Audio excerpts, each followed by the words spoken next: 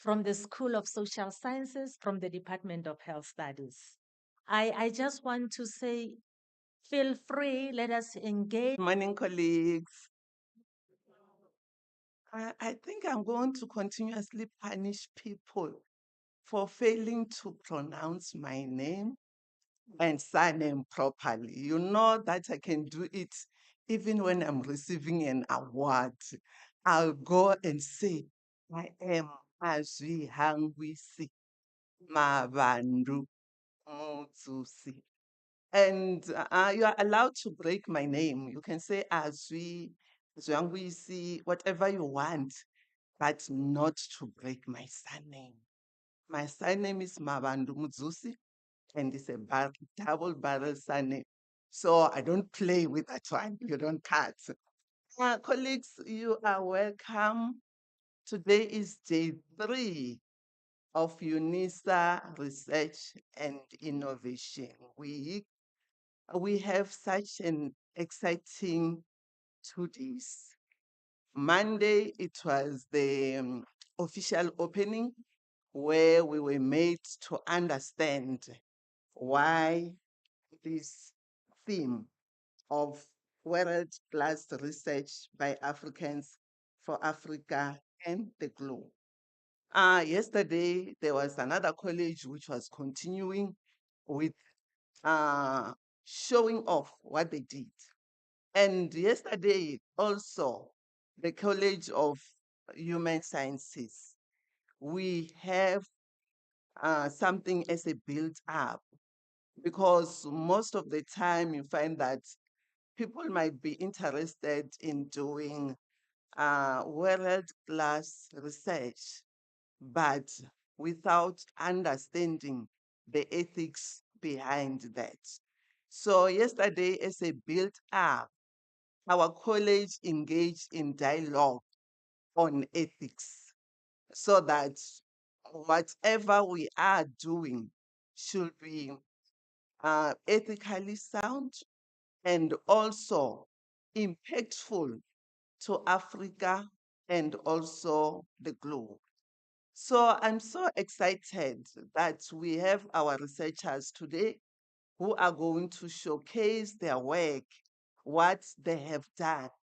But towards the end of the day, around 15 hours, not 15 hours, 13 hours, we have one of our experts in research who is also an African, uh, Professor Pendler, who will be talking about theoretical framework. Why are we balancing this? We don't need only the product. We need also the process to the product because sometimes you'll find that we have products and if product is not properly produced, it means that at the end, it becomes unethical if it's not based on theory or theoretical frameworks, which promote the Africanization and African who we are. And if it is not done properly, the globe which we want to influence or impact will never do that. So our motto is to make sure that when we are producing our research as African, it should be ethically sound and based on theory. And also what we need also is to challenge some of the theory which doesn't promote who we are as Africans, which undermine our African knowledge, which also undermine the knowledge which are being produced on daily basis, which at the end have an impact in our community. Because sometimes we just conduct research for the sake of research. At the end, it becomes so what? Because nobody is benefiting from it. But I hope when we link whatever is happening and what our researchers will be sharing with us today, we will be able to say we are doing research with impacts.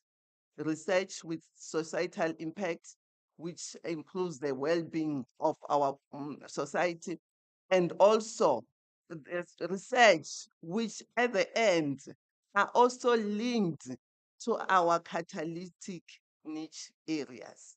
Because if we look around all those catalytic niche areas and we work focusing on them, we are going to be solving a lot of social problems which we're facing, like issues related to marine, global warming, issues relating to IR4.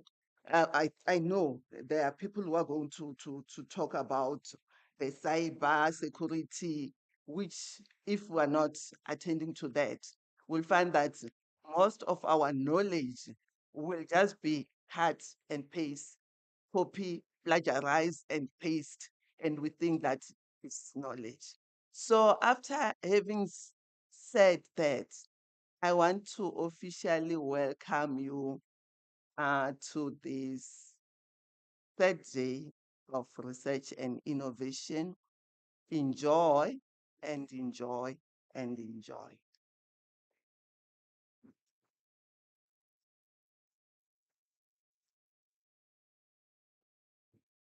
Thank you, Prof. Azwi Mabandumzusi, for such a wonderful welcome. And thank you for reminding us that it's very important that we look at our outcome or our product to say we need to be actually having or aligning our research to integrity, research integrity. That reminds me of the university theme when they try to unpack it for us to say it's about moving to online environment that has exposed the challenges in managing research integrity at higher education institutions.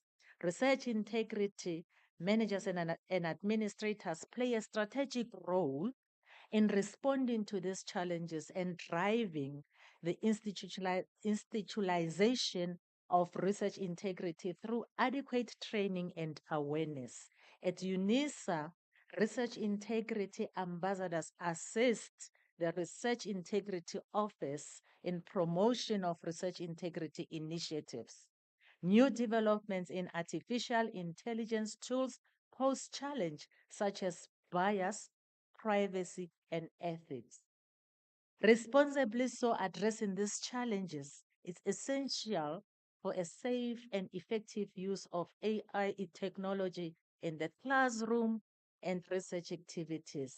And we must stay or remain in that line ahead of us. Thank you so much, Prof. Azwi, for welcoming us. I think we need to actually start with our program and try to say, colleagues, I will actually allow colleagues to go out and just grab a cup of tea because there's a lot out there. Otherwise, it would be just a waste if it goes back. Let us just try to go there and make ourselves comfortable. Come back with your cup of tea and your scone, sit down and listen. And I think we will have a session where we'll be having a slot for questions and answers. At least maybe we can have it just after every two speakers, as they've been clustered according to the schools.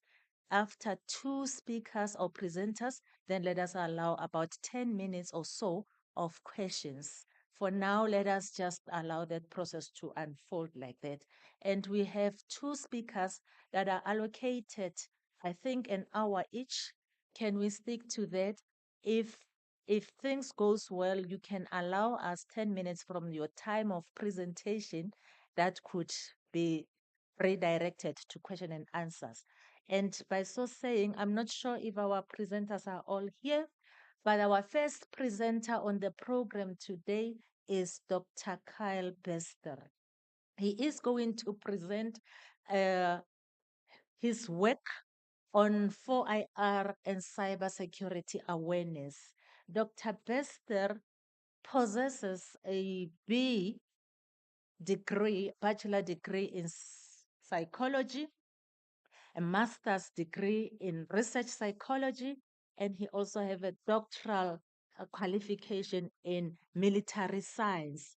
His field of academic interest, he's interested in military science with specific interest in cybersecurity defense and security behavior awareness and cognitive processing in cyberspace. He also have interest in data colonization or colonism within virtual realm of South Africa and securitization theory in cyberspace. And his field of specialization is cyber security awareness and training, scrutinization theory of cyberspace, social media intelligence and its role in the South African National Defence Force space, and data colonization or colonism in South African space. Thank you so much, Dr. Bester.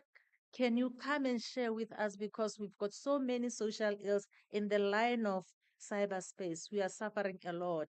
South Africans and the globe are suffering. Come and share your experiences or your work with us and guide us on how to protect ourselves from such a crime. May we give him a round of applause?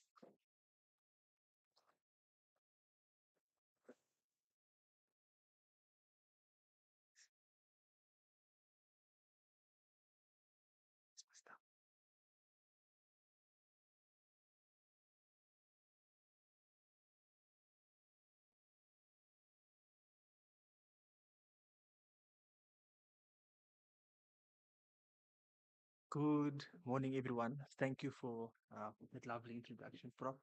Um, as Prof stated, my name is Cal Bester. I'm representing the psychology department today.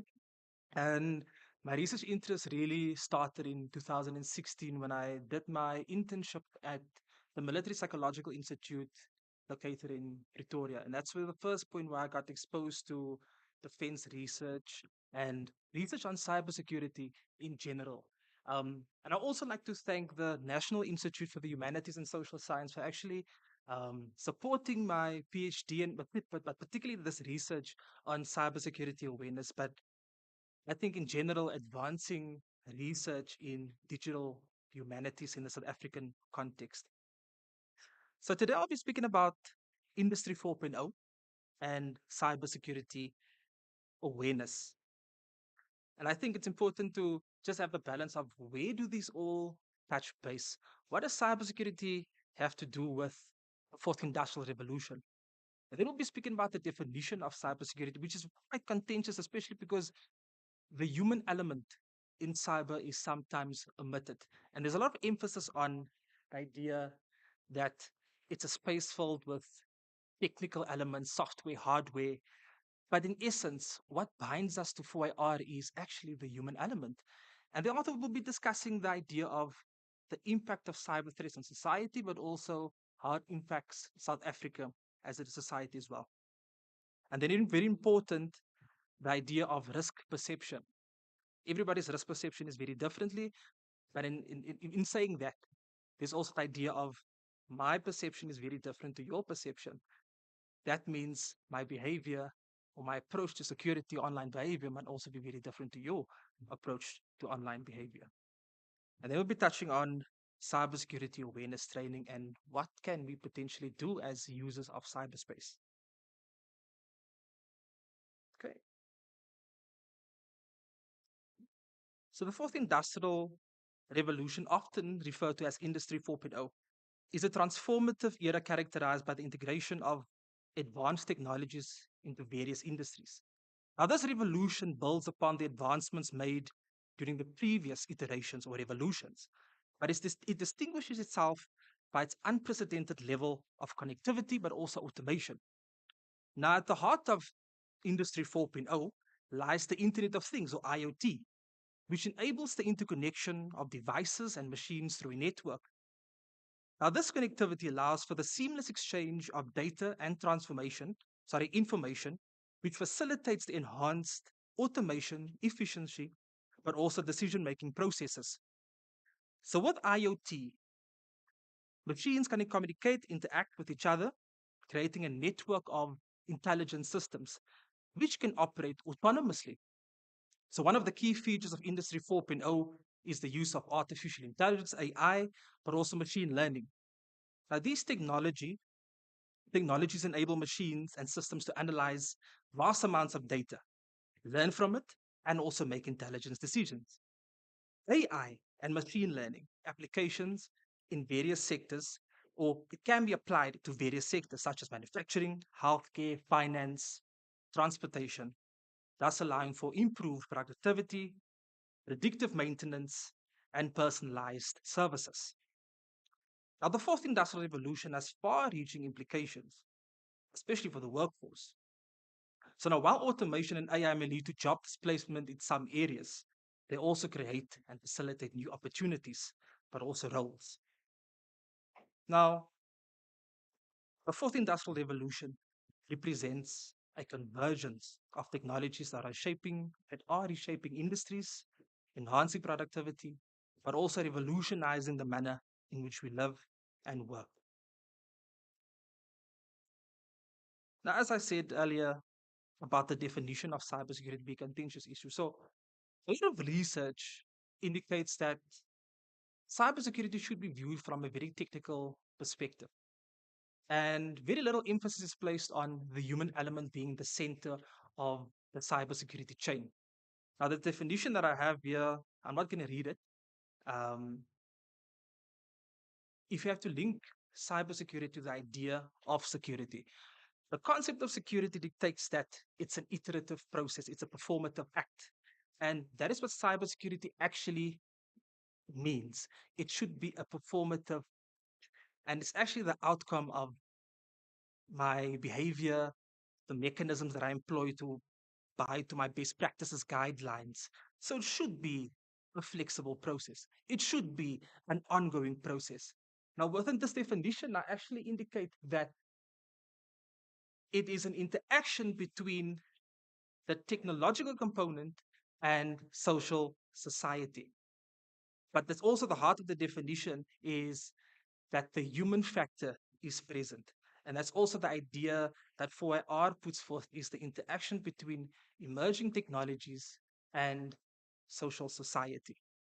Now, with the definition in mind, and I also mentioned the contention, so cybersecurity shouldn't just be viewed from the perspective that it's just a technical term. It's a technical domain.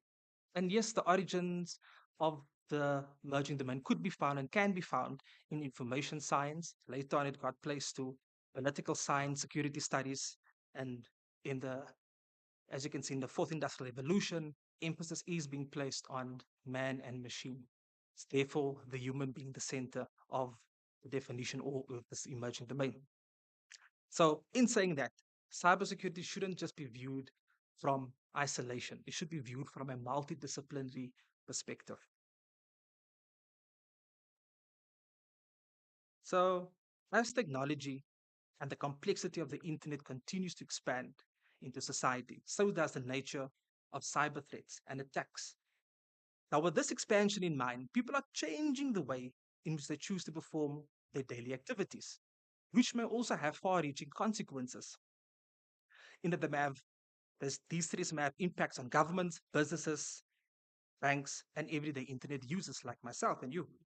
So, this malicious software is relatively cheap and can be obtained by anyone who has a technological device, a cell phone, and can access the appropriate platform to acquire such malicious tools. These software tools could be used to exploit vulnerabilities in computer systems and data systems that are able to destabilize governmental information structures, disrupt banking systems, and threaten national defense structures such as critical infrastructure, and interfere with processes to secure the information of users. Disrupting the flow of data and its capabilities of systems ultimately has an impact on the digital dependence and behavior of users. Moreover, the unsupervised nature of the internet carries many dangers that may leave users in a particularly vulnerable position, especially when their personal data is shared with sources online. Thus, a major obligation rests on users to be aware of the dangers of cyber threats and the vulnerable position in which they are operating in. Therefore, there's a need for a reciprocal relationship to exist between the security awareness of users and the responsibility of institutions to advance cybersecurity training as routine training. This may also assist institutions to have an improved result when countering cyber threats or security vulnerabilities in organizations. So, with computer hardware and software capabilities becoming more affordable and developing at a faster pace, it may be challenging to create and sustain cybersecurity strategies. Now, creating and remaining updated relating to relevant cyber strategies can seem daunting because of the increase and more affordable computer hardware components and software.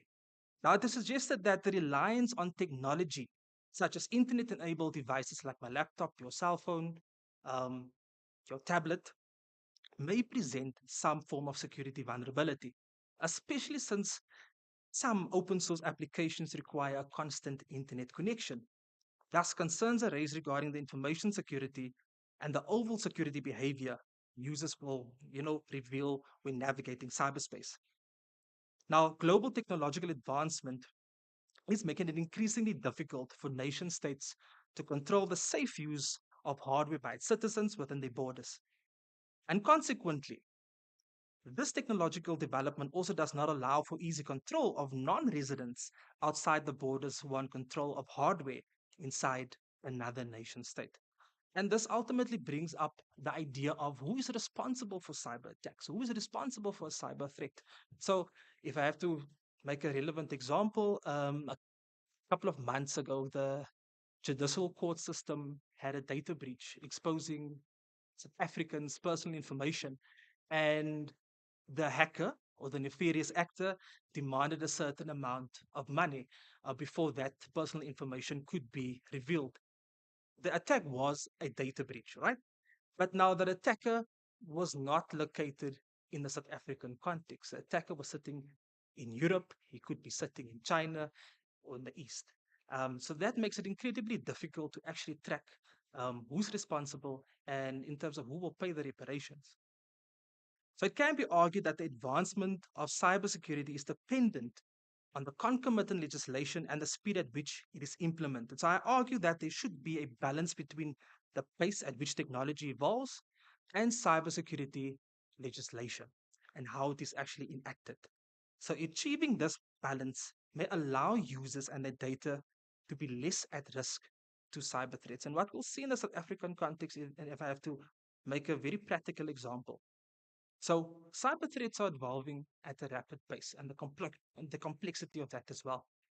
Now, if you look at the National Cybersecurity Policy Framework, it was introduced in 2012. It was actually only formally put into action in 2015. So that was 3 years that has gone by, right? And in that period, cyber attacks developed. And the same can be said if you look at the Cyber Crimes Bill. That bill's name has been changed several times in the last few years. But if you look at that bill, it specifically refers to the behavior of users, whereas the National Cybersecurity Policy Framework addresses the idea of the security cluster. Who is responsible? Is the police that's responsible? Is it the military that's responsible to actually address cyber threats in the South African context? Even though the NCPF or the National Cybersecurity Policy Framework actually encourages that there should be a relationship of collaboration between civil society, but also between the security cluster and the members of those particular security clusters. So, focusing on South Africa, it is apparent that since 2012, some advancement has been made in proposing measures and mechanism used for the coordination, of cybersecurity. But it can also be argued that some attacks and threats may have some economic and political implications. Okay. Nefarious actors have increasingly mentioned South Africa on the dark web since 2016. And this implies that the country is a target and its citizens as well. Businesses, but also organizations, are being put at risk. Now, considering the above mentioned threat, one should also focus on the context of cybersecurity in South Africa. Now, highly noticeable cyber attacks have been observed in South Africa, and if I had to mention it, is the Liberty Bank data breach. that took place during 2018. Now, this data breach resulted in the exposure of millions of users' data. Now, it is important to note that the business element in this case of Liberty Bank shows that the state is not only the only target of cyber attackers or cyber threats. It is suggested that the most common cyber incident in South Africa, or incidents, is where organizations fall victim to data exposure or data breaches or defacements of their websites.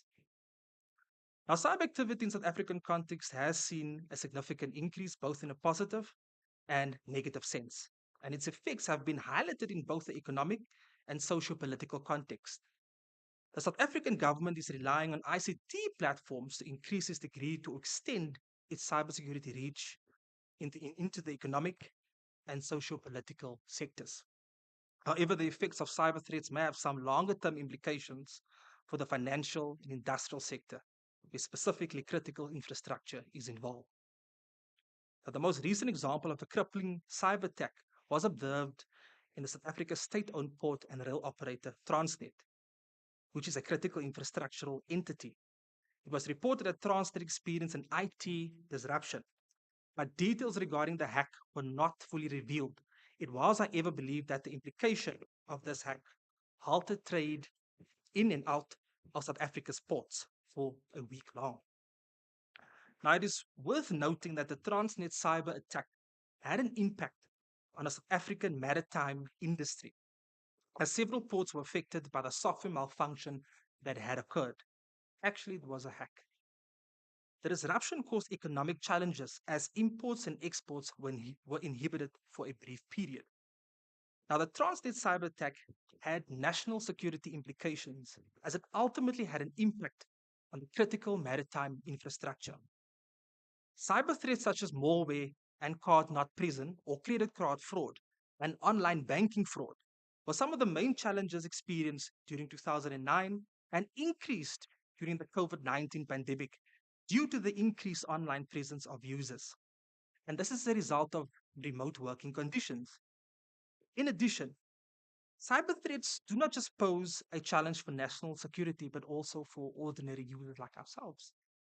Ultimately, it can be highlighted that collectively cyber attacks and threats are disruptive to South Africa's society. Now, one may also argue that while critical infrastructure and security technology, such as your software and your hardware, might be in place, it only contributes minimally to the larger cybersecurity challenge. Now, the security technology used in organization is only as strong as the human factor. What this implies is that if an employee is unaware of certain features of cyber threats, it may leave the organization's information and systems vulnerable. So, in essence, I may have the best computer right in front of me, I may have the best antivirus. The idea is if I do not understand the nature of the threats, if I do not understand its capabilities, and if I do not understand the capabilities of my security that I've been installed on my laptop, my devices, it actually nullifies the entire idea of cybersecurity and actually enhances the idea that we need to strengthen the human factor and thus targeting the idea of behavior. Right? So there are also other types of threats that organizations and ordinary users are facing in South Africa. These include threats such as malicious emails, ransomware, and theft of mobile devices and laptops.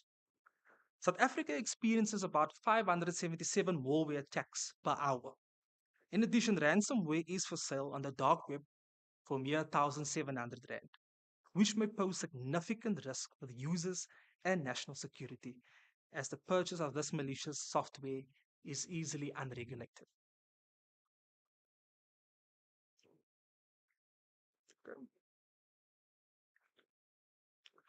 And now we get to risk perception. So, the presentation of information is fundamental in establishing a foundation through which an individual can assess preference, which in turn has an impact on the behavior that is displayed on cyberspace or in your behavior. Now, exploring the role of perceptions and the notion of risk is essential as it allows to point at how users interpret various objects or events of risk. Now, this view is echoed in the rising cyber threat rate, which amplifies the importance of the element of perception in cybersecurity. Now, the social context has a very strong role in the creation of perception. And as a result, risk information is perceived very differently among people. Now, the difference in perception is influenced by the knowledge people have, which they attribute to what they know about the social world. Now, it is worth noting that positive perceptions that are linked to organizational change associated with information sharing practices could be ascribed to efficiency in sharing information that is based through practices that are clearly defined, but also trust in that relationship. So, a practical example of this, if I have to look at the typical organizational structure of top to bottom, and if I have to link it to element of trust, right?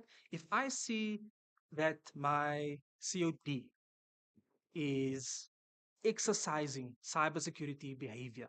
She applies this mechanism, she aligns herself to the practices of UNISA's policy of cybersecurity behavior.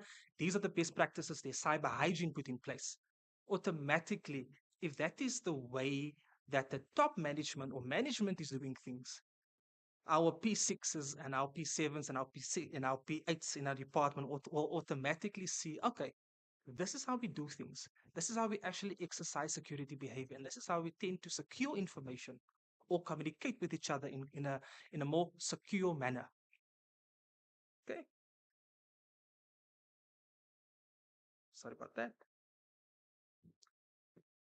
Okay, so on the screen I have a 5 elements that is essentially very important to the idea of risk perception, but also how you can integrate it in your cybersecurity awareness training. And some of that is the idea of saliency.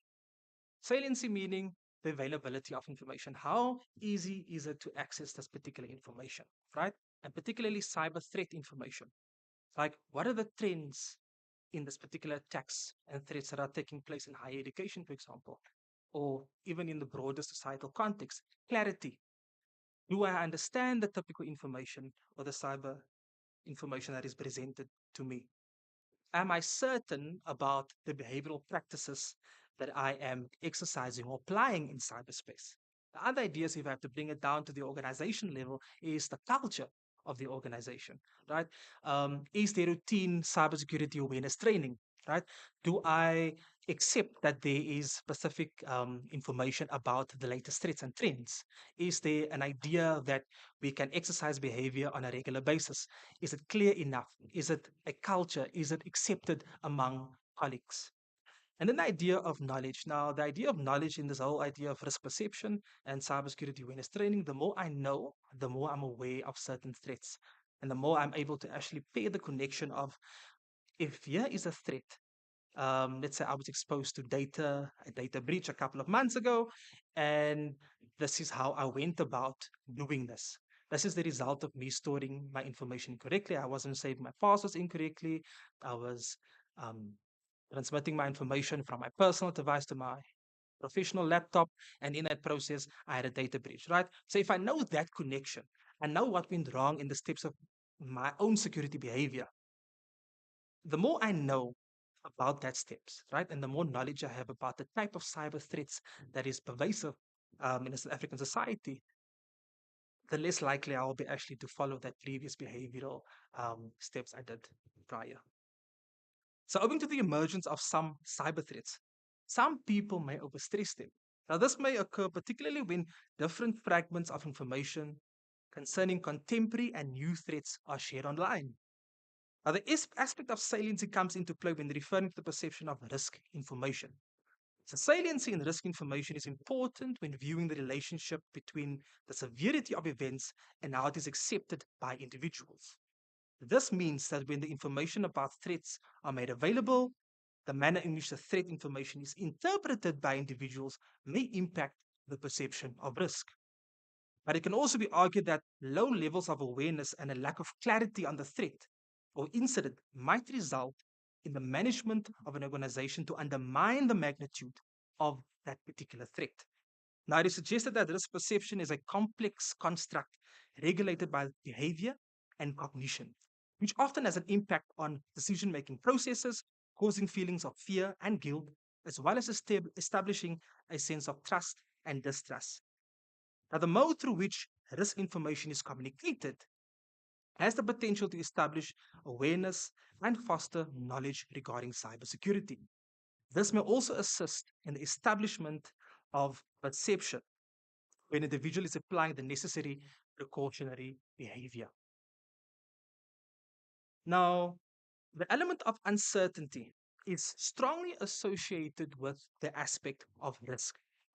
Now, risk and behavior, along with the aspect of psychological uncertainty, could arguably be regarded as key factors when individuals respond to certain situations and which may also have consequences later on.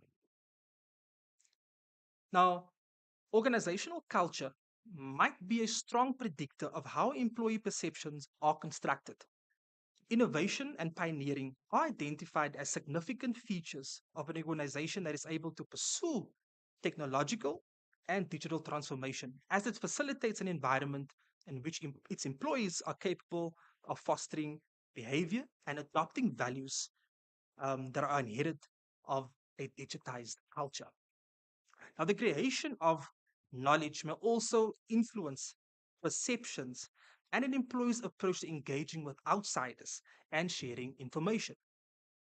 Now, when employees are exposed to awareness training, the understanding of why third party software and applications, um, so once they know and understand actually the features of those particular applications, they can actually understand why and how, what type of information they put on, for example, let's say WhatsApp. It's so easy to take screenshots as of late, and this is the blend between the physical environment and the digital environment. I may not necessarily be exposed to a cyber attack, for example. And yes, WhatsApp has integrated some security features that makes it very difficult for to extract certain data and information. But what about taking screenshots? What about that?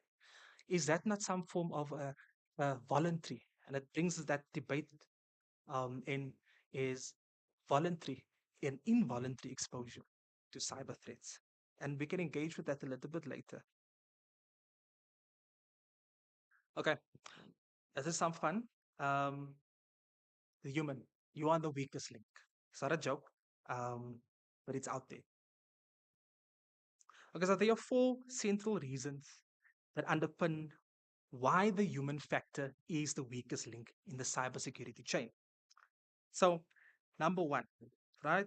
An individual can be misled by nefarious actors online into forcing them to disclose sensitive organizational information that is important to operational activities. And they can be targeted by the psychological vulnerabilities. Okay. An example of that is your simple phishing email, right? An example of that is, Carl, I saw you doing this. Or the attacker says, Carl, I saw you doing this through your webcam. And I observed you for the last 3 months. I observed you doing this on the toilet, and I observed you doing this. And that could probably spark some form of anxiety on myself. Okay, what did this person actually see? Who did this person see me communicate to? What did this person actually see me enact? So that could spark some form of anxiety, right? It can spark a form of, I'm not sure, right? So I need to click on this particular link because this individual is demanding that I need to give him 5 Bitcoin, which translates into a lot of money, right? And in that process, I would then disclose my personal information. Number two, the internet is integrated into everyday lives of us as people, right?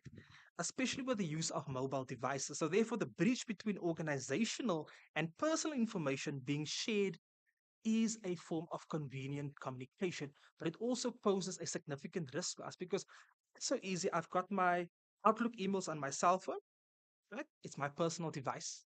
And it's probably to an extent unregulated by the organization itself.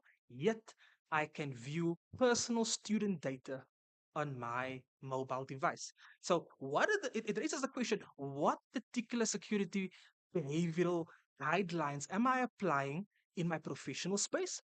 And how am I transitioning that particular behavior into my personal capacity in my attempt to secure organizational information. Right? Number three, sorry, my laptop. The individual might also be vulnerable and create voluntary and involuntary points of access by installing malicious software into organizational networks. Meaning these individuals might be exploited by nefarious actors once they have access to the organization's network. So, example, I bring to work my personal laptop and I use Unisa's network cable and I insert it, right? So automatically, I am placing the organization in a very vulnerable position because I'm using my own personal laptop. I don't have let's say I don't have antivirus on.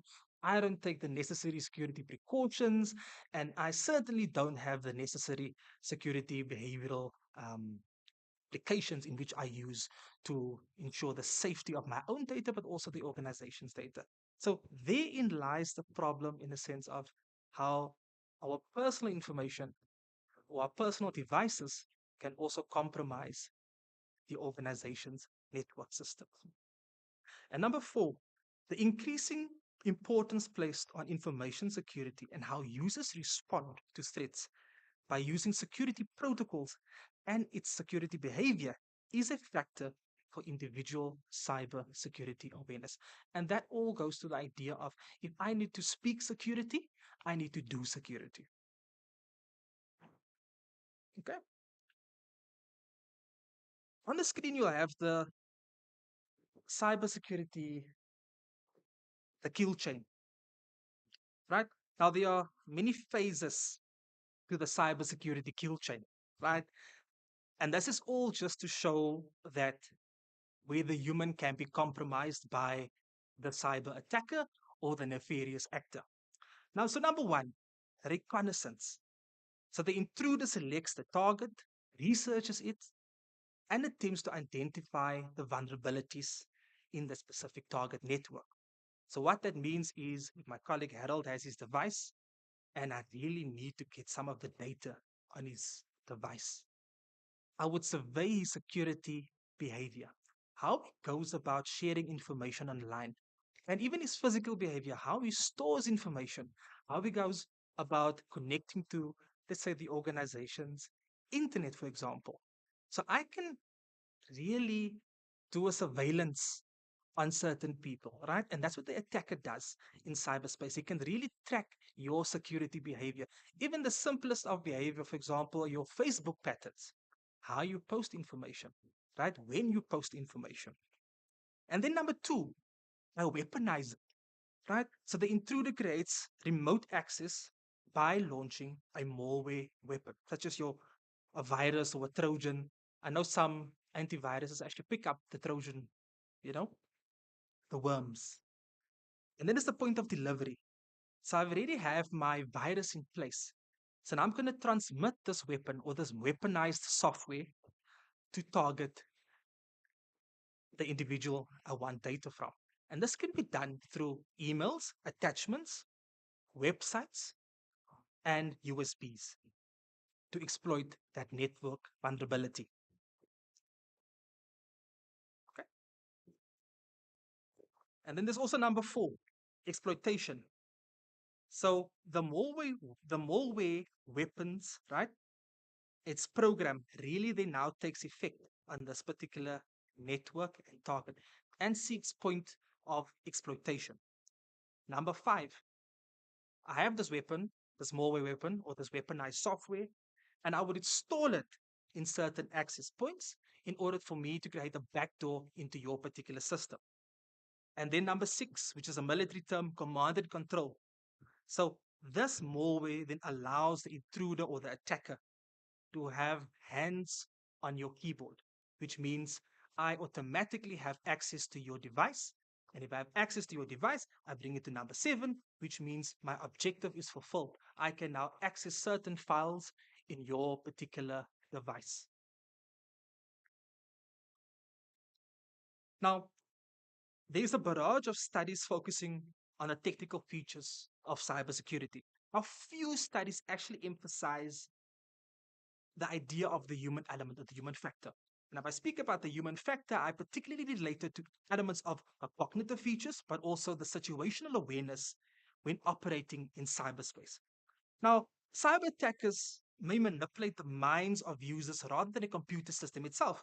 For example, if I think about a social engineering attack, I will basically I will trick a computer user in gaining the information and passwords, right? So if I think about it, it's a phishing attempt, right? I'm a prince from Sweden and I have just inherited millions and millions of euros, and I need to disclose my personal information when clicking on this link and adding this personal information of my banking details, because the will is being read out by this particular monarch. Okay. I've just been told I've got 5 minutes left.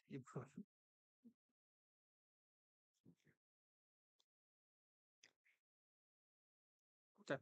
So there are many methods to actually employ cybersecurity training. Now, this can be done by means of face-to-face classroom activities, interaction through online learning strategies, cyber games, as well as simulation activities. Now, employees in large organizations tend to develop higher levels of cybersecurity awareness due to the financial resource allocation that are put in place and the policy frameworks that actually that have been enforced. Right? So the argument can be made that a basic cybersecurity awareness program is required to improve individual security behavior and the skills in cyberspace. Therefore, it is important to call for education in cybersecurity awareness training to enhance individual security in organizations and ultimately act as an additional element in the security capability of the organization as a whole. Now, advancing cybersecurity education is pertinent in identifying internal risks related to a lack of knowledge of cyberspace and by highlighting computer system vulnerabilities. Now, providing cybersecurity education to individuals may increase knowledge of security behavior, which may in turn minimize the risk of the human factor being placed in a very vulnerable position. So, protective online security tools are necessary to prevent the loss of data and to secure network information system. However, this may not be the best way to mitigate cyber threats or cyber breaches, right? Now, the focus on cybersecurity awareness at an individual level is significant for understanding how individuals may practice or go about exercising their security behavior in an organizational context. Now, the fourth industrial revolution brings advanced technologies that enhance productivity and connectivity, but also increases cybersecurity risks due to an increase in connection and dependence on communication. So cybersecurity awareness is vital when it comes to Industry 4.0, as individuals and organizations must understand the threats and adopt measures to protect data, ensure its privacy, and ensure the safety of critical infrastructure from the ever changing and evolving cyber threat space. Thank you very much.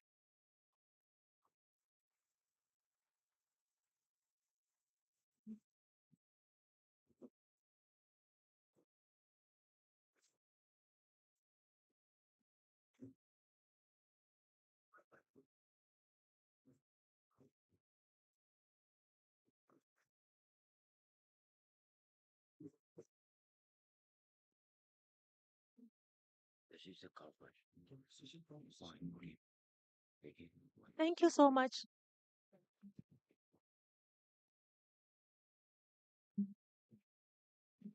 Thank you so much, Dr. Bester. Thank you for sharing such a brilliant work that you've done in your field.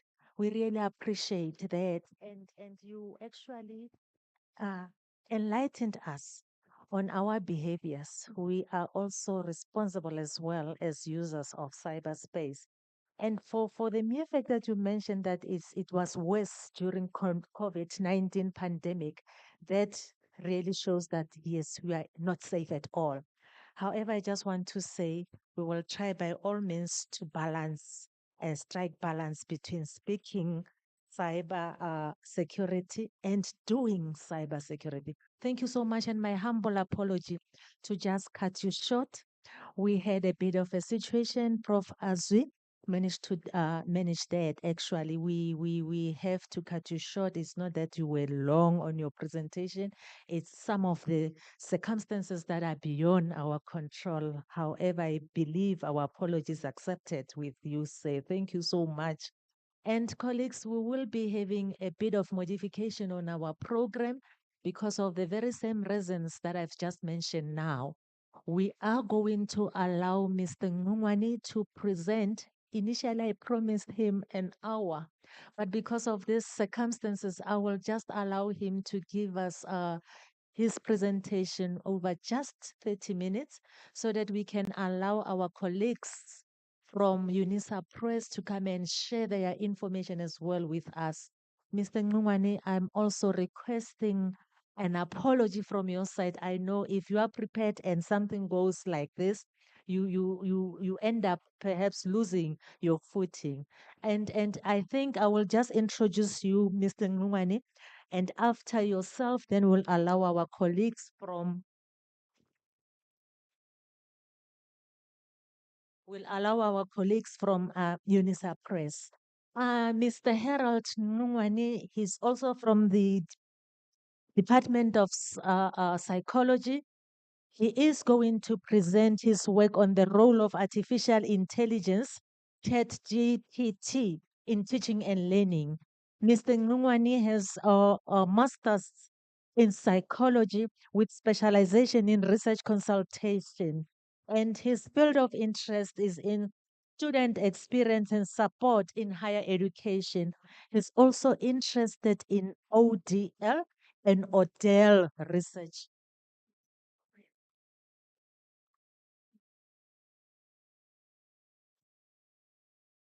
He also deals with education in corrections.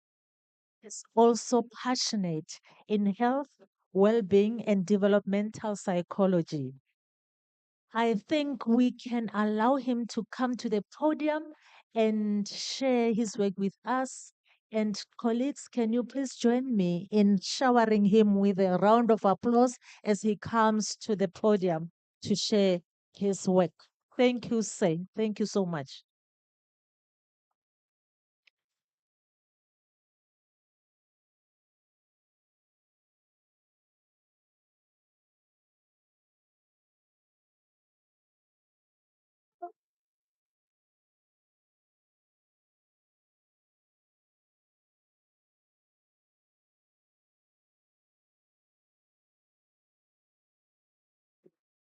Good morning to everyone. Thank you, Program Director. Thank you for this opportunity to share with you this presentation in this morning. I was informed that my presentation needs to be shorter, so I'll try my best to perform a surgery in 30 minutes. Um, it's a very difficult task. It's like inventing teeth. So I'll do my best, Program Director. My name is Harold Nkongwani from the Department of Psychology. I'm a lecturer in the Department of Psychology. Today, I'll be sharing with you the role of ChatGPT in teaching and learning. So for the purpose of this presentation, I'll be taking you through an overview of the development of ChatGPT, the functions, the examples where it was used, the limitations, and how organizations are using it.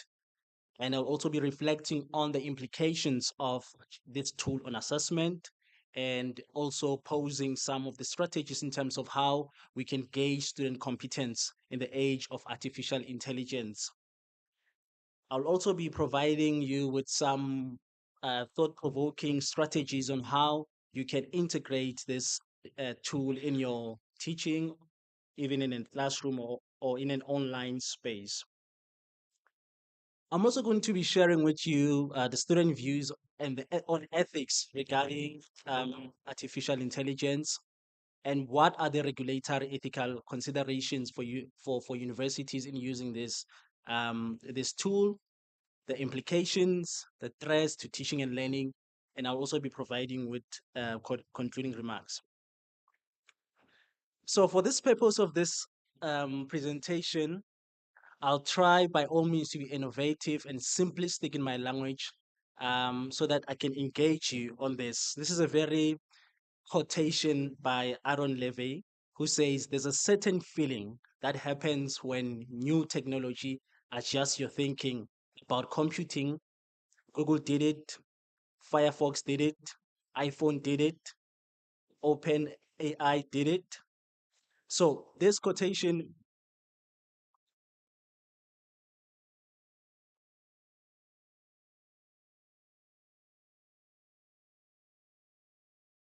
when technology is being introduced, when technology is being introduced, there's a tendency or one might be anxious about what it can bring. For an example, how Google came about, how iPhone did it, and there was this anxiety as though that artificial intelligence is taking over the human space. So for me, just to set the context for this presentation, it's important for me to define what is artificial intelligence, and it can be defined as a wide-ranging branch of computer science, which is really concerned with building smart machines and performing tasks that require human intelligence. And so the artificial intelligence allows machines to model, to improve on the capabilities of the human mind. So it doesn't replace the human mind, but it tries to simulate the human mind. So many people, when they think about artificial intelligence and they think about machine learning, these are two concepts. They're quite interrelated, but it's not the same um, concept. So artificial intelligence is about simulating a machine that simulates the human thoughts, intelligence, and behaviors. Whereas machine learning is concerned with providing machines with an ability to learn for themselves um, from the experience without being without an external intervention. So for the purpose of this presentation, I'll be focusing on ChatGPT, which is an artificial intelligence language model, which is designed to understand and generate human-like languages. So by a show of hands, I just want to see how many people have used ChatGPT.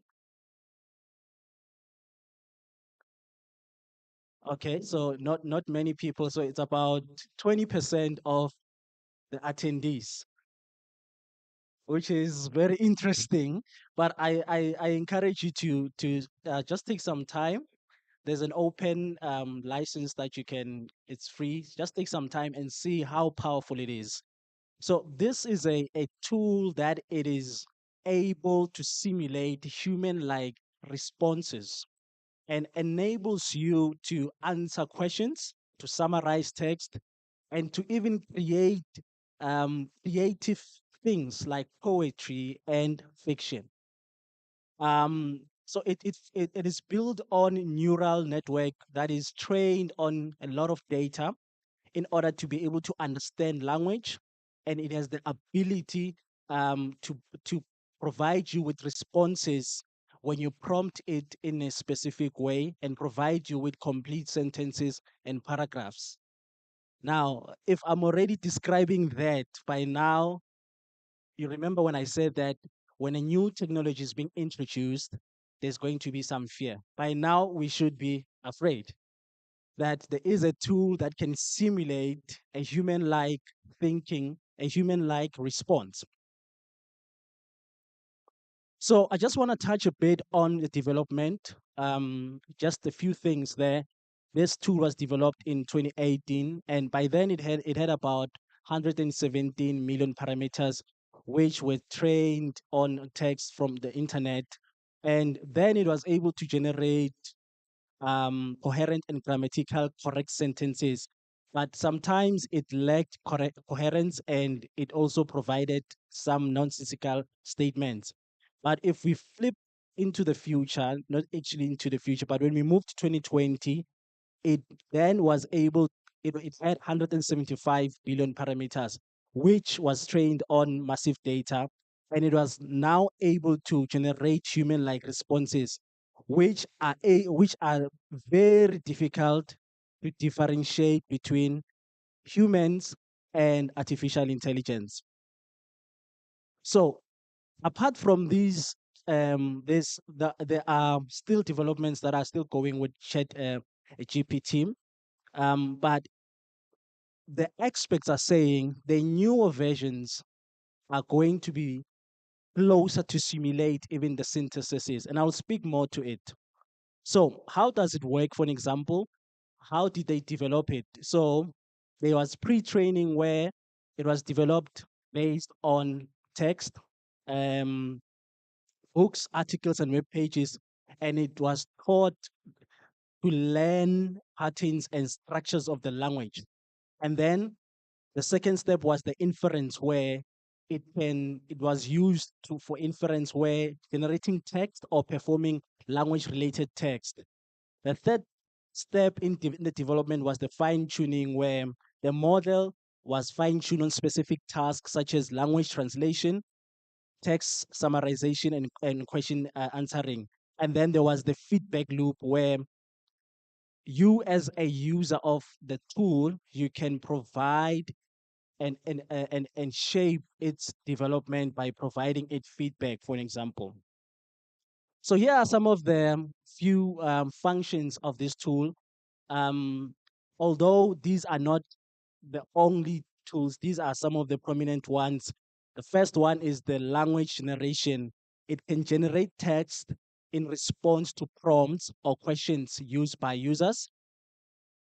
It can summarize. So you can actually place a long text on Chat GPT, and it can summarize. The next thing was it can create a dialogue. It can translate. So you can post something in English, and then you want it to translate it into a certain different language. It will translate for you. So language translators, they are in trouble. There is a questioning and answering function, and can also provide you with a text completion. So here are some of the cases where this tool has been used. I did mention chat translation, the language translation, content generation, where it can generate articles, it can generate product descriptions, social media posts. So we are in trouble. We don't know if the person who's posting is the person who authored that post, or it was um, created from somewhere. And many companies now have started using this in customer service, where there's a virtual customer, a service representative, and you are chatting with the bot. And there are also educational applications that are started to embed this tool. There's creative writing now. When you go to the blog, you can create your own blog by just using this tool. Um, and also a personalized assistance. So I thought, let me just share with you some of the research findings, just to provide a context. Now that I've shared with you the basis of ChatGPT, to say that there's a study that was done, although it is not a South African study, it can provide us with a more information in terms of the context, set a context for research studies that need to be done in South Africa. So there's a need for us to do more studies with regards to this tool. So this survey was done by Best Colleges in 2023, where um, they surveyed 1,000 respondents, and they were between 16 and the age of 61, who were who were enrolled for bachelor's, master's, doctoral, and a professional degree. So the response that they came out from the survey was that 43% of the college students have used the Chat GPT or a similar artificial application. Now, if you think about it, it's 43%. It's almost close to 50%. So we need to start to ask questions: Is are our assessments appropriate? Are we marking something that is from a text that is from an artificial intelligence tool, or are we really marking? Are we really assessing the students' understanding? Now, Of those that have used the artificial intelligence, 50% says they have used them to help them to complete assignments and exams. That's 22% of all students who participated. 57% they do not intend to use AI, but 37% says their supervisors, course material or school or their university have explicitly prohibited artificial intelligence. So just because something is prohibited, that doesn't mean students won't use it.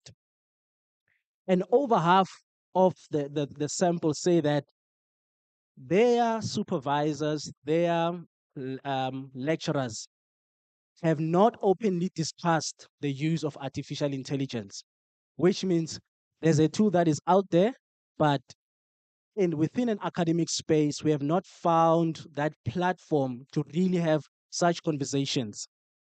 And these are some of the things that came out from the study.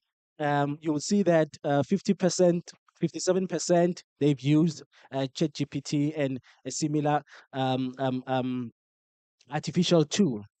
When we go, for an example, but when you go deeper in terms of the artificial intelligence in relation to the ethics, you will see that in the statement using artificial intelligence tool to complete assignments and exams constitute of cheating and plagiarism. So that was the statement. You will see that there is 51% there. So regardless of what the students thought that this could be some form of cheating, but they were still using the tool. So here are opportunities that one can think about in terms of using this tool.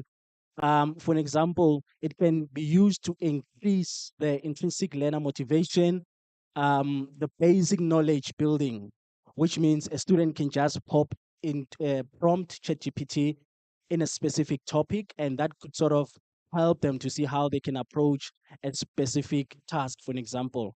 And it can also be used for automation and rapid lesson creation to provide an opportunity for individuals to rethink their evaluation process. And also, you know, there is also, it provides us with an opportunity to rethink how student competencies can be achieved in relation to students using this tool. So here are some of the things that you can think about when how ChatGPT can be used within an online space. One can create storyboards for interactive or gamified learning activities. You can create interactive quizzes and exercises, essay writing, language translation, and the tool itself can be used to enhance learning experience for engaging and interactive material. But it can also help students to generate text at their own level of proficiency. And I think that's very important as a research skill that students are able to prompt the tool to be able to generate text in a certain way. But I'll speak more to the ethical considerations a bit later on. So what are the implications of using this tool is that not only it allows us to encourage not only it encourage us not to assess on the ability to recall the information. Remember when a student uses that when we are teaching and we are assessing our students, there are different levels of cognitive levels in terms of the Bloom's taxonomy. So it forces us now to think about how can we recreate our assessments to be able to assess problem solving. So it's the higher dimension rather than testing them on recalling information. So things like problem solving, how do they synthesize and apply the knowledge? How do they integrate?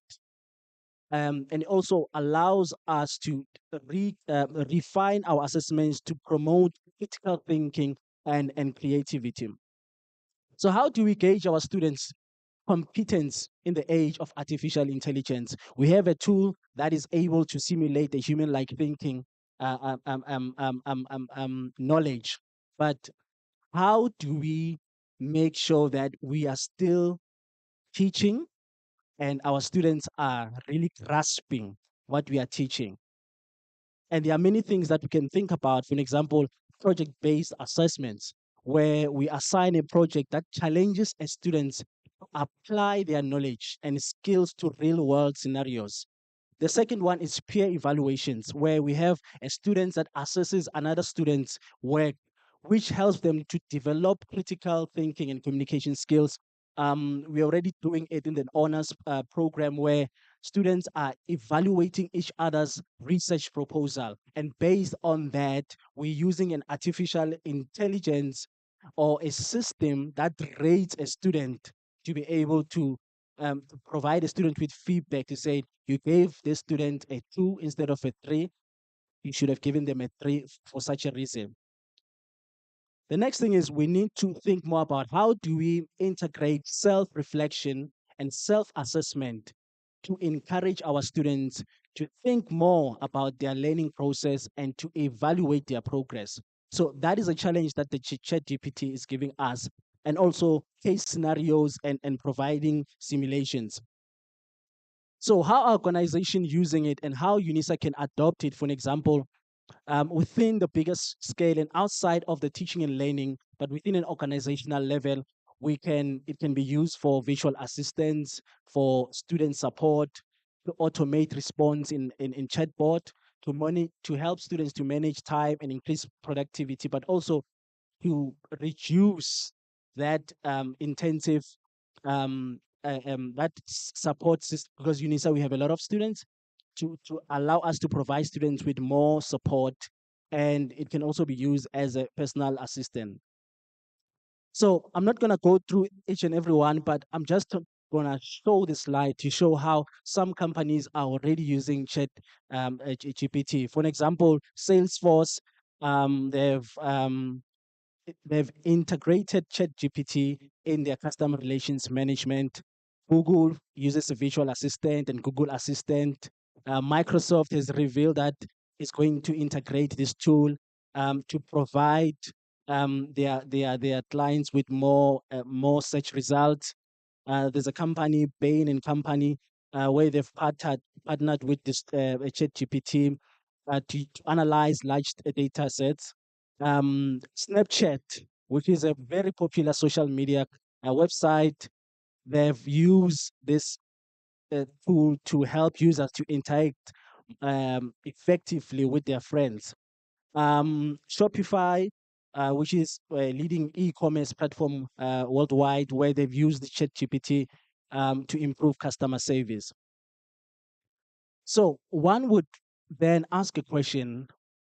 You have a tool that is able to generate and simulate the human thinking knowledge.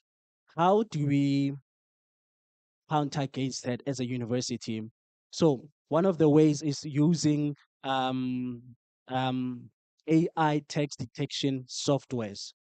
So I came across an article where they were comparing different AI detection softwares, and basically they ran um, 3 sentences, 4 sentences on each on all of different text AI text generation tools, and you will see that, for an example, there's CopyLeaks, there's originality.ia, there's chat GPT-0, there is writer.com. And you'll see that some of the AI detection softwares, they struggled to pick up this. In fact, writer.com, for the first prompt, it did not pick up any um, any uh, any information that says that text was generated through artificial intelligence. But if you run it over and over again, then it can only work. It then picks it up. So that is a very important thing to note. Now, I want to say that as well, students are very clever. They can generate that text and then go to another software to paraphrase. Now, if they've generated that text and they paraphrased, if you run that text on an AI detection software, it won't pick it up. So that is something that we need to take into consideration. So although, for an example, CopyLeaks was able to detect, um, but writer.com struggled. Some of these AI detection softwares, they struggled. So I did mention the issue of paraphrase, so I think I'll skip this one. So I asked ChatGPT, what are your limitations? And it provided me with this text. Although there are nice things that ChatGPT can do, but these are some of the shortcomings. For example, the bias, and I'm just gonna read it. It says my training data reflects the bias and stereotype present in the text I was trained on. Sometimes it results in me generating responses that are biased and insensitive. The next thing is lack of coherence. The next thing is lack of common sense and also creative limitations. So, although it might be that this tool is very powerful and it is powerful, there are still certain things that it's still lacking on, but it doesn't mean it's not going to be improved. So I did mention about the issue of consents, which are relating to Chat GPT, which is bias, sometimes provides misinformation, but there are concerns things like privacy, where it has access to to a vast amount of personal data, which raises concerns about how data is being used and protected. Um, Also, it also has the security challenge whereby it has the potential for hackers to exploit the vulnerabilities in the model, and it can be used. For example, if hackers are able to hack, then it can be used for something that is very negative. So what are the implications of using this tool for universities? For example, it can be used for personalized learning, where it can be used to provide personal feedback to students based on writing their assignments, and also improve enable them to improve on their writing skills. It can also provide students with a language learning, where it can also be used to assist students to learn a specific language, content creation, research, and it can also be used for visual teaching assistant. So this is the broader perspective in terms of the benefits of using ChatGPT for universities. Now, so far I've presented you with the positive side, but there are also negative sides. For example, these are some of the threats of using ChatGPT. It may discourage students from using um, or from developing their own critical thinking, creativity, and writing skills. And students may develop a tendency, if you do the same thing over and over again, they may develop a tendency to go to AI and to use the tool and not necessarily to think or generate their own ideas. And also, it may not be able to fully understand and incorporate the nuances and the context of a particular subject. And it might also, um, since it lacks, it might also ensure that students might be replacing the learning material with ChatGPT. So that is some of the threats to teaching and learning. So, what are the regulatory and ethical consideration for the universities on using ChatGPT? So, the first thing is data privacy. Universities need to ensure that the personal data of students and faculty members is protected. Second thing is intellectual property. The universities need to ensure that any content generated using this tool does not infringe on intellectual property rights of others. The other thing speaks to academic integrity, which I spoke about, is issues of plagiarism.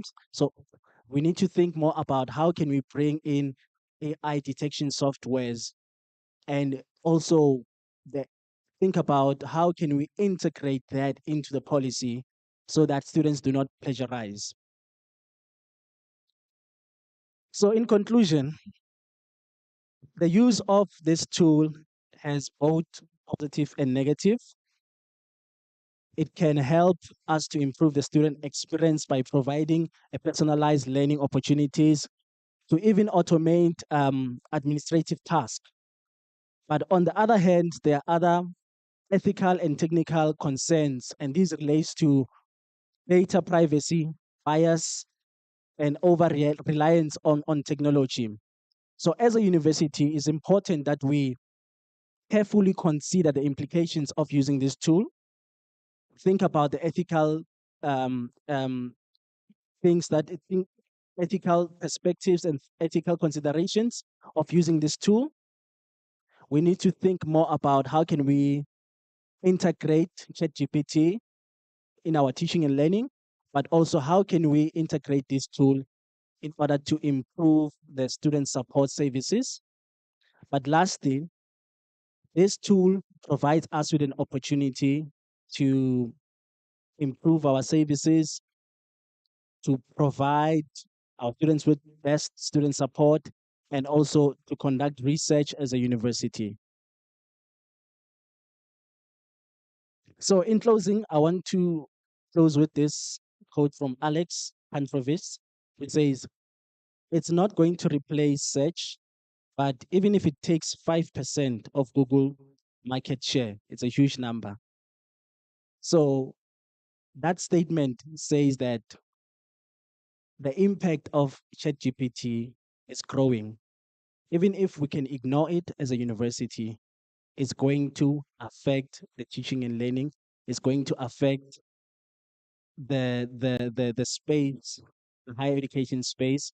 It's going to affect us in our day-to-day lives. We need to think about how do we integrate, how do we um, integrate this tool, how how can we mediate some of the challenges, and how can we develop policies that ensure that we still keep our academic integrity, that our qualifications are still um, on par, that our students are not plagiarizing, that our students, our graduates, they have their necessary skills to be able to perform the work.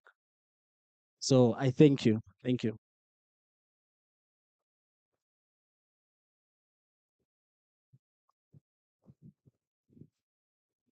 Thank you thank you so much, Mr. Ngumani. Uh, this indeed is a thought-provoking information. As educators, as lecturers, we need to come up with means where we will be actually bridging the benefits against the threats that you've mentioned here. We need it, whether we like it or not, it will always be with us. And we really want to thank you for the information shared today. We really appreciate. And I think while we have this content fresh in our minds, maybe I can just allow 10 minutes for questions for the two speakers that pass on the podium. Can we allow that time before I call our colleagues from press, UNISA Press?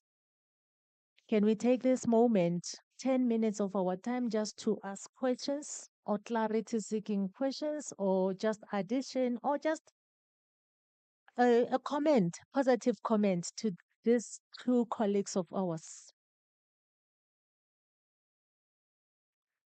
Yes, Dr. Miller. I'm not sure how does it work.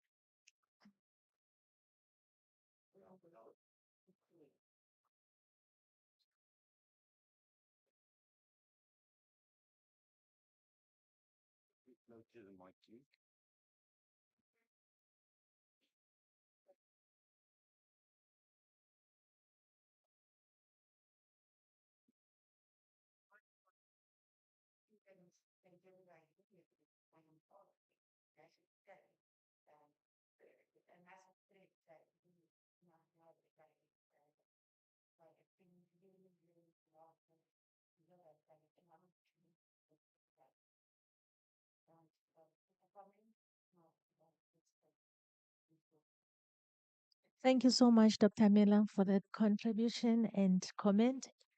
Do we have any other question, colleagues? Remember, the first speaker was on cyber security. Oh, Prof, is this your-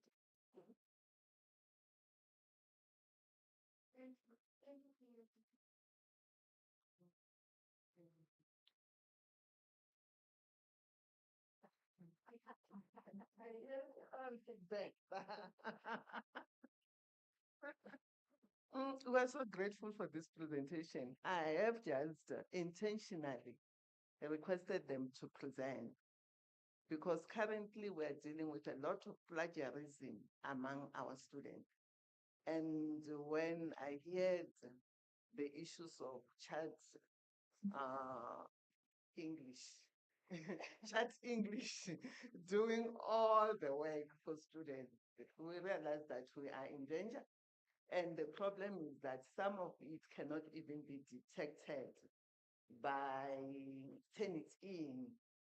So meaning that we still need, this was just sensitization, but we are going to do, as a university, to look for the way of saying, how can it still be used in a fruitful way, whereas the students are still becoming themselves and creative. Otherwise, we'll be having a nation which cannot create anything but just cut and paste. So we are still going to engage your colleagues and come up with the way of how are we going to do it. The good thing is at least the chat, what do you call it? ChatGPT doesn't do the referencing.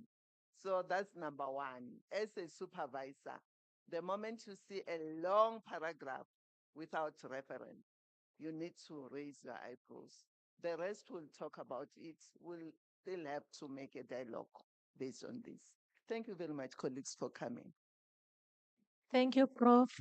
I have a colleague here who wants to say a thing.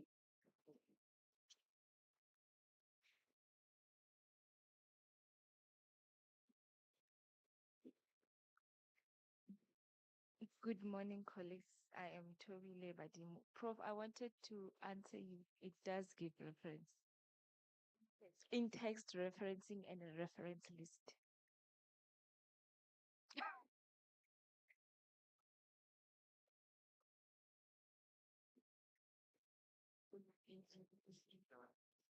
Uh, Good morning, colleagues. Last night, just before load shedding, my daughter called me and she said to me, "Do you know anything about Chat GPT?" I was busy with my research work and she showed me. She just put in the assignment and there you see it all abstract, possible paragraphs, references. This is this is a killer because in this sense that when you are a first language speaker, someone will not doubt between is it your work or the artificial intelligence. It's only when it's a second language speaker. Now I'm a second language speaker of English. So you will pick up certain things. So obviously, at the first language speakers in English will have an advantage. That's the obvious thing. Because she's also a first language speaker, and she said, but she won't use it. But there's a this thing is for me because I'm working Afrikaans and I don't actually look at ChatGPT. It's not in my field at the moment, I think. But I also heard the possibilities for transcriptions. And this is something new that I learned this morning. Thank you. Thank you, sir. Thank you so much. I like the way you put it. It's a killer. Yes, we are in trouble.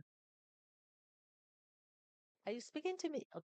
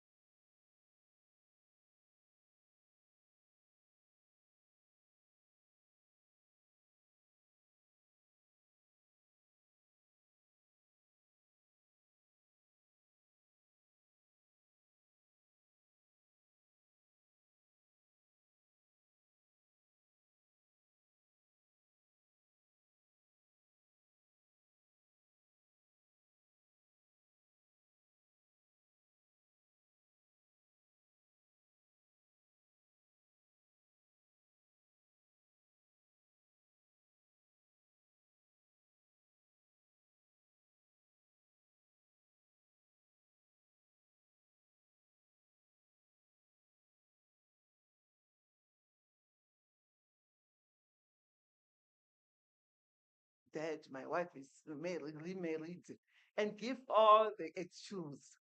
On the last moment of closing date, you find a perfect dissertation with everything. And then you said, and then last week there was a remarriage of your wife. Now you have completed everything. And when you start to ask, give me transcripts, this night, give him. So we need to be just academic wise, which I think you'll be part of the committee when we see which direction do we take. Thank you, Prof. I've got two colleagues at the back.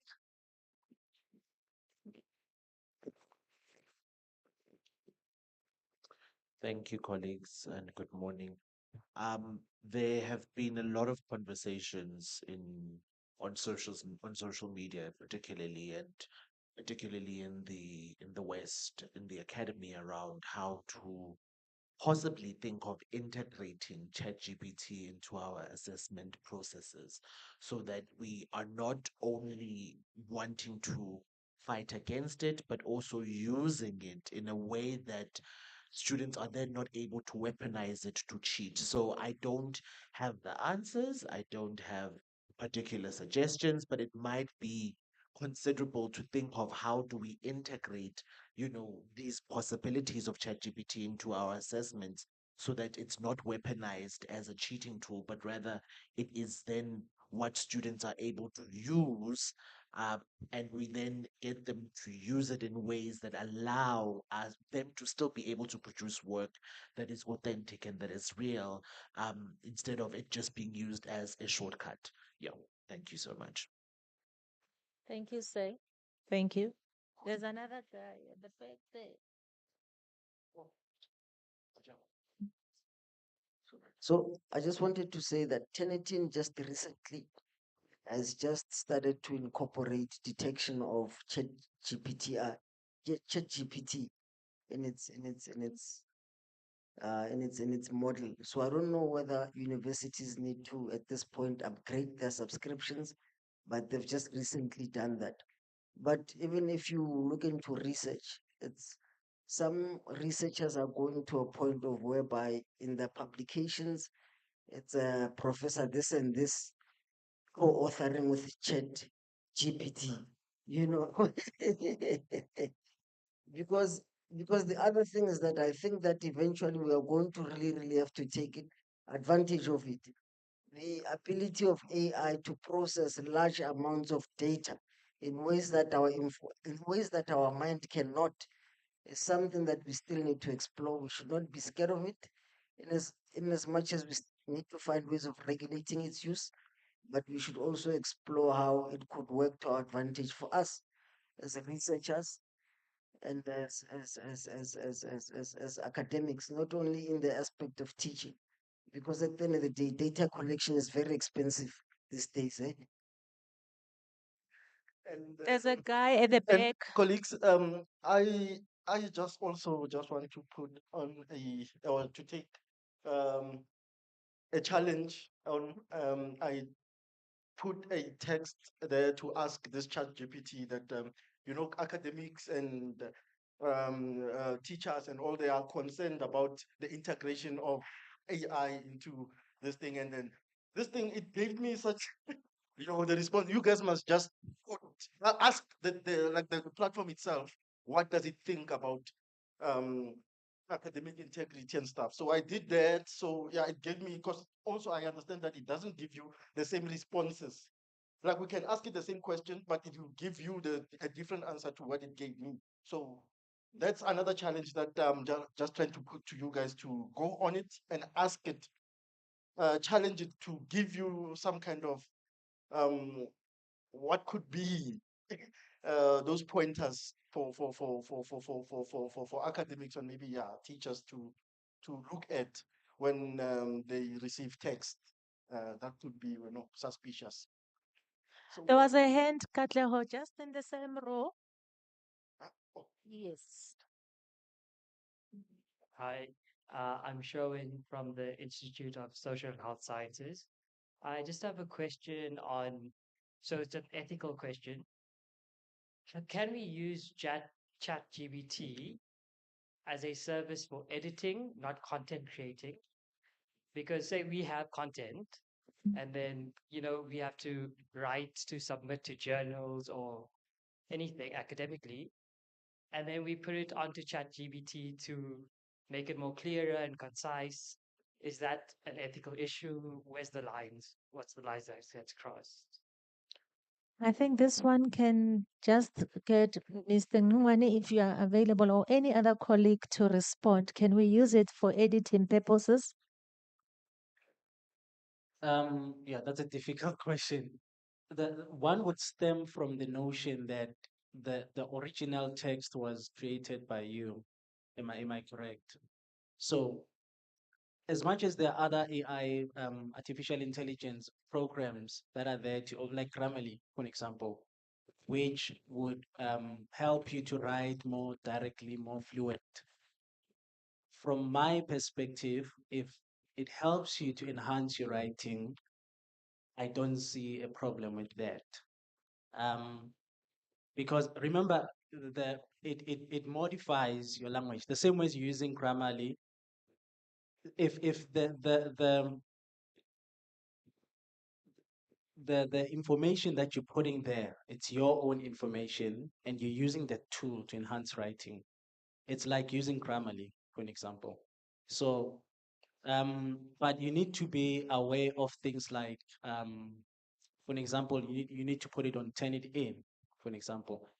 One of the things that the ChatGPT does is that it can write, you can post something and it writes it in a very high level or precise, coherent way, right? So that is my point of view. Currently, there is no policy or agreement on in terms of that. But if something can enhance your writing and you are the author, it's like taking your information. It's the same thing as taking your article to an editor, right? You are co-writing with your editor, for an example. So that is my stance. Yeah. Okay.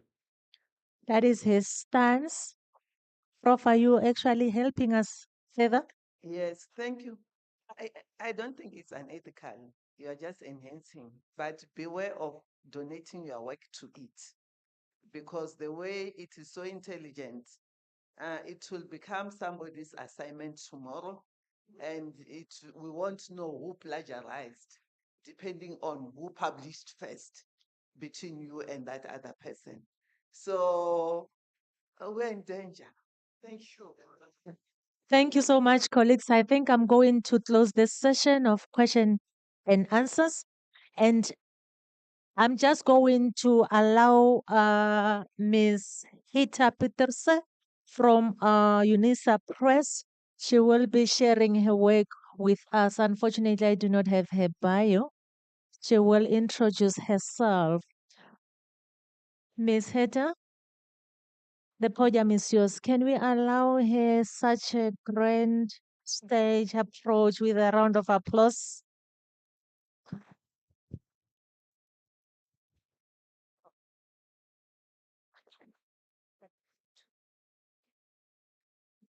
I think you can just use my mic. Yeah, who is? While we're hooking up the presentation, while we were speaking, I also entered in how can publishers into ChatGPT, how can publishers make use of AI?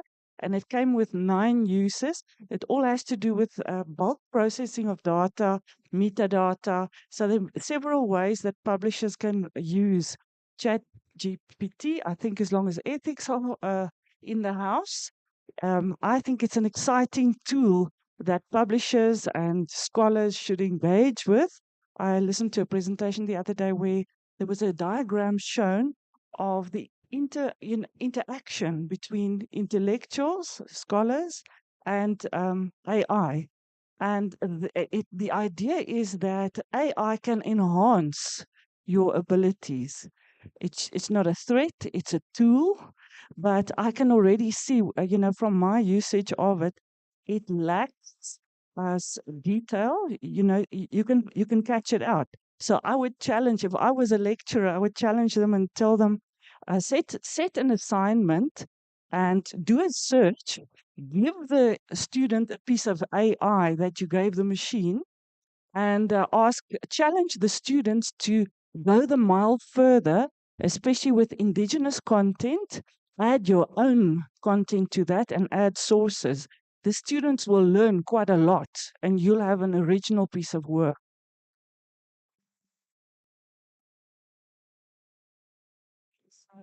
Thank you so much for opening the slot for UNISA Press. I think I'll start talking to save time because my colleague also wants to speak about journals.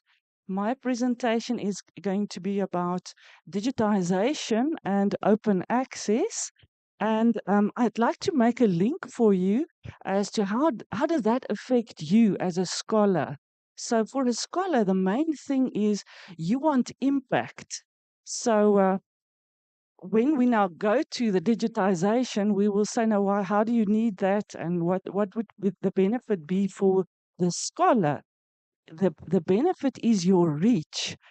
So if I go back to UNISA Press and not all our books are digitized yet, it means we can't reach an optimal audience. And then if you start thinking of open access, you say that you are lifting the price wall or the barrier of having to pay for content. And then many publishers are saying, look, I see it's up there. Thank you so much again for the slot. It's going to be a short one. I'll keep it very compact so that I can give my colleagues also a chance to speak. So firstly, I'm from UNISA Press. I'm the commissioning editor. If you come to me with any ideas about how to create a book, you're at the right place. And let's go in.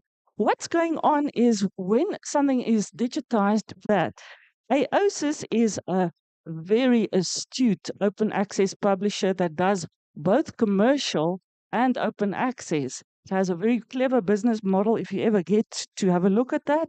And then there's a couple of traditional presses in the area to look at.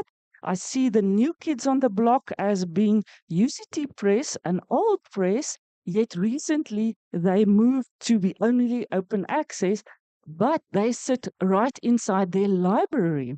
And then UJ Press has an even smarter model, also sitting in the library, but highly commercialized, yet combining open access. And then for some strange reason, I see UKZN Press, they're focusing on print books only, which is unusual.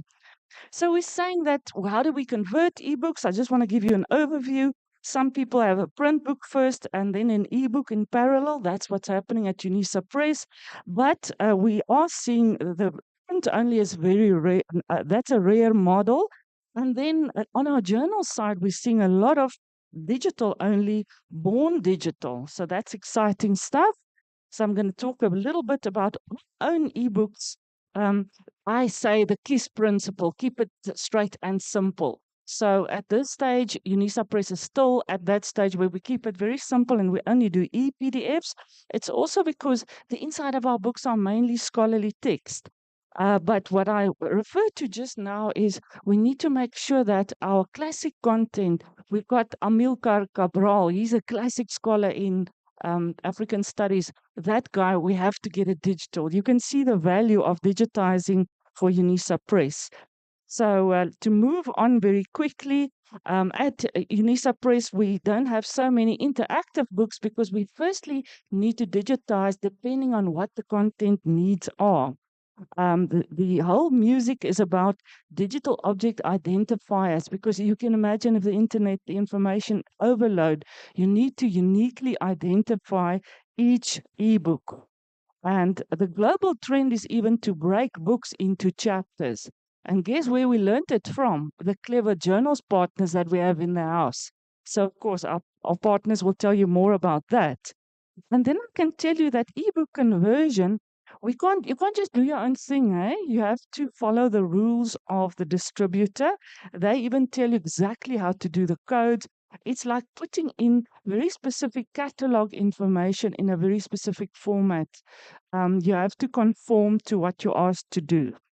Okay, and then what's UNISA Press specifically doing? We've got our Cambridge University Press collection.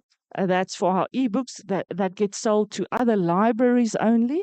But then Snaplify is for sales of our ebooks to individuals.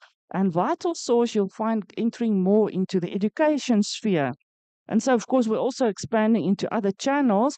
Luckily, when we co-publish with Routledge, I think they've got around 16 channels in which they distribute a combination of ebooks and print books. That's also still going on.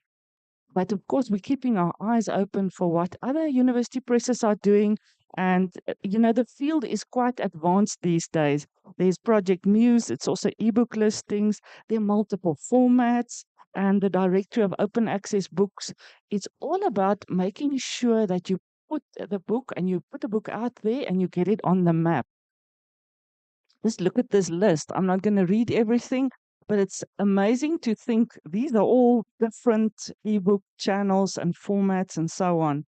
So at UNISA Press, as I've said to you, what I can tell you about is should you come to us and you want to publish your book as an open access book, we've got a workflow system that we call Open Monograph Press.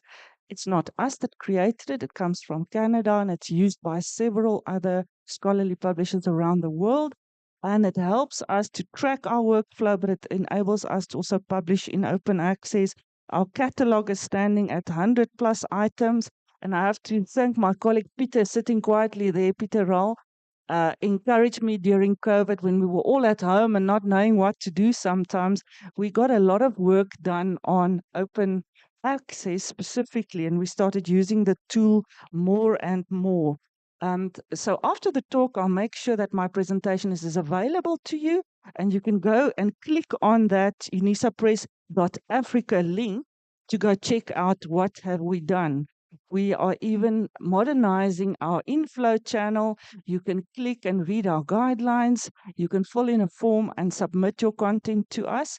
And you still will have a choice between open access and let's call it paid for content.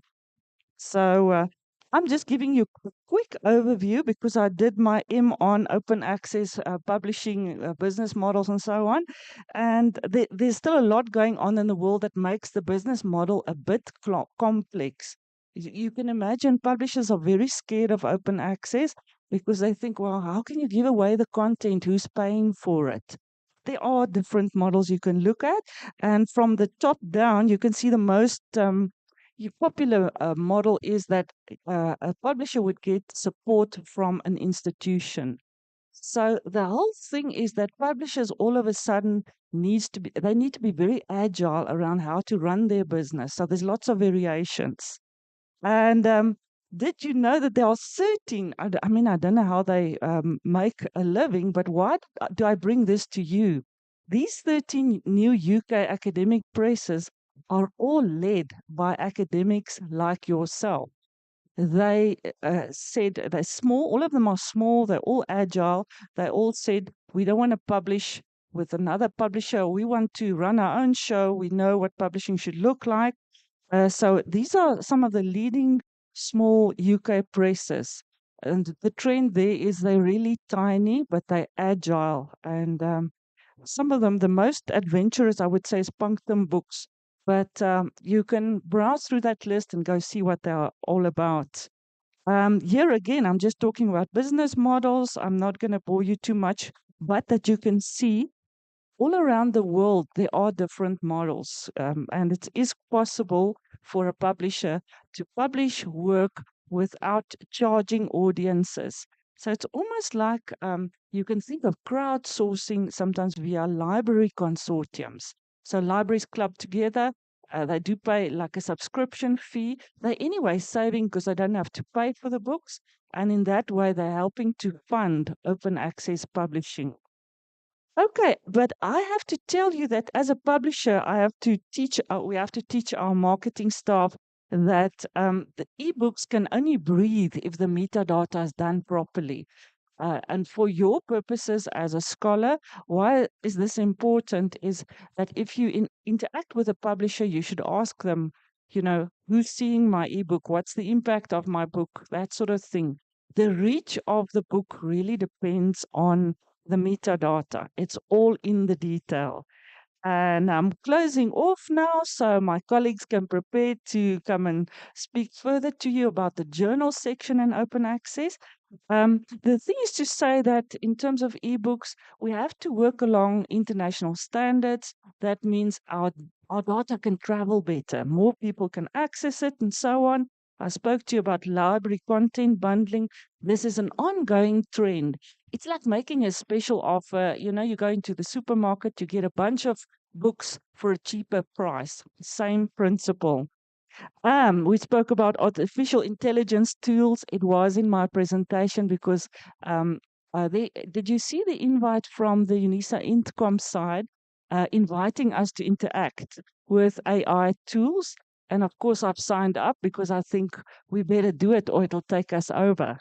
So, last mention that you should be aware of, if you as a scholar, if you're busy publishing, please take note of what's going on with the Copyright Amendment Bill. Unfortunately, our copyright is not safe at the moment. The copyright's not protected. The aspect of fair use is extremely contentious. So please have a look. I think you should interact and be aware that the debate isn't over. The battle isn't over about copyright in South Africa. We still really, please go out there and engage with that. And I'm going to close off with a bit of a joke or a fun part to say, you know, books are actually open-ended. Books are everything. I'm a publisher, so I'm going to say books are everything. And I'd like to invite you to come and publish your book with us. And if you find you are short of time, you can walk over to our journal section. So I'm inviting my colleague from the journal section, Zaire, to come and speak to us about open access journals, which is really a leading force at UNISA Press. Thanks.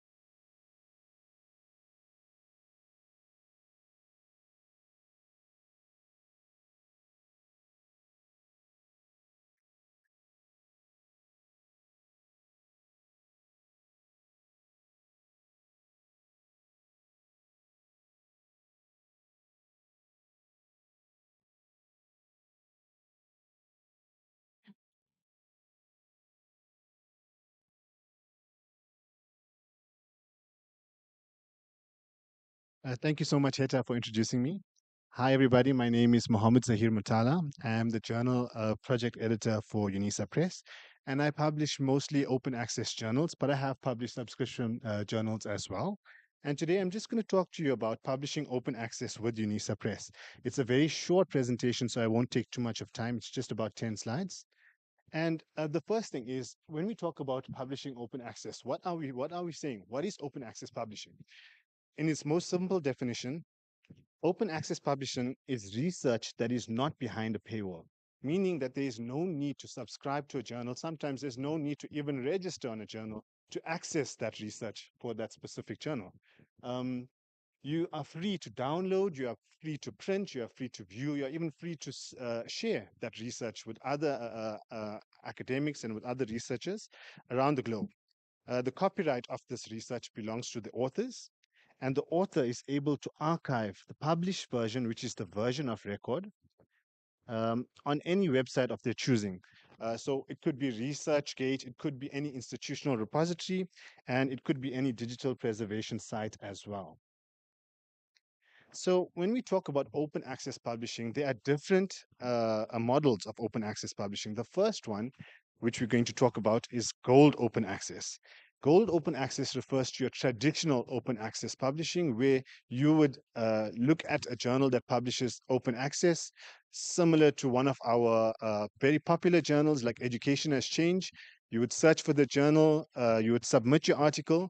Once your article has gone through the peer review stage, then your article will be accepted, and it is at this stage where you will be requested to pay an article processing charge or an APC. So these APCs are used to cover things like the production of your article, the copy editing, the proofreading, the layout, the graphic design, as well as hosting your article online. So the next publishing model is the Diamond Open Access. As the name might suggest, Diamond Open Access means that there are no APCs. This article does not charge you anything to publish your research online. You do not get charged an APC. The production, the copy editing, hosting of your article is free. You will not be asked to even pay a submission fee for that specific article. We do have a few journals that publish Diamond Open Access, and these journals are namely, I think, New Voices in Psychology would be one, International Journal of Educational Development in Africa, as well as the other journals that we have that publish Diamond Open Access. The next publication model would be the Green Open Access. And when we say Green Open Access, what does that mean? It means that these are your normal subscription journals where you would submit your article to, and it will be published as a subscribed, or the article is behind a paywall.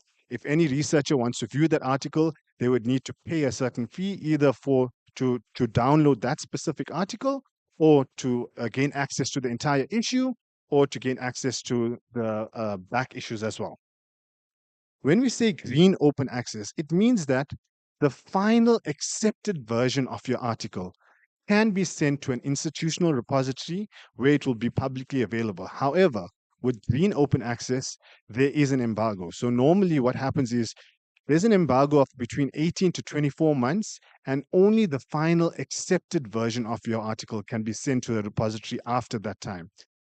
What that means when I say final accepted version, it is the version that has not undergone copy editing. There is no watermark. It hasn't undergone proofreading or the layout. It's the version that has been accepted after the revisions of an article has been done. And then finally, we talk about the preprint model. And, we spoke recently, one of the presenters spoke about ChatGPT. And somebody mentioned that, you're so worried about putting your article on ChatGPT because you never know whether that article is going to be plagiarized by somebody else. You won't know who's going to be the author. That's where the preprint server comes in. You can take your article and submit it to our UNISA preprint server, and your article will be published within 5 days. So your research is immediately available. The research is not peer reviewed, it just appears online publicly, and then we take the entire peer review process and put it in the hands of an author. I know many authors are so frustrated when they submit the article to a journal, and then they've got to wait up to 6 months for the peer review process to even begin. That's because journals are so, certain journals, popular journals, they get so many submissions, and it's just impossible for one editor or 2 editors, even sometimes 3 editors, to go through all these submissions and send them out for peer review. So when you submit your article to a preprint server, you can invite peer reviews open on the system to come and have a look at your article, to do the review, and to post their recommendations publicly. You can then choose to accept these reviews and these recommendations, do another revision, make a revision, and submit that revision as a revised version on the preprint server. At that stage, you can either invite journal editors to go and have a look at your revised version on the preprint server, or we can even suggest as UNISA Press to submit this revised version of the article to a specific accredited journal where your article will be accepted immediately without having to go through another stage of peer review, and then your article will be published. So that is a very good way to ensure that your article reaches those researchers, and your article can be cited immediately once you've written it and you posted it online. So, what are some of the advantages of publishing your research open access? Like I said, research is immediately available to others as soon as it is published online. Nobody needs to subscribe to the journal to try and get that article for you. That research is immediately available. There's a higher number of views and downloads. I know that Taylor and Francis recently did a survey where they saw what an average article that's behind a paywall and what an average article that the difference between the two. They compared the two to see what are the downloads, what are the views, what are the citations for an average article. And what they've determined is that if an article is open access, it would get up to 7 times more views and downloads and up to 95% more citations. That is why we think open access is always the way to go. The copyright of an open access article belongs to the author. So the license is held by the author, it's not held by the publisher. And the author is free to archive the published version of record. Remember before I spoke about the final accepted version?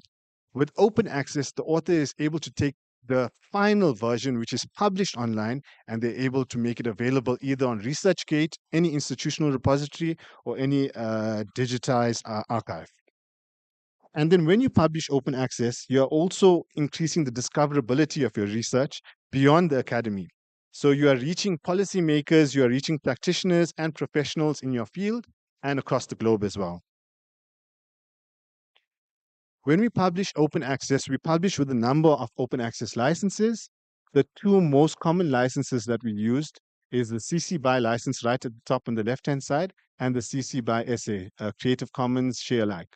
Now, the difference between the two licenses is that the one right at the top on the left-hand side is the least restrictive license, meaning that when you publish with that license, any user or any researcher is able to copy and redistribute the material in any medium or format. And they're also able to remix, transform, and build upon the material for any purpose, even commercially. The CC BY SA license includes two more license requirements, which is that you must give appropriate credit and provide a link to the license. And if you remix and transform or build upon the material, you must distribute your contributions under the exact same license as the original contribution. So if you are building upon research that used the CC BY SA license, your new research must also use a CC BY SA license. That's the differences there. And then there are some disadvantages of publishing open access. And traditionally, the APCs are one of the biggest disadvantages. APCs are very expensive to publish their journals free. In the past, open access publishing was sometimes unfairly associated with predatory practices. You know, you would go and submit your article, and then somebody sends you an invoice and says, okay, we accept your article and we want you to pay a certain amount. Your article hasn't even undergone peer review. So that's what we talk about when we say predatory practices. At UNISA Press, we would never ask you for any money until your article has been accepted formally by the journal editor. And we send you a link where you can choose your type of license, and then you can fill in your invoicing details. Then the invoice will move on to our finance department, and our finance department will eventually send you an invoice with the UNISA letterhead on it. UNISA Press journals consist of 45 journals where you can publish your research open access. 10 of those journals are fully open access. I spoke about Education Has Changed. There's other journals such as Progressio, which is the journal on open distance and e-learning. Also, Phronemon, which is a journal on psychology. There's New Voices in Psychology as well. We also have 16 hybrid access journals. So when I say hybrid access journals, another name that you might refer to it is select open access journals. These are traditional journals where you would need to subscribe to make your to view the research. This is where you would need to subscribe annually to these journals, but you can still choose to make your article open access. So what happens then?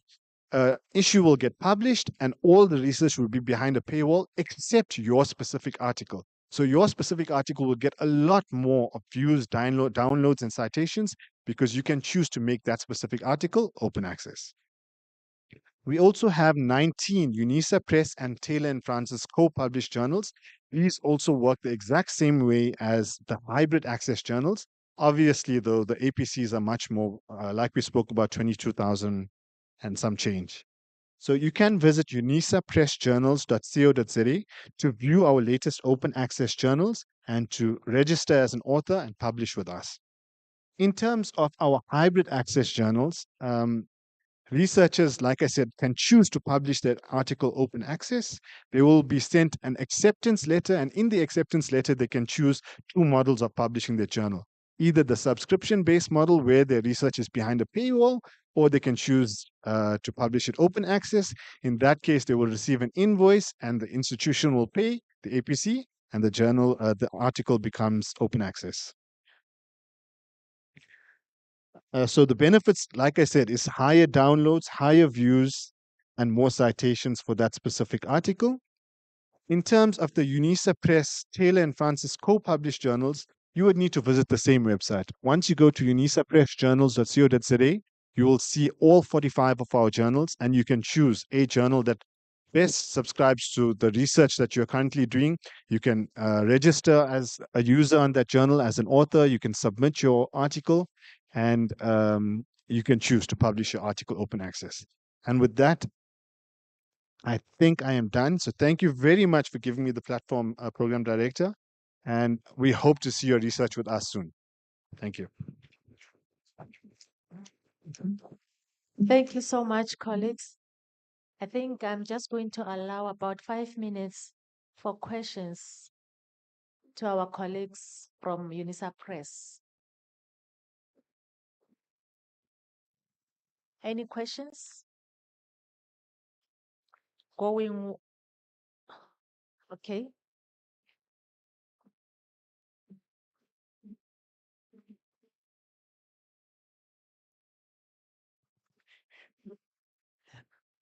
Thank you, colleague, for your presentation.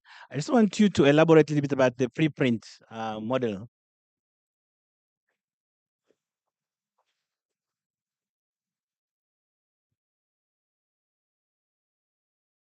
Is it for you?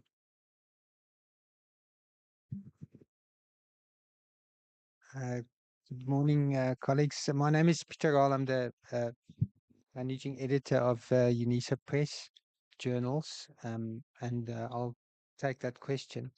So the idea behind the preprint server is that it sort of enables authors to improve their article before they submit to a accredited journal. In other words, it basically hopefully enhances the chances that article will accept it in a higher tier journal than would have maybe been the case otherwise.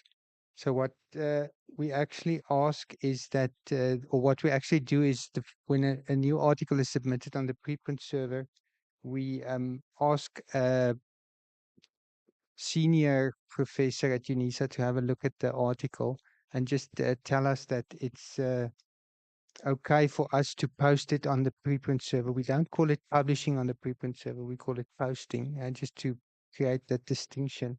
And then once it's there, we will copy edit it for you and format it and help you check the references and all of that. And then when it's when that's been done, the copy editing and the layout's been done, then you as the author can invite reviewers. Of course, you can't just invite anybody. A reviewer has to have be registered on the Science Open platform, and one of the requirements are that they have a ORCID ID and that they have a certain number of publications of their own. So you can't just ask your brother or your friend to review your article. It needs to be a academic. The reviews are completely open, so it's published under their name, and the whole process is entirely open. So it's an open review process. But once the article has then received some reviews that you as an author initiate yourself, then we can engage with journal editors, or you yourself can submit the article to whichever journal you want to. It doesn't have to be a UNISA Press journal, it can be any journal. But the idea is basically to create this mechanism where you can improve your article before submitting to hopefully then a higher tier journal than you otherwise would have if you just sent it straight away. The other big advantage of the preprint server is that once you submit your research there, it is connected to your name. So if many people are doing similar things, if you get your research out first, it means that you've basically claimed that area or that research as having presented it first. I hope that makes sense. There's Prof here. Katlego, Katlego.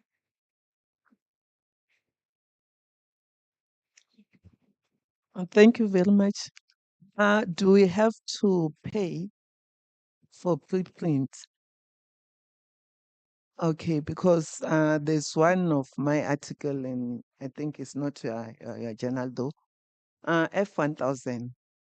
They couldn't post it before you pay. So that becomes a challenge because when we have to pay, you need to use UNISA fund and we will need proof of acceptance. If there's no proof of acceptance, we are not going to pay for you. So that may become a challenge. So you need to check, people need to check that before allowing the preprint because we are not going to pay for that. Unless if you have your own grants, you can use your research funds. Thank you, Prof, for that contribution. Is there any other question? Thank you, colleagues from UNISA Press. Thank you for sharing with us the information on your open access books and your open access publishing. We really appreciate your presence amongst us this morning, this morning. And we hope that you're going to spend the day with us and listen to other speakers as they speak. We hope that you'll be with us because we would want to engage outside of this session, engage with you. Thank you so much. We are so much grateful for that. Oh, yes, sir.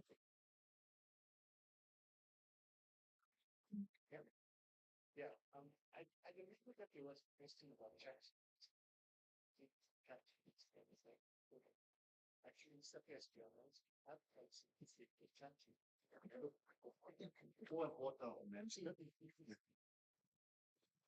Yeah, I say at UNISA Press, we said that ChatGPT can never be a co-author or an author of a manuscript because they can't be held. ChatGPT is a language learning model. It can't be held accountable for the things that's published under its name. So therefore, we say that if any author uses ChatGPT to create and table a graph or to explain an idea or a certain aspect of research that was done in the article, they need to acknowledge that ChatGPT was used. Thank you. Thank you so much. I think it answers the colleague at the back there. Thank you so much. Can we move to the next item on our program? We're moving now to School of Art, Department of Art and Music. I think it's about time if I can just allow you 30 minutes, Dr. Miller, 30 minutes of your presentation. She is going to present Art, Mushrooms and Trekking, a year of creative research. Her qualifications are as follows. She has Masters in Fine Arts and she also have a PhD in Art History. Her interests are in all forms of contemporary arts, interdisciplinary theories concerning the sublime, practice theory, the discourse around the intermediate mediality and arts, transmedia and narratives, relational aesthetics and art as activism, new media, installation art, animation, interactive art, and conceptual art. She's also, let me just skip that one. I just want to share this one with you. She's been active and hardworking woman. She received numerous awards since she was a student, where she actually got a bursary for being the best student in art. From that category, she moved along the ranks of academia or education to the level of Creative Output Awards that was awarded in 2021 in the Department of Art and Music. She's also a supervisor. She supervised more than, I think, 13 students, MND students. She has done extensive work on peer review since 2016 to date. She also published a lot. She published and she's also having work under catalog of creative output. She also served in several and still serving in several committees within UNISA and outside. She also adjudicated in the art national competition several times. Can we allow Dr. Miller to come to the podium? She's on her four wheels. She will manage, I believe, to come to the podium. Can you allow her that moment? Shower her with a round of applause. Thank you, Dr. Miller.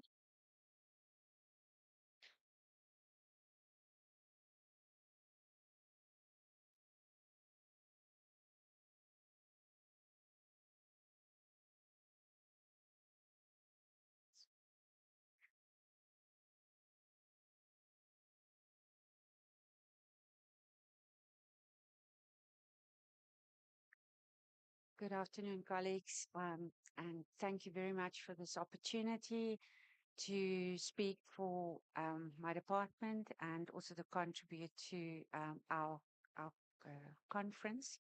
Thank you very much. I'm trying to work on on two laptops here, which should be fine.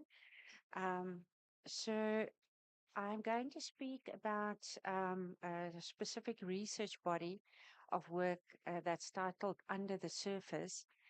And it is creative output research. Now, this is relatively new in UNISA, but not just UNISA, in the entire country. It's only been 4 years that the government has given accreditation to creative research in the same manner as you get accreditation for articles. So for us as creatives, it's really a big moment to become formally part of a research community.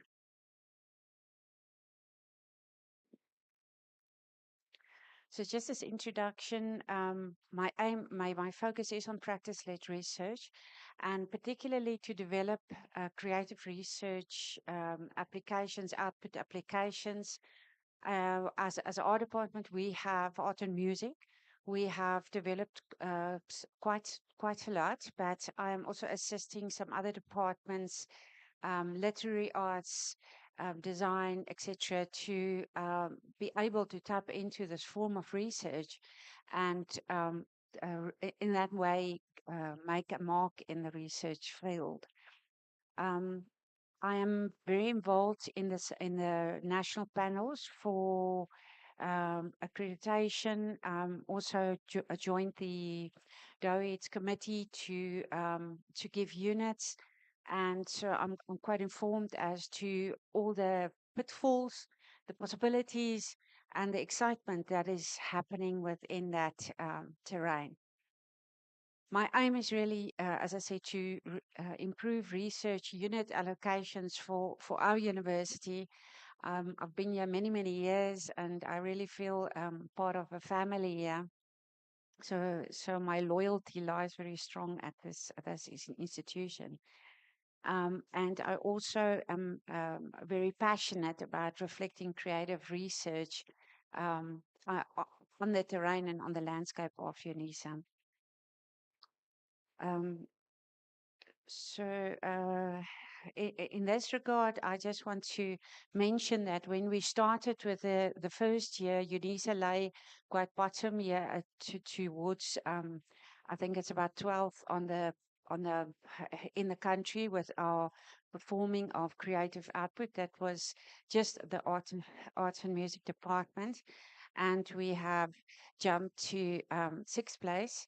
So it's been a lot of hard work and dedication, and frustrating a lot of people on different levels with my voice. We always say that we speak the language of art and music, and not the spoken language. So often stumbling over words to express what we would like to achieve. And we're really looking forward to the coming year, where we have many new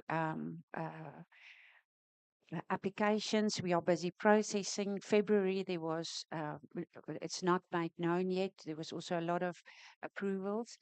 And we have literary arts joining UNISA this year with creative outputs and design. So applying for creative output as research, the emphasis really lies there with it being research. And for me, this is important to bring awareness to on the broader field about what this is. The guidelines for the implementation that we work alongside, like Hita also referred to, that even if you publish open on open fields, there's a lot of guidelines. And in this implementation guidance, there's very, very good guidance for it's on the government's website, and the link is available. And what is important that this is a report on knowledge, and on the work done. The one thing that we sorry, let me just get back there. So I think one of the things that we're very aware of is that in the communities of the UNISA institutional repository, we also needed to become visible. So I worked with a library, and we created a creative outputs. If you go to the institutional repository and you go to all the different departments and sections, you also find creative outputs, and this is growing. We have several categories there now, making the work done in this university available for everybody to research.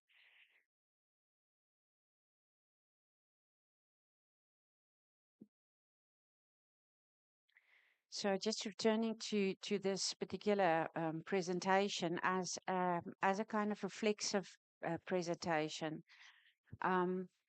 I want to look at how exhibiting, and I'm an artist, a visual artist, visual researcher, apart from my academic career and integrated with that. And what self-reflexive models can be developed.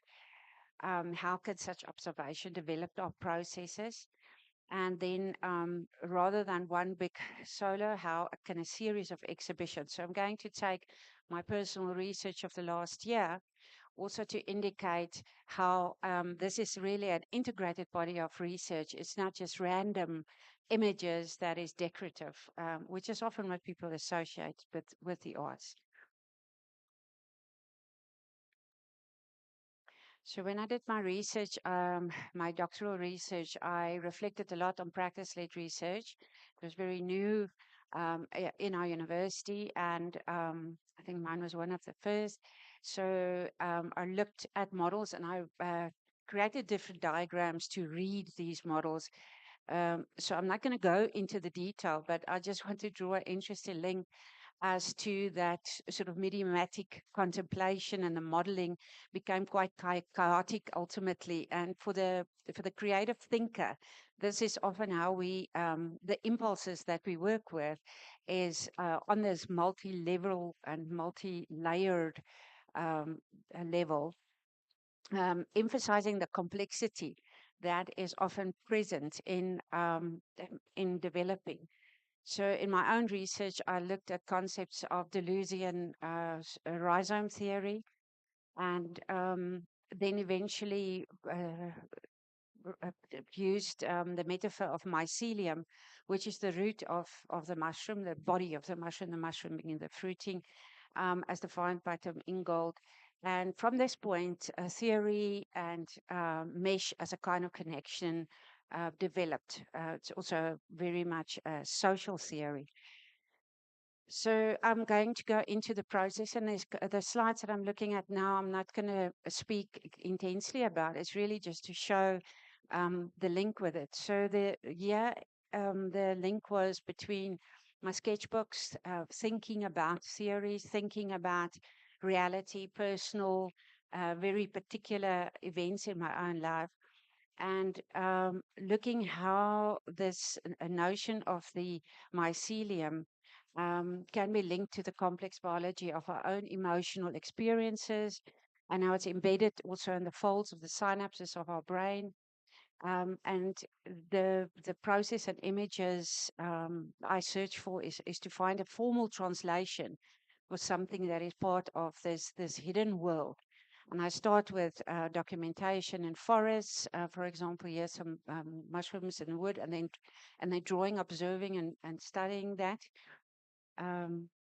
So the project that I'm looking at is the 3 exhibitions. The first exhibition was in the Cape, and it was with a group of people. Each of the exhibitions was a different group of people. So the 3 group exhibitions was treated as an emergent method for tacit thinking, applying each as a structured platform as another step in a process to assemble ideas. And the golden thread running through the research project was that the communal relationships are the core to both human culture and substrates in nature. So this is an installation view of some works in the exhibition. And I ask questions about the interrelatedness, the woven in between stuff and living community, contemplating underlying connections between people and materials, and really understanding fungi as a metaphor for tangible and intangible links. That's just a close-up of that series as well. In this regard, there was a synergy built into the artists working together in a studio. And I find it very interesting how talking about mediamatic work, in other words, how media guides us as artists in our understanding, that even the stickiness of ink make you sort of think of that interconnection, thinking with media through these different aspects. An example of a concept was a series of bells that I did, and it played. It was a work that I collected. That's a symbol of summoning people together for endings. It gathers people for beginnings, funerals, weddings, etc. Are often used in bells. There's also political associations with bells. So I scrutinize these for the detail qualities, and really became under the impression of that the stuff that the bell is made of is the material that causes also its sound. And this is similar to us. The stuff we made of is the sound we emanate. So it was a meditative act, and I brought it together in this work, which is an assemblage. In other words, collage, real objects. The work was sounding, and it talks about resonance. It speaks about, it was a bracket fungi that was collected from a friend's garden and reconfigured. And the main thing is it suggested a kind of echo of repetitive forms. So I'm still talking about a formal reciprocity between objects and relationship. The next exhibition, the next exhibition took place in White River Gallery. And the second phase, really the title of Under the Surface came to being. And I refer to Haraway in my artist statement that speaks about stories that gather stories, and how real and imagined ecologies come together, and considered how the ecologies of mushrooms and the ecology of people working together influence each other. So I won't say too much. I was very influenced by alchemy as well, and the sense of energy. And again, it's a question of processes. For example, yellowing refers to a series of processes in alchemy, while whitening talks about purity, which has a lot of negative associations as well. So it is about the energy and the flow between people and stuff that were created in these works. That is a work that developed from fragments from a previous work, and while listening to Anna Tsing's writing, and she asked very much what lives on the ruins that we create. So the technique of working with torn pieces relates to the idea of ruins. The small works were upscaled and reworked, worked in with inks. This was also part of that exhibition. I'm going to skip talking about that. The next was really talking about personal experiences and the association of shedding old skins and personal stories and ecological and understanding in the symbiosis of different community. So those were the two works there. Then the third exhibition was at UNISA, October participation in an exhibition called Looking Into and Seeing Beyond. So what is important here is this was the exhibition that where everything comes together. So I saw the others as processes. And in this regard, works from the previous two were reworked, rethought, represented. For example, I have here an image of a work that was on the Cape Town and then exhibited here. And what is important in this is that reconstruction in context to understand further meaning. New digital compositions are created. You can see they working with the previous objects, but also working with the decaying matter of the mushrooms to become surfaces embedded in caustic. Printing and reprinting, finding a way to talk about substance. Here, Bell as a hill, Bell as a sea, and Bell as the sky. It's really the matter and stuff that becomes landscape. And then the last installation that was part of the third exhibition spoke about falling into your own shadow. And it became, in many ways, like an interspecies collaboration, spoken with a little bit of artistic freedom there. But objects were placed on these wooded mushrooms and they grew into and over it, forming shapes that is beyond my own control. So it sort of asks questions about my own ability to be vulnerable, to experiment, to explore, and one can find, I think, a critique embedded in the tensions between human cultural practices, and our idea of what nature is. So the last work I'm showing here is a mixed media work that was part of the work, and here that which was just a mushroom became monumental. It's reworked. It's much a larger scale. And it really speaks here of our embeddedness in a world of energy. So in this, and that was the body of work. So the reason I showed this is to just demonstrate how it really is a focused, like other research, a focused immersion into a particular field of research, going with photography, reading. I like to listen to audiobooks while I'm working in my studio, and this influence often the kind of marks I'm making, etc. So these three exhibitions, group exhibitions, became this idea of unfolding.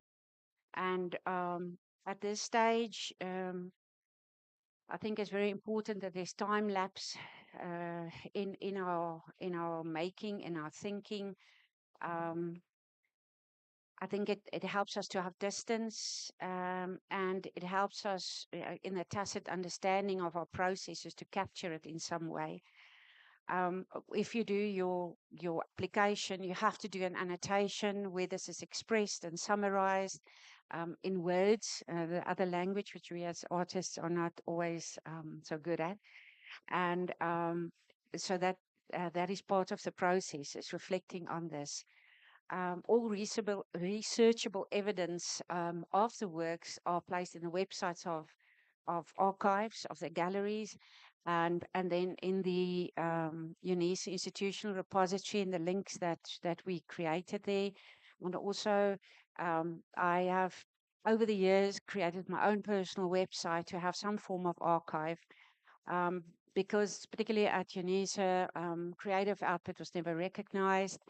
And so as artists, we sort of just supported ourselves.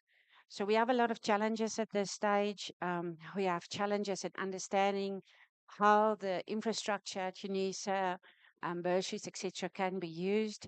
The costs running into doing exhibitions and these research costs is formidable. And usually yeah, our sales cover maybe our material. So it's not the kind of popular pretty making that one has of a different mode of art making. So I just refer there to my references, which, as I said, I often listen to. The list of artworks that's part of this. This is 1 year's creative output. So it gives you an understanding. I hope to get 2 units for this. It's like a book, and it really took more than a year to put together the vast body of work. So when the units are allocated, it goes through the same process as other research documentation. Thank you. That's all I have for now.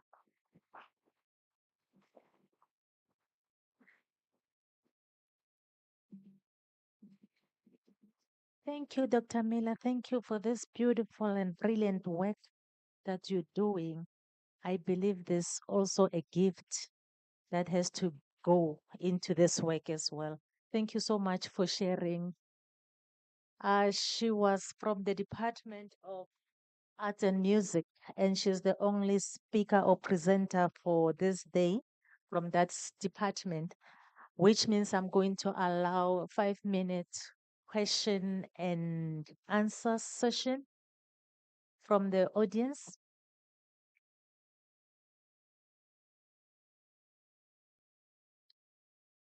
Yes, sir.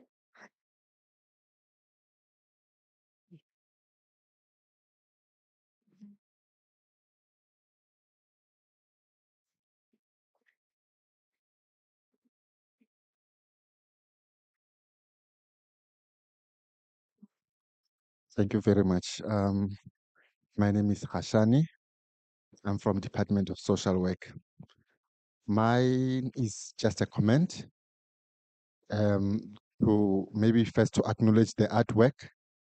You know, I want to indicate that I am an aspiring artist, an actor actually on stage. So, but when I look at your work, something, because I'm in academia, just reminded me to say art is actually a beautiful thing and it can be used in teaching and learning as a tool, a powerful tool to teach and learn, because in most of the time, what I've noticed is that people often get tired of just listen. But if there is art, any form of art, it can be used as a powerful tool to encourage learning. Thank you very much. That was just a comment. Thank you. Thank you for those wonderful words, sir. We really appreciate. Any other question? I am going to close this session by moving into the very same school, but in the Department of Africans and Theory of Literature. I am going to ask Dr. Jacobs Inet Senegalon to come and present her work titled the experience of writing 5 seconds voor Vrydag aand and applying for a creative output. Dr. Jacobs has got a PhD from University of Northwest. Actually, all of her qualifications are from University of Northwest University. Her interest is in Afrikaans poetry, in women life writing, and autobiographical poetry as well. Her specializations are in Afrikaans poetry and literary theory. Yes, thank you so much, Dr. Jacobs. You are welcome. Can we allow her to present with a round of our applause?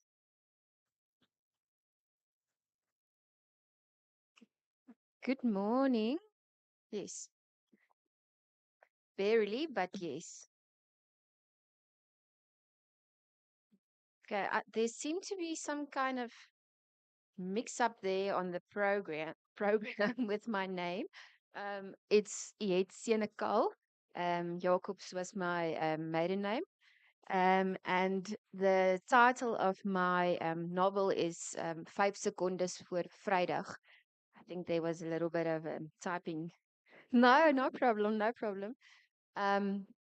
All right, so I wrote and published a fictional novel in 2022, last year.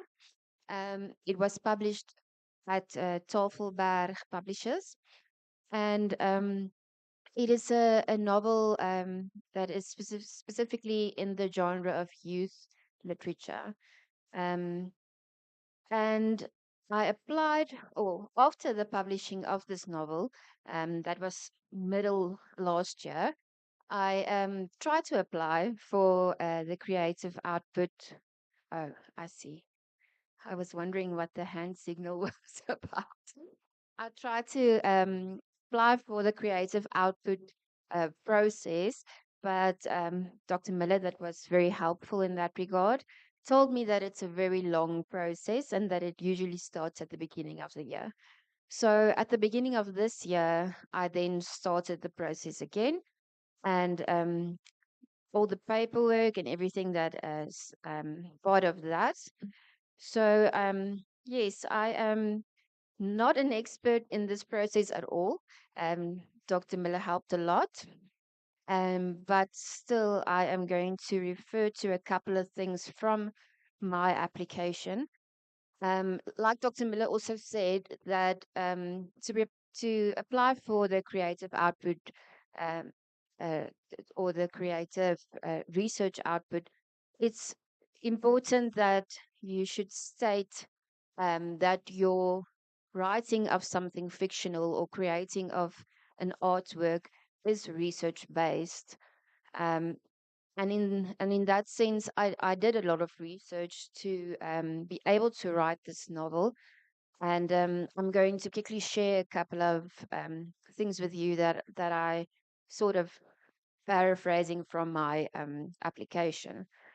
So the things that they want to know when you apply for this creative output is firstly to give an overview of the output, um, to give an introduction to the creation and the research context behind it. So in terms of that, I uh, I wrote more or less that the creative output, this is now my novel, is in the form of an Afrikaans young adult fictional novel. And in this novel, the main character belongs to the LGBTQ plus community. And the research context included literature for young adults that addresses themes pertaining to the depiction of queer and lesbian characters in young adult and youth fiction. I extensively researched this genre by studying both primary and secondary texts. And in 2022, last year, I also delivered a conference paper at an international conference in Nijmegen on the subject. And I'm currently also expanding on this conference paper to write an article about this research area in Afrikaans young adult literature. So you can see that the writing of this novel is also embedded in research and doing also further research on my part. Um, then it was asked to give a problem statement and key research questions pertaining to this creative output of mine. And I said that here the key problem statement of the publication is how to successfully depict a young lesbian character in a field of fictional publication wherein this depiction is very scarce.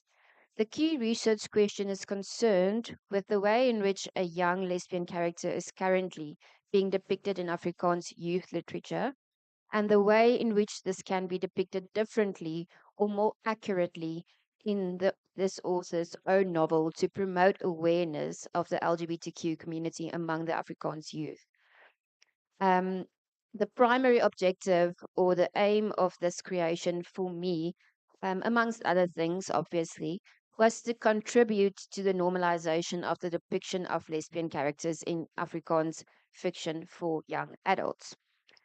Um, then it was also asked to give some information on the creative research methodology, including the conceptual and scholarly framework in which it should be heard or viewed. And I think I already touched on this. Obviously, it was now part of the field of Afrikaans fiction, fictional youth literature, and the depiction of LGBTQ characters in this field. And in my research that I did for this novel, I found that there are very few fictional works in the Afrikaans genre for youth literature that depicts a lesbian character as a main character. In fact, my novel was only the second novel in Afrikaans youth literature that had a lesbian main character. Um, so yeah, that is also why it was important for me to write it and to contribute to the normalization of the portrayal of a character that is not necessarily just heterosexual. Let me just see. Okay. So I also said that this discipline within which it was written um, inspired me as the author to write further academic articles on the topic, like I said before, and this situates me within the research field also. I guess I already said that. Okay, and then it was also asked how the novel fared in terms of its public profile. What is the public profile of the output? Um, and here I referred mainly to the fact that the novel was very well received and that it has attained high praise in literary reviews. And also, the novel was shortlisted as one of five for the Sanlam Prize for Youth Literature in 2021. It was also asked of me to include in my application form some of the things that the reviewers said that situates this novel within the literary field or more that attains to its literary quality. So I also included some quotes from these reviews that I got. And it really helps, I think, to give the reviewers of this application an idea of uh, what is the literary value of this fictional work. Obviously, I also include the fictional work itself, the novel, in this application. But yeah, I also then, because it is also an Afrikaans novel, I also translated some of the statements that the reviewers made of the novel, the reviews of the novel made, and included it into my application. So I don't think that I really have an half an hour of information to share with you today. I actually forgot to bring the novel itself, so I can't show you. But if you want to, you can Google it. You know now the correct title. So yeah, I think I'm going to, because we are also a little bit behind schedule, I'm helping you to catch up. I'm going to end my little talk there. Thank you so much, Doctor. We really appreciate for being so gentle with your time. We receive that appreciation. Thank you so much. Colleagues, I'm not going to allow questions now. I'm just, because we are running behind, I just want to call the colleagues from the same department as well. And maybe I must also make this correction. She says her title of the novel is 5 seconden voor Vrijdag and it stops there. Am I correct? Vrijdag and. There's no Vrijdag. Okay. Oh, oh, I'm sorry. The typing error here. 5 seconden voor Friday. Vrijdag. Thank you. Thank you so much, Prof. This is Prof. Kani. He's going to present his work on writing and publishing an academic monograph, Linguistic for Legal Interpretation. He is NRF rated Professor Y2. His interest is in forensic linguistic, language and law, and social linguistic. His specializations is in semantics and pragmatics. He is having a qualification from various universities, from UP, UNISA, University of Free State, and WITS. Prof, thank you so much for actually coming here when we request you to come and share your work with us. We really appreciate your presence amongst us. You can now go up the podium and speak to us. Thank you so much. Thank you. Although it does seem like a lot of people are leaving. I don't. I'm just joking. Okay, thank you very much, colleagues. I will also try to be as brief as possible. I'll start by telling you a little story. In 2014, I went to India for the very first time. And one of the very touristy things that I did there was to go to the markets, like I think most everyone else. And typical markets there would be like you would have at most flea markets, you would have this, the different tables, but many of the people actually just had tablecloths on the floor or the ground, displaying their items that were for sale. And that type of thing you saw at different markets in different little cities or towns and villages. And whenever you would pass by, especially the ones that had the picnic blankets, the people would call to you and say, "Come into my shop. Come into my shop. Come look at what I have in my shop. Come, looking is free."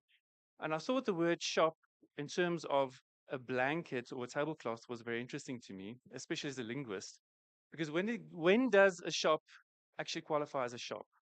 If you look at the dictionary definition of shop, it says that it has to have a type of structure, either walls or a roof or some kind of enclosement, so you would have a type of square structure itself. So a blanket or a tablecloth on the floor with items doesn't actually qualify as a shop as such.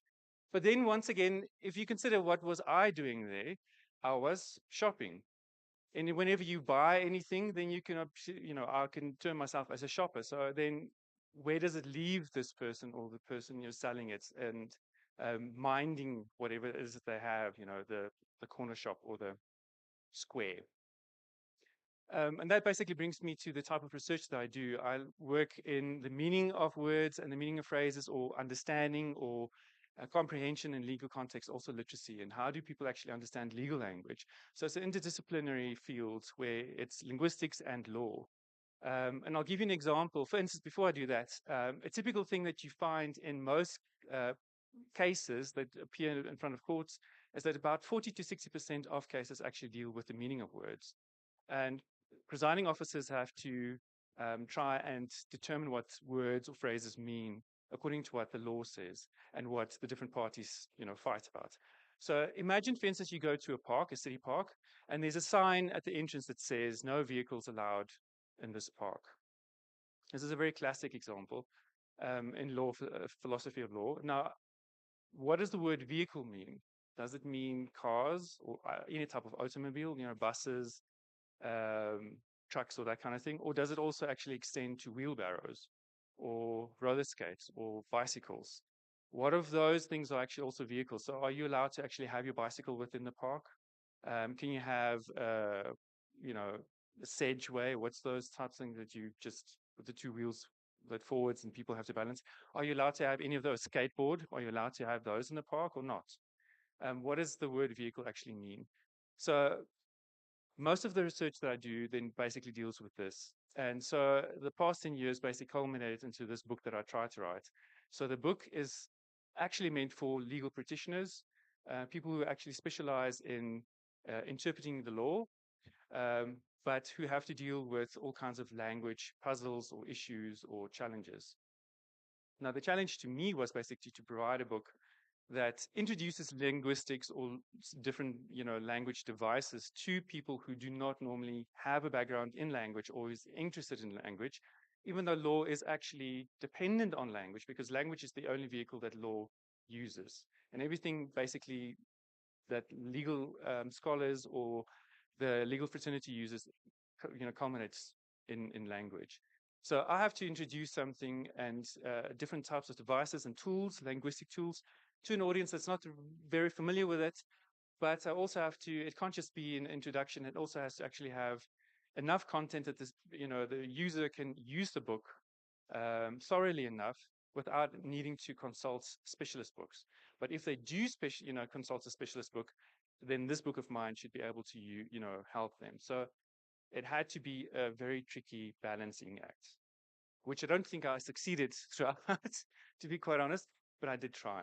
So the book covers things, ranging from word relations, something very similar, simple as synonyms, antonyms, that kind of thing. And then it includes chapters on sociolinguistic practices. For instance, the idea that this is a multilingual country and people also speak very different varieties of language. And how does that actually benefit them or actually fail them when they have to go to court or deal with all kinds of legal language? If you've imagine, for instance, in Pretoria itself, many speakers in Pretoria. This is supposed to be a Setswana-speaking area, but most people actually speak the dialect called Sepitori, which is a combination, right?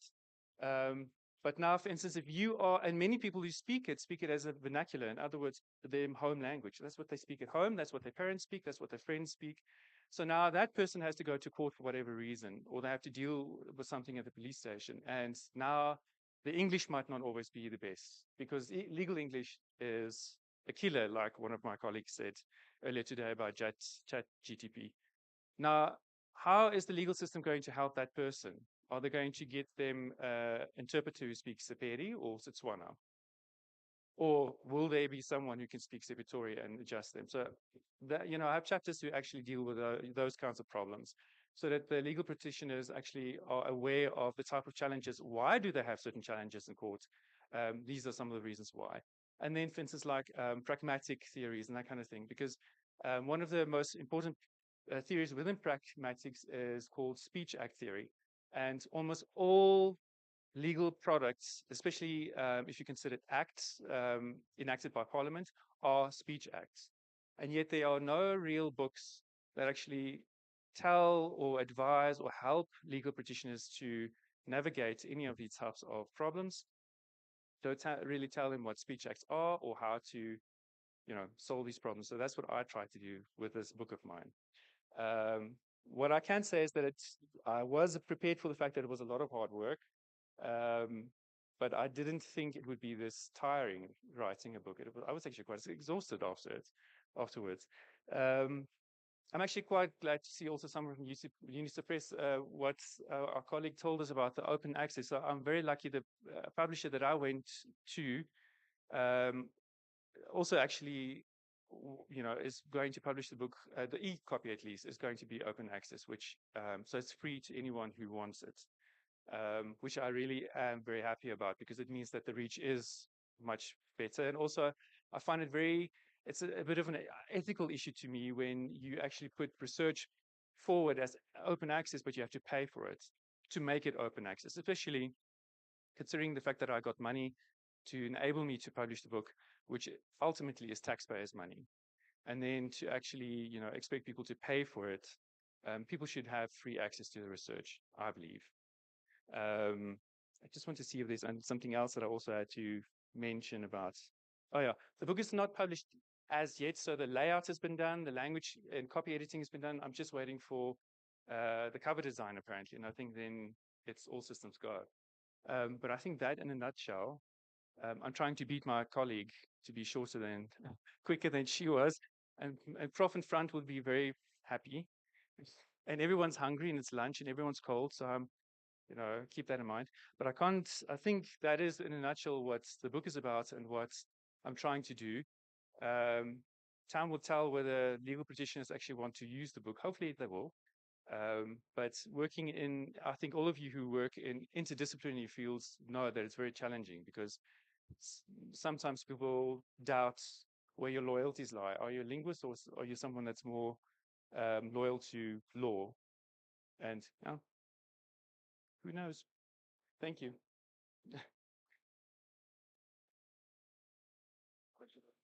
Prof, I think you did not try. You've done it. You killed it.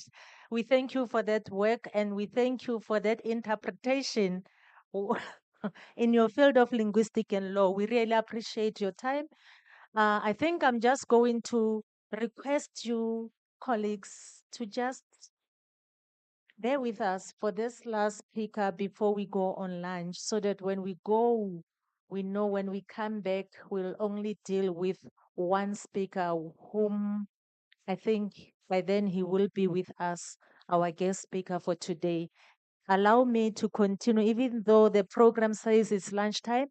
Can we just allow Dr. Andy Lengaba to continue with his presentation so that when we go on lunch, we know we are left with one speaker or presenter after lunch? I think this is Dr. Andile Ngaba. Dumela rra. How are you? He is going to present his work on collective memory and construction of a historical narrative analysis and interpretation of selected Soweto-based community theatre plays. All these three colleagues are coming from Department of Africans and help me say theory of literature. So his work was actually focusing on the tenure from 1984 to 1994. He has a PhD with us here from UNISA. His interest or his academic interest, actually what I have in front of me, Dr. Ngaba, is about the master's dissertation that was titled Temporality and the Past, Recollections of Apartheid in Selected South African Novels in English.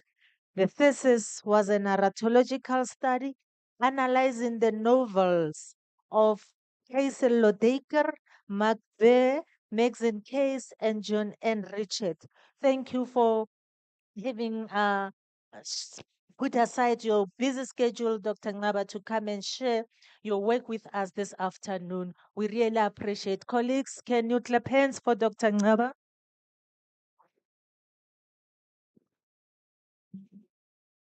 Thank you very much, colleagues.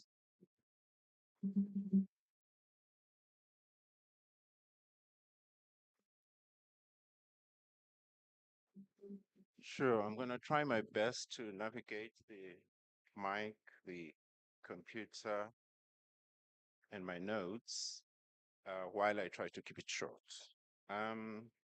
Anyway, my thesis is collective memory and the construction of a historical narrative analysis and interpretation of selected Soweto-based community theatre plays.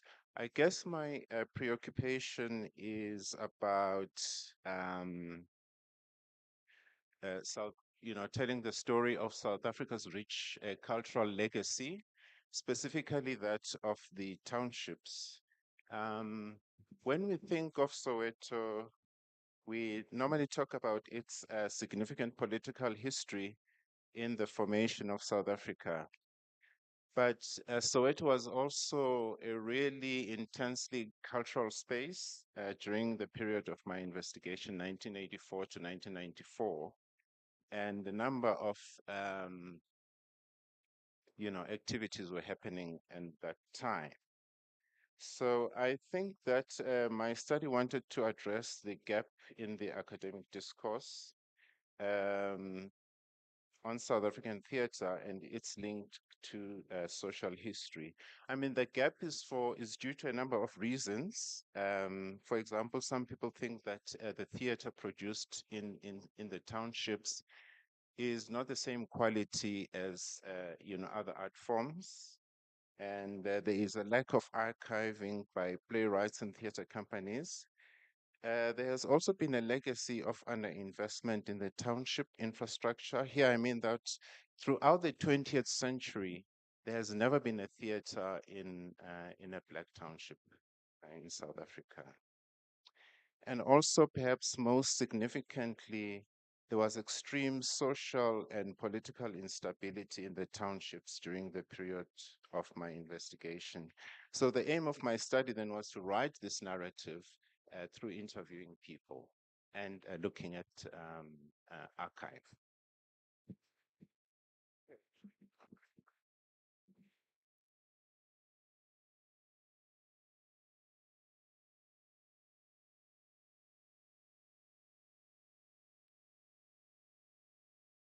Colleagues, I'm just skipping a bit here.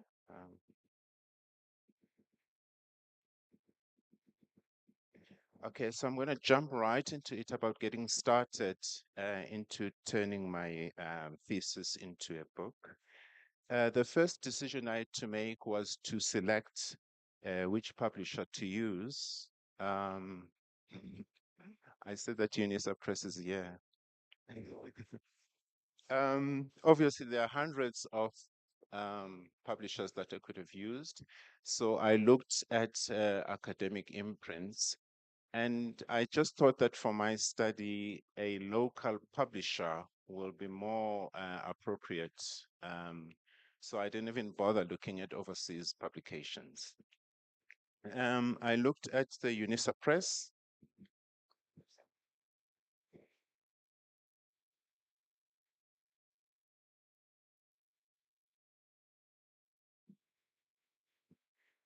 Okay, I looked at the websites of and approached UNISA Press, WITS Press, and the Human Sciences Research Council Press, or HSRC.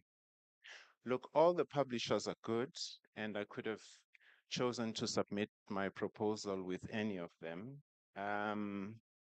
Look, but here's what I found. WITS Press, I found that they've got a backlog of a year. So, before they can even take a look at your proposal. So that kind of timeline was not suitable for me.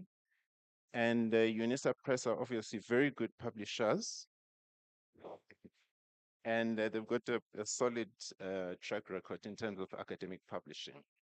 But in the end, I went with HSRC Press.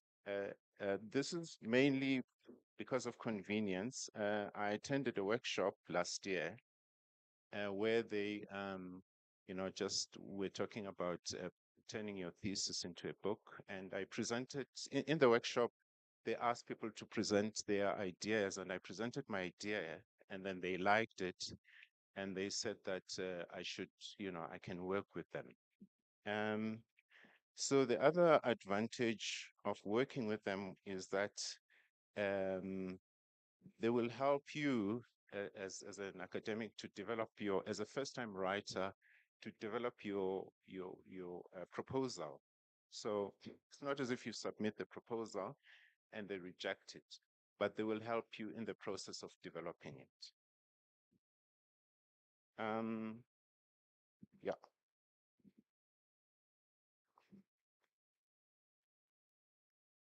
So one thing to note though is that they don't have, the HSRC doesn't have a template for the proposal.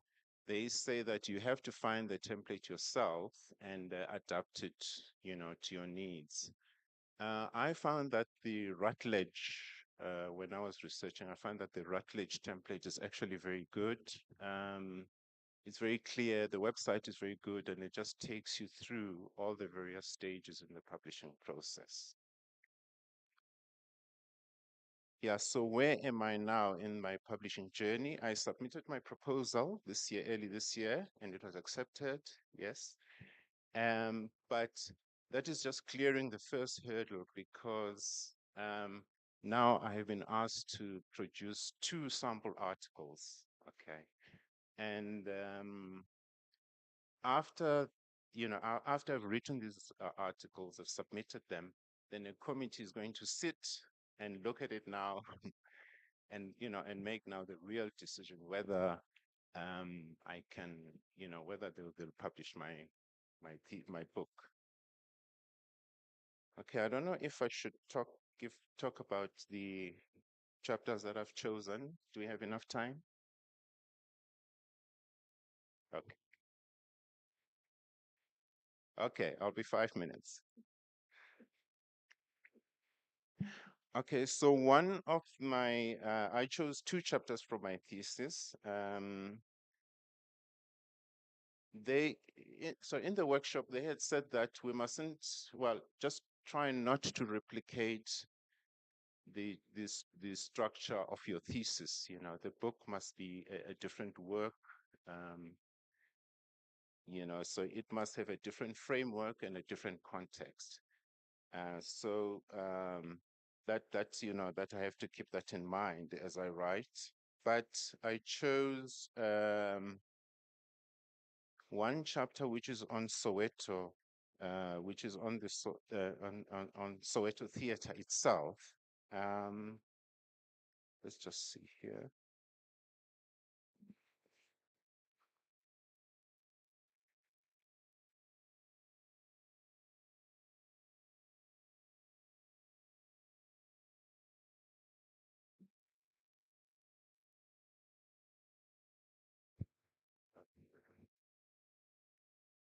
So the first chapter looks at the socio-political context in Soweto via these headings: transport, schooling, infrastructure, influx of immigrants, and ideological beliefs in Soweto.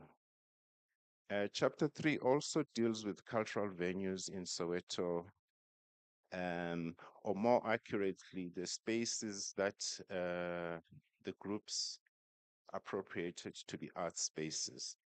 Perhaps I can just show you a few of just one. Where am I?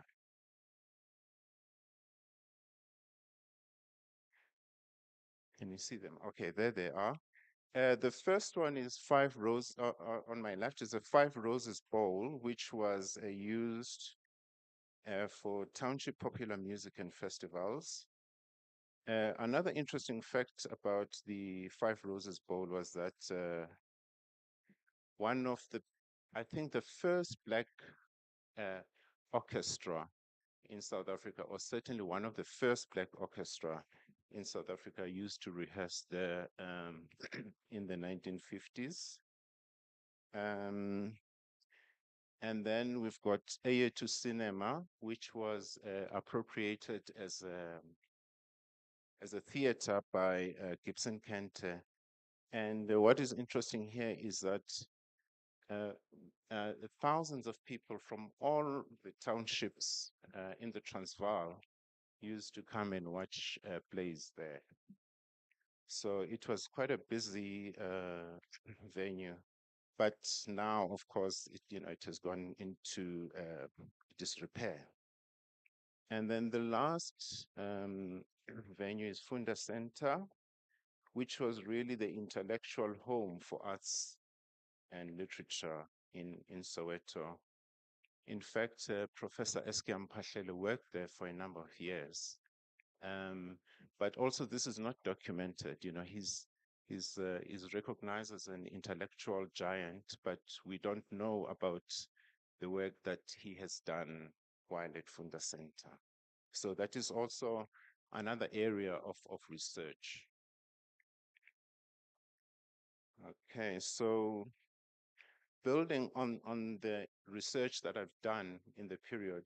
So I'm going to, for the book, I'm going to update it and talk about, the recent developments in Soweto, because there's been the building of a new theater. For the first time ever in 2012, the Soweto Theater was built. And then there's also an area called Jabulani, which is being developed as an art space in Soweto. And this art space was actually a highly contested politically between the United Democratic Front and the Inkatha Freedom Party during the 1980s. Okay, so that is the first sample chapter.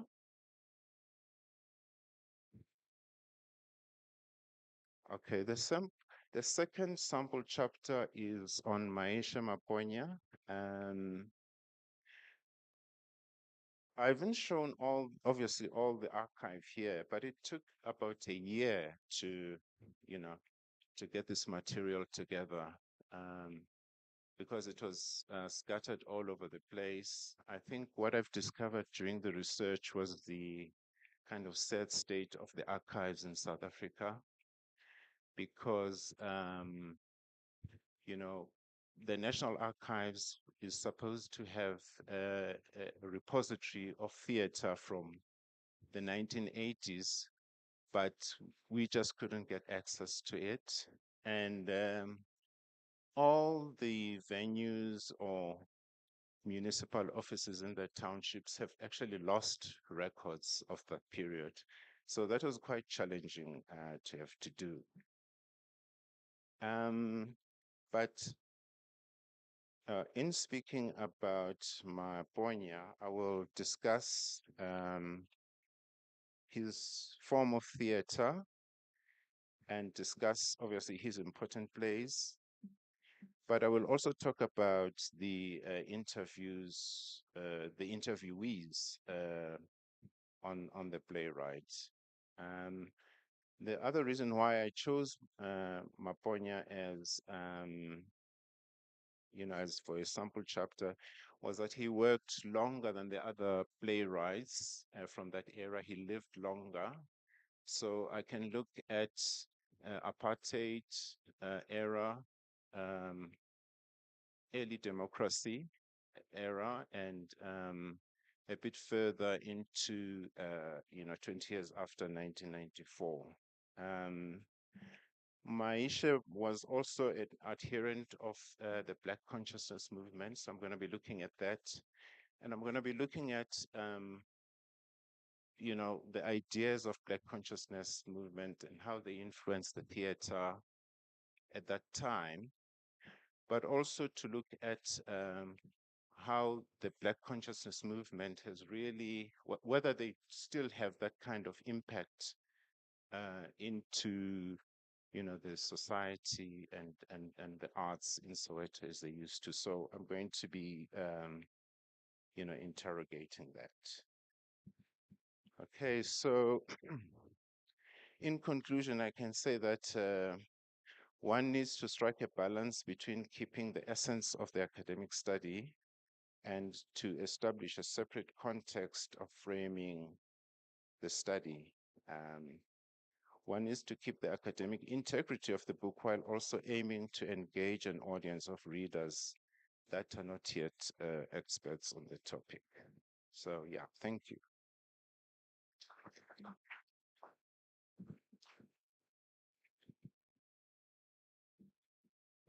Thank you, Dr. Ngawa. Thank you so much for your contribution. And there's a wonderful work that reminds us of our history, and it's part of us. We need to acknowledge and embrace it. I think I'm just going to allow 10 minutes for the three speakers from the Department of Africans and Literature. Any questions? Any comments? If we don't have questions, we can just comment to say, wow, what a beautiful work that has been done. Okay. Thank you very much. Thank you, Dr. Klaba. You just took me many years back. You know, I'm Sowetan, and I wish I could read your thesis because it would speak a lot to me. What I lived, you know, as a Sowetan girl. I just want to find out when you projected a year two, the Mfulo Bowl and the other one, Kunda Center. I was hoping to also see the Donaldson Center in Orlando East because I remember as a little girl, I would pass there and want to go inside the hall, the closest, to just see the practice, the you know, the build up towards the final product of a piece of theater. You know, we would see so many people, you know, the celebrities of the time, you know, and want to go in there. I think that place also needs to be acknowledged when it comes to theater in Soweto, even if I'm not quite sure whether the final works were performed there. But I know for a fact that Gibson Kent would uh, rehearse there, you know, and also what do you call those things where you find actors that auditions? He would do auditions there. He would do their rehearsals. So maybe I don't know at what point would you be kind to just acknowledge that place? It's part of us. Thank you. I think he will respond. Well, thank you so much for the question.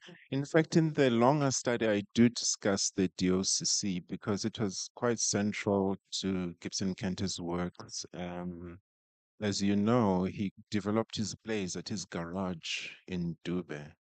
So his actors would sleep, you know, sort of in the back rooms, and then once he was rehearsing in the garage, and once they were ready, then they go and practice at the DOCC now to get ready for the stage. So I certainly do talk about the DOCC. Yeah.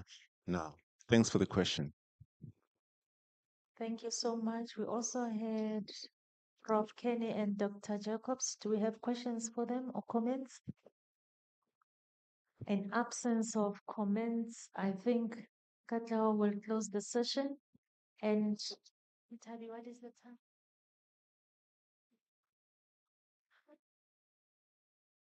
Okay, it's 12:30. Can colleagues agree to go for lunch for 45 minutes instead of a full hour? Can we just come back around 1:15 so that we continue with our program and so that we finish and go back to offices or go back home around 3 or 3:30? Can we do that, colleagues? We are not that many. I think 45 minutes will work for all of us to dish up and sit and eat. Thank you so much, colleagues. Can we gather back around 13:15? Thank you so much.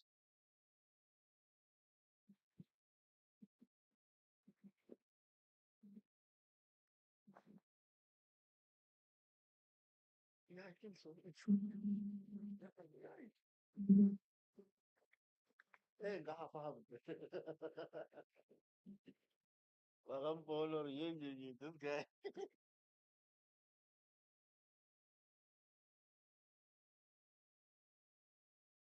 Oh, I'm told that our lunch is served next door. Z Matthew. ZK Matthew. Yes.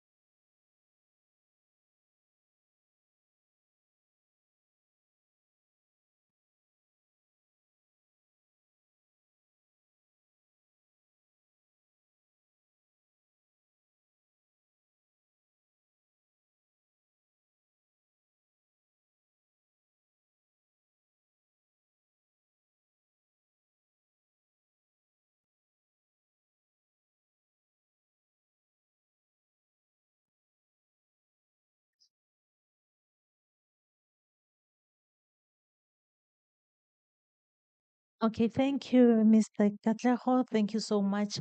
Colleagues, can we just continue with our program? We are having our guest presenter today who's going to present a theoretical framework. Her name is Professor Sylvia Pendler. She's going to share whatever she's having with us for about 2 hours. Who is this lady who's going to present this topic this afternoon? She is a manager in work integrated learning in the Faculty of Education in University of Free State.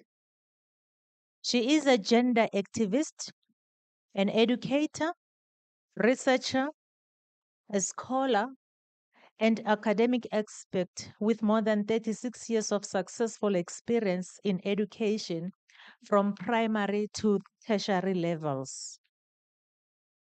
She won the Fulbright Scholarship, which enabled her to study and complete her PhD studies at Michigan State University in USA in 2000. She's also a recipient of several other scholarships and awards, including the World Bank Scholarship, the Margaret McNamara Fund. She completed her PhD in December 2000, and Professor Jonathan Johnson recruited her to join the University of Pretoria to help transform the Faculty of Education, which was then 95% Afrikaner. In 2003, she became the founding director of UNESCO International Institute Capacity Building in Africa, a note at UP. In 2007, she was headhunted as a full professor by the University of Venda, where she was assigned to build a research culture in the School of Education. A coach, a mentor, and assist. I think is to coach and mentor and assist junior lecturers who were facing difficulties in completing their master's and doctoral studies. She later headed the School of Education as a dean until April 2012. To highlight a few of her accolades, she completed her PhD with magna cum laude, including a master and a certificate in higher education leadership and management from Wits University. She also became a president of Association of African Women, AAW, at Michigan State University from 1998 to the year 2000. She was also a president of Convocation, the first and the only woman in 23 years at the University of Venda. That was in 2005 to 2007. She was a member of leadership organs at the University of Venda from 2005 to 2012. Also an executive member and a member of council, a member of Senate, and a member of EEF. She was an editor-in-chief of a Journal of Educational Studies from 2009 to 2012 April.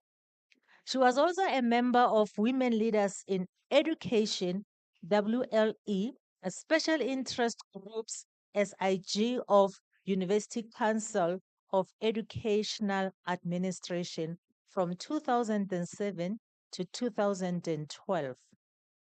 As a scholar, a researcher, and an academic, Professor Pendler has been invited as a keynote presenter to 26 international and 8 national conferences. Can you give her a round of applause for that?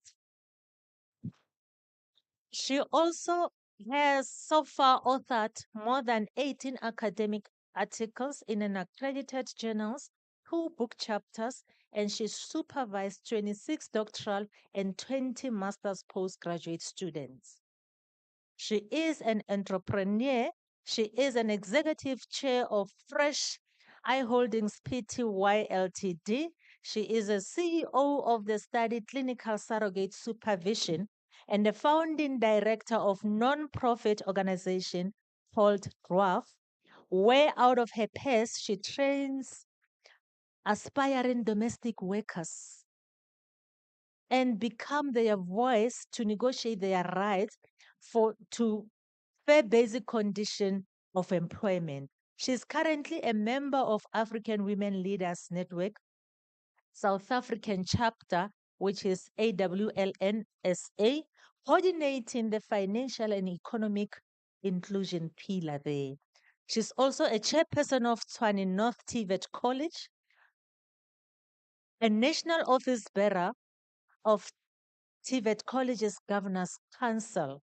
In addition, she is a director, researcher at Higher Education Transformation Network, also heading its journal as a chief editor of an African Journal in Education and Transformation. Lastly, this beautiful professor of ours, she's currently writing her 2 autograph books titled A Metaphor of Brave and A Metaphor of Umbogodo. Ladies and gentlemen, can you put your hands together as we welcome Professor Pendler to the podium as our guest speaker?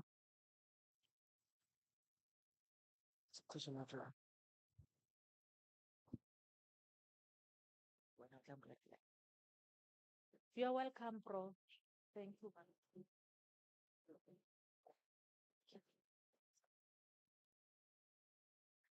Good afternoon. I can't believe that you were describing someone who looks like me. I'm really humbled and I really feel blessed and honored. And of course, very welcome to this research week and innovation at this institution. And again, I need to acknowledge Professor Azwe for always having that vote of confidence in me. Although you always give me very difficult tasks, like today, I mean, you asked me to talk about a very difficult task, which is a theoretical framework. But I promise you, I did my homework and I really prepared hard. So I hope you're not going to be disappointed. I know that. But I hope you are going to take notes because I really made it a serious task and I took it seriously. So I am definitely going to talk about serious stuff. I'm going to sit down because of my health. I have a sore foot and I won't be able to stand 2 hours. But I hope you won't mind. It's not out of disrespect. Thank you.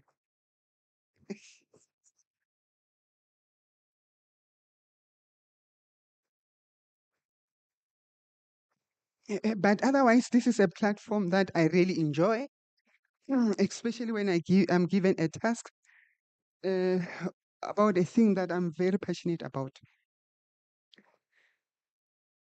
As an experienced supervisor, or maybe let me to correct one thing, Dr.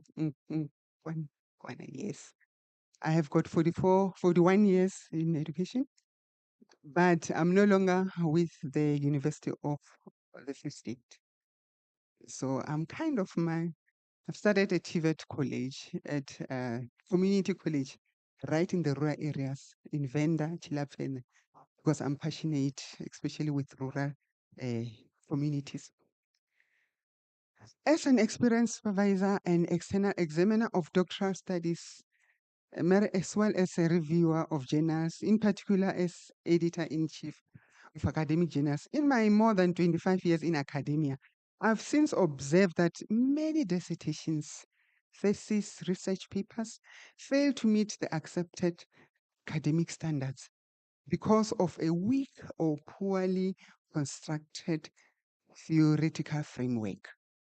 In most cases, to an extent that it's non-existent. I believe I share the same frustration as many supervisors and external examiners who are here today. So today I'm going to share my thoughts. These are my thoughts.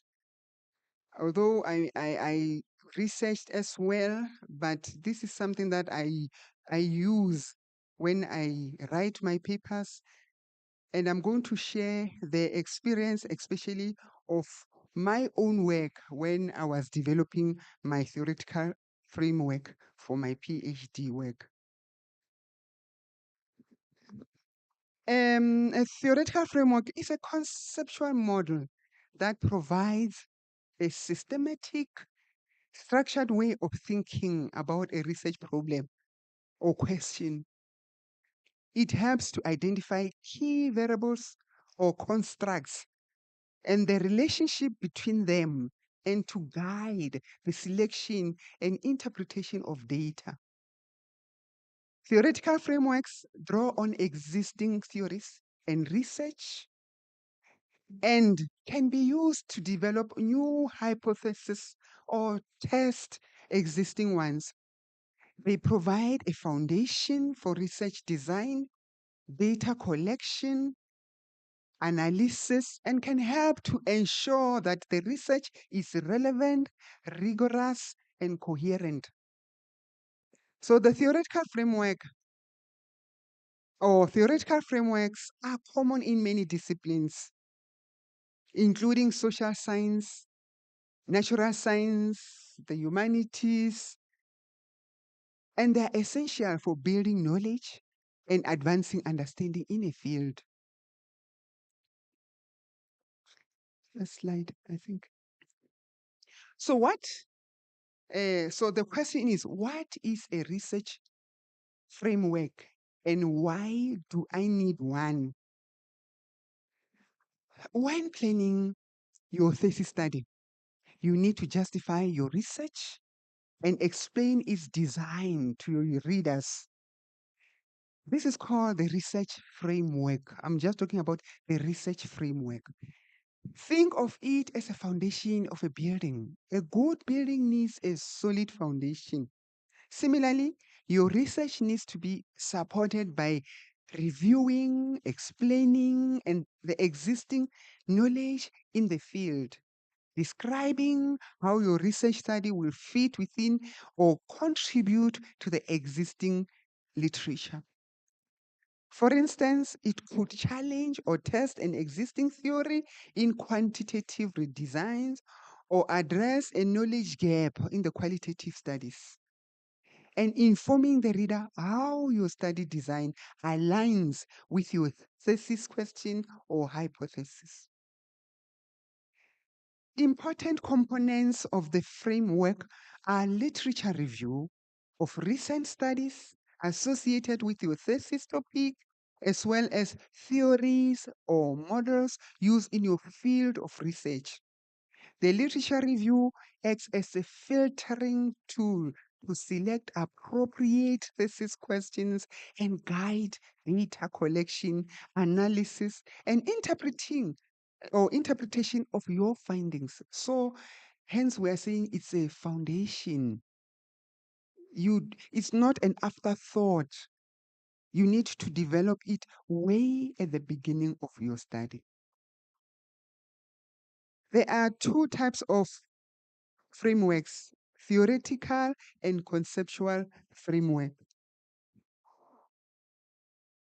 The term theoretical framework and conceptual framework are often and used interchangeably to mean the same thing.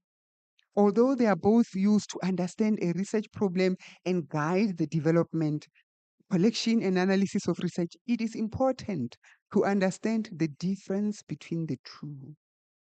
Let's start with theoretical framework. Theoretical framework provides a particular perspective or lens through which to examine a topic. There are many different lenses, such as psychological theories, social theories, organizational theories, economic theories, political theories, change theories. The list goes on. This may be used to define concepts and explain phenomena. Simply put, the theoretical framework is the core foundation of theory, and that will build your research, where you are going to build your research upon. So good research is developed by standing on the shoulders of the gurus in your field. It is extremely unlikely that your research topic will be completely novel or new, and that there will be absolutely no existing theory that relates to you. If that is the case, the most likely explanation is that you have not yet reviewed enough literature. So make sure that you take the time to review and understand the determining source, such as primary and secondary sources. So the well-known theoretical framework that I give as an example to my student is the Maslow theory. When I mention Maslow theory in the context of theoretical framework, I hear the moment and see the sparks in their eyes, because they understand, they have had some relationship with Maslow theory in their study. So they understand that is the only, the one theory out of many which they can use to understand their work. I will provide more examples in the next sessions. But for now, then, what is a conceptual framework? Conceptual framework includes one or more formal theories, in part or in whole. You are going to understand it better when I use my example, as well as other concepts and empirical finding from the literature. In normal cases, what I do, I look at the construct on a topic, the main construct, and then I develop my conceptual framework. From there, I read around those concepts. Then I discover maybe theoretical frameworks used by various gurus. So conceptual frameworks are commonly seen in the qualitative research, in the social and behavioral sciences, for example, because often one theory cannot fully address the phenomenon being studied. I will provide a good example to illustrate that. One theory cannot fully address the phenomenon being studied. A robust conceptual or theoretical framework is crucial when writing a thesis, dissertation, or even a research paper for a journal. It defines your research gap.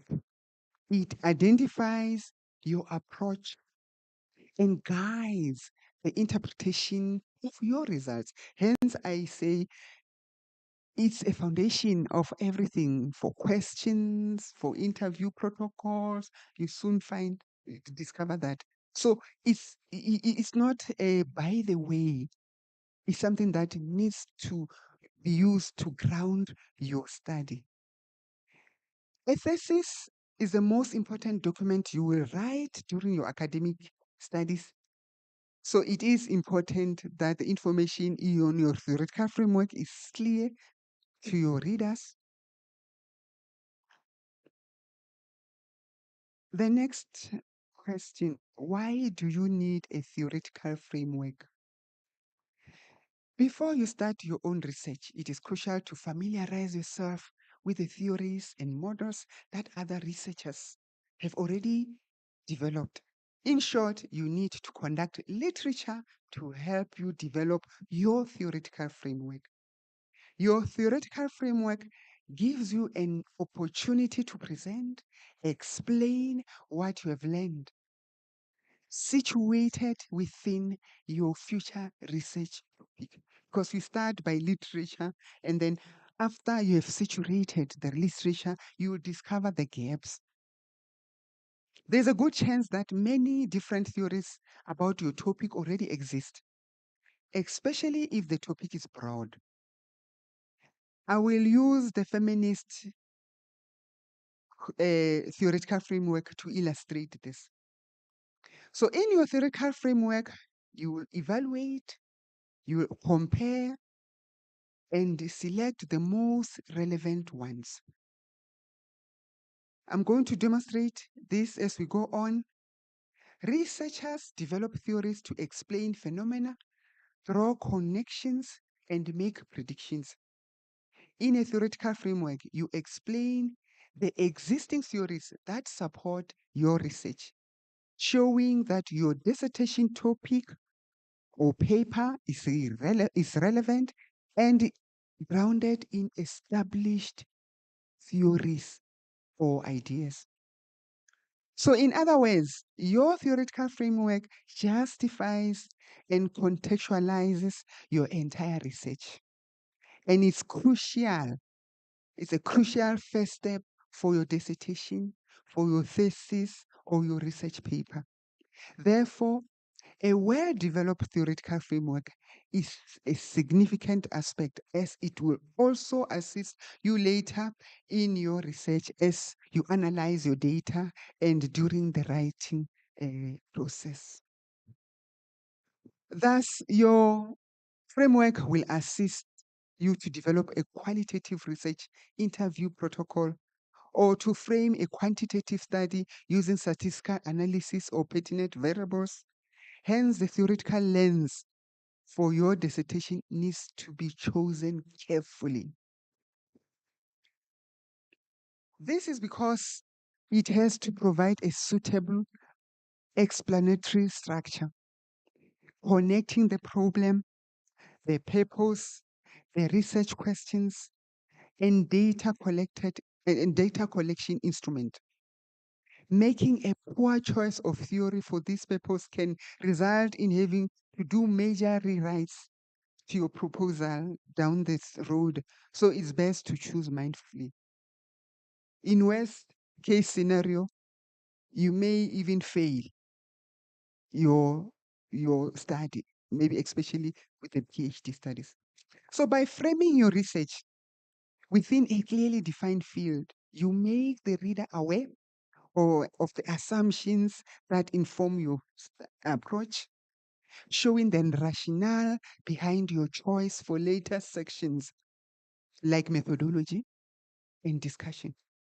So this part of your dissertation, thesis, or paper lays the foundation that will support your analysis, helping you interpret your results and making broader generalization. So even when you start answering your question, especially for doctorate, I mean both masters and doctorate students, you are going to go back to your theoretical framework because it's going to provide the link of different concepts.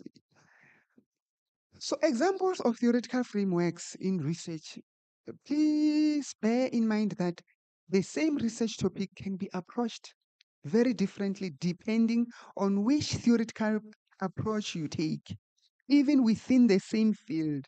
For example, in child psychology, developmental approach to psychosocial would involve different research methods and assumptions than cognitive development approach. So I gave you a few examples, 7 of child developmental theories. Of course, if you are using cognitive development, it will differ from psychosexual development, as well as differing from socio-culture development, behavioral, social learning theories, and attachment theory. I use this field as an example, but there are so many out there. So coming to feminism, which is the theoretical framework that I'm going to interrogate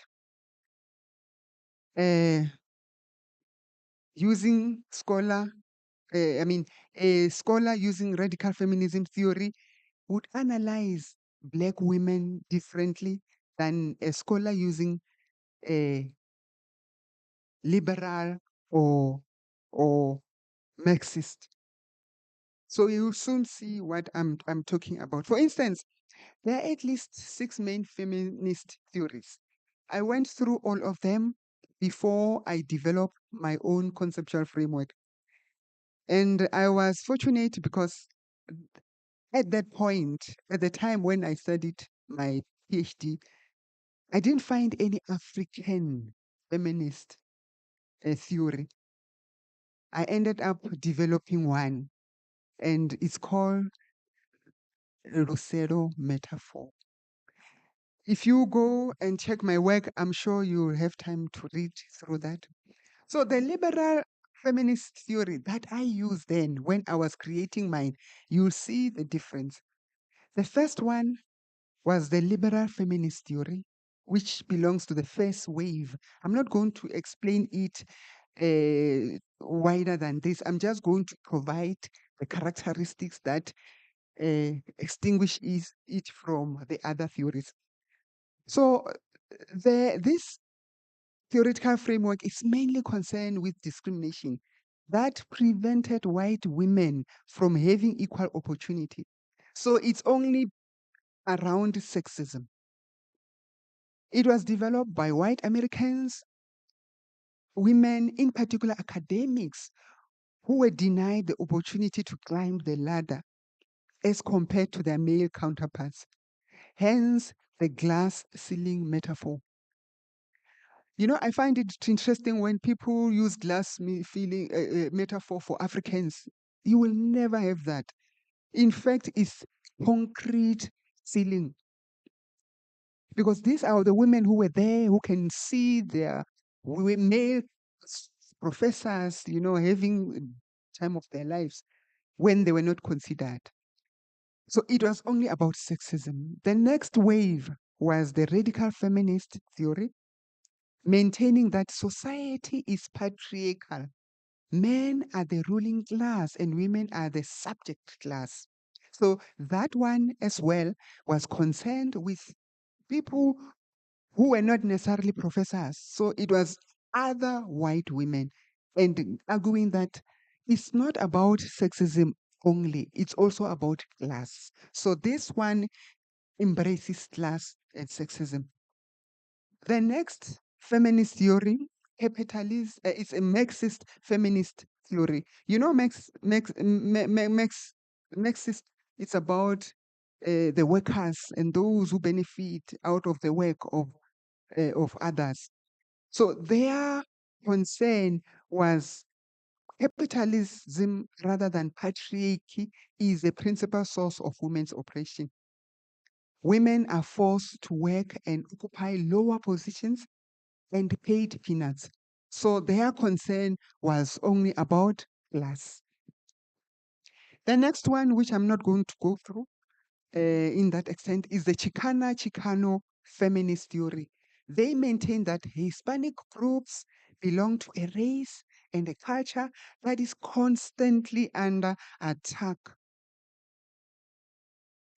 and construed as negative and inferior in comparison to the dominant American culture. So that's another a class, but they are concerned with culture and race. There is another theory, some people call themselves womanism theory, indicate that we are saying men are not the enemy, but the enemy is that based on the history and everyday experience of Black women, we experience sexism and race still. Now we come to that theory that I used, the Black feminist thought. This was developed by African American women. Black feminism is around race, is around gender, is around class discrimination, and all these aspects of the same system of hierarchy. And then which Bell Hooks, one of the feminist scholar, calls imperialist, white supremacist, capitalist patriarchy. So it is concerned with sexism, class, and race. So the last one on my list is what we call African feminism. This as well is defined differently across the African continent because women are oppressed and dominated by different constructs. For instance, if I give an example with not that I'm knowledgeable about that, when you look at Sudan and Ethiopia, they have that is it women, there is a mutilation of genitalia. Yes, it has that name. I forgot the name. So with them, it means it's going to be more than that. Maybe they may not even experience the race because it's only one race. They may experience the religion because it's as Islamic and the other religions. So hence, I find it difficult to define feminism using one construct. In South Africa, let me just quickly talk about it now. The one that I saw when I was studying, I discovered that I am not necessarily black or woman or of a particular class, but from another geographical area. If you are rural, you are discriminated more than those in the urban areas, isn't it? And then if you are from an informal settlement, it's geographical area. And of course, culture as well as ethnicity. If I give you my example when I was a young girl in Diepkloof, where I was born, I was, rust because I'm this dark complexion. And at the time, they will be calling me, hey, look at this Chongon girl. And then someone will clap me, a person who's a Zulu or another culture. So even today, we still have those constructs. They define who we are as women. You can agree with me or not. Like the domestic workers that I advocate for, we don't talk about them in this forum because they the element of class and also geography. Because where do let's see most domestic workers? In the townships and so forth. So that township is a geographical area that either give you power or deny you the power. In each of these cases, you would explain the theory you are using in order to support your interpretations, as I am now supporting my interpretations of what I understand by that African Black or African South African feminism. So your interpretations and explanation of the data you've collected, you will use your theoretical framework to explain. Now we come to the most important question. How do I write a theoretical framework? I'm going to use the following thesis title to create a theoretical framework. As I indicated that I'm going to use the work that I've done, and I think it's still relevant even today.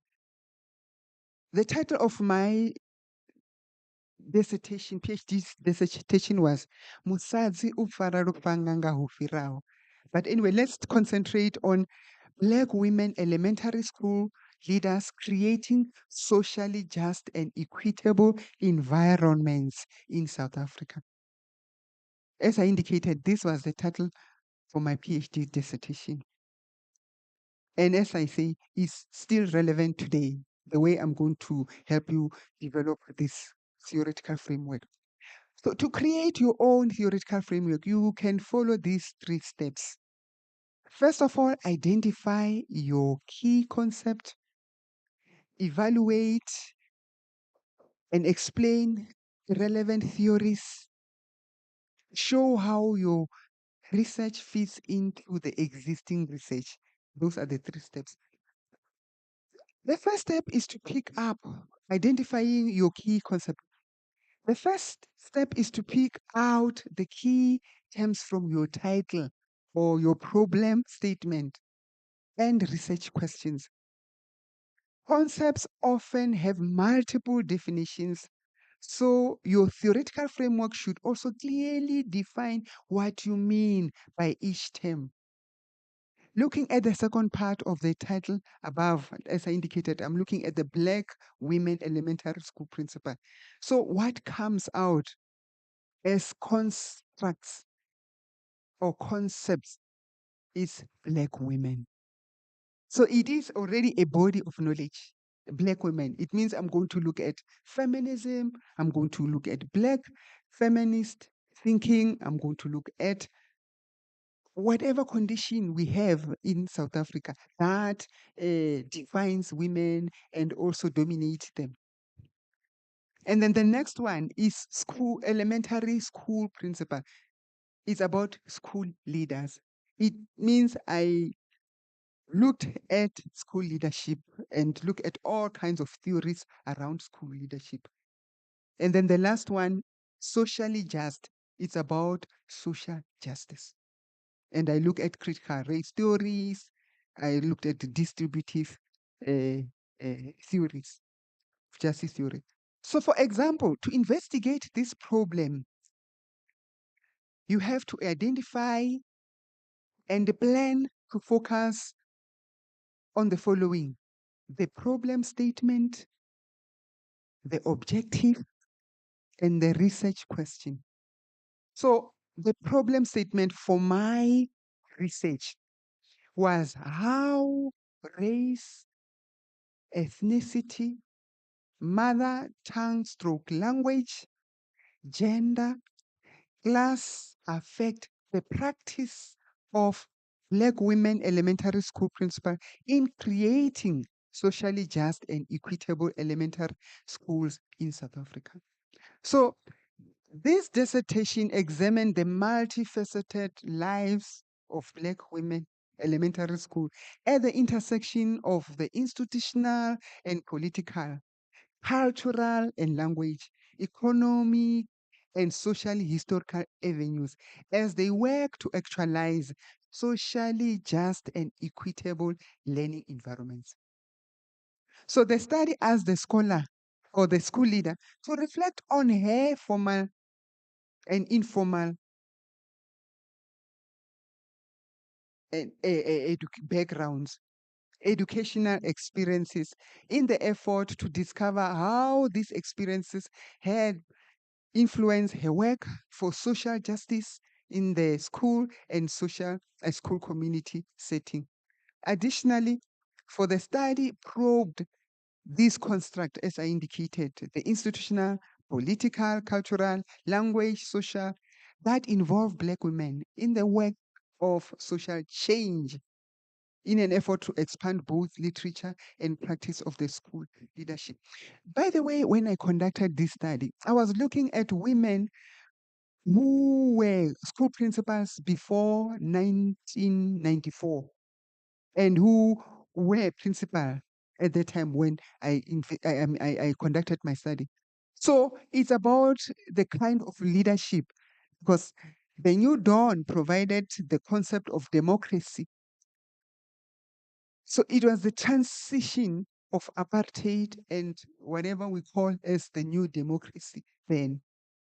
So there were so many constructs that helped me to weave this conceptual framework, because I was talking about the language, the geographical areas, and so forth.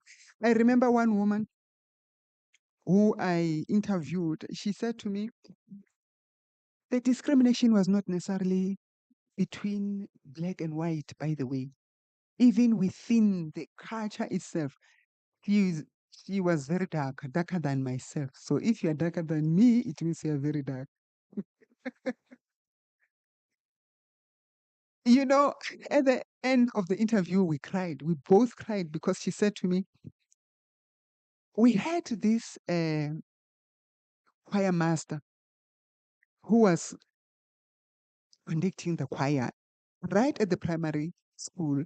She told me that I have got a beautiful voice, but she does not want to see my face. So she had to stand behind. Even now she has got a beautiful voice. She had to stand behind a light-skinned girl, you know. And this is an African, a Venda woman doing that to another, at that time, a child. So these things are there even today. So coming to the research question, the overarching question was, how do Black women elementary school principal in South Africa navigate across this institutional, political, and those constructs?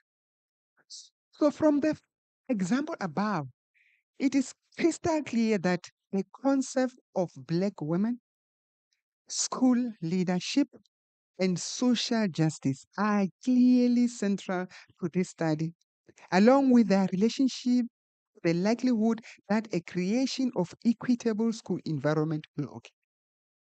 So I'm sure right now, wherever you are, your mind is clear. You are now seeing the light if at least you are revising that. That from any topic, whether it's a research paper, make sure that those constructs are they create your conceptual framework or theoretical framework. So therefore, your theoretical framework should define this concept and discuss theories about the relationship these constructs have. Somewhere in my work, I read, first of all, I looked at Black women and I went to school leadership and I went to social justice. And then I went further to look at the relationship between school leader, Black women and leadership. And I discovered that Black women are not considered leaders. So there was not much to get. And I know that from my own example. I was about 31 when I became a school principal of a primary school. And then this one parent came one day and said, I'm looking for the principal. And then I said, okay, sit down. I asked my secretary to make a cup of tea, and then I offered him a cup of tea. Then after that, he sat down, and then I sat on the other side. And I said, can I help you? And he said, I'm looking for the principal. Because I didn't look like a principal. They were looking for a male principal. So those things are still there. When I became just a doctor, my husband will introduce me as, oh, Dr. Pendler. But believe you me, the conversation will be between Dr. Pendler, who is my husband, while I'm standing there.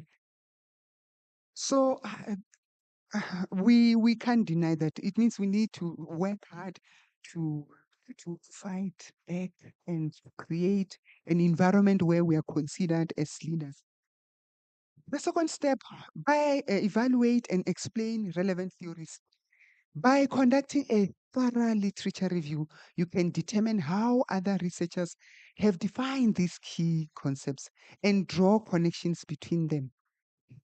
As you write your theoretical framework, your aim is to compare and critically evaluate the approach that different authors have taken. Because as a scholar, you are not going to regurgitate what others said. We need to hear your voice. So you need to compare and come up with the weakness that you have observed from these researchers. Being a guru, it doesn't necessarily mean that they know everything. You will definitely find some gap somewhere. So, for example, to understand Black women as experience as an exceptional group, I developed a conceptual framework from the two theories. So let me just give you an example of only two. I mean, the Black feminist, not necessarily about the leadership and the social justice. I conducted a thorough literature review. For instance, Patricia Hill Collins, who's one of the fundamental feminists, argues that race, class, and gender are interlocking categories of analysis that together cultivate profound differences in our personal biographies as Black women. It is the entire relationship of race, class, and gender that frames the context of power and privilege. Contexts such as social, cultural, and political. On the other hand, the other theorist, Bell Hooks, provides a supporting view in the adoption of the both and view of race, class, and gender. By the way, I gave you an example that with the radical feminist is class or sex. So those were the only two things. For them is they or, but for black women is both and. So it's about being a woman, being black, being a certain class, being a certain ethnic group, being and so forth. So it's the and both. So, but then you can only find that if you interrogate your literature. As indicated above, by conducting a thorough literature review, you can determine how other researchers have defined these key concepts and draw connections between them. As you write your theoretical framework, your aim is to compare and critically evaluate the approaches that different authors have taken for.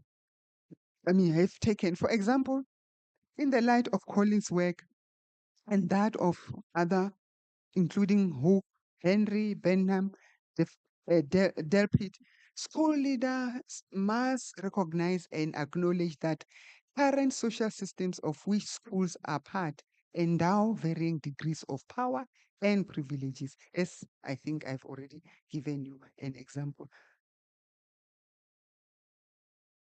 So along these lines, after discussing different models and theories, as done in the two examples, you can establish the definition that best fit your research and justify why.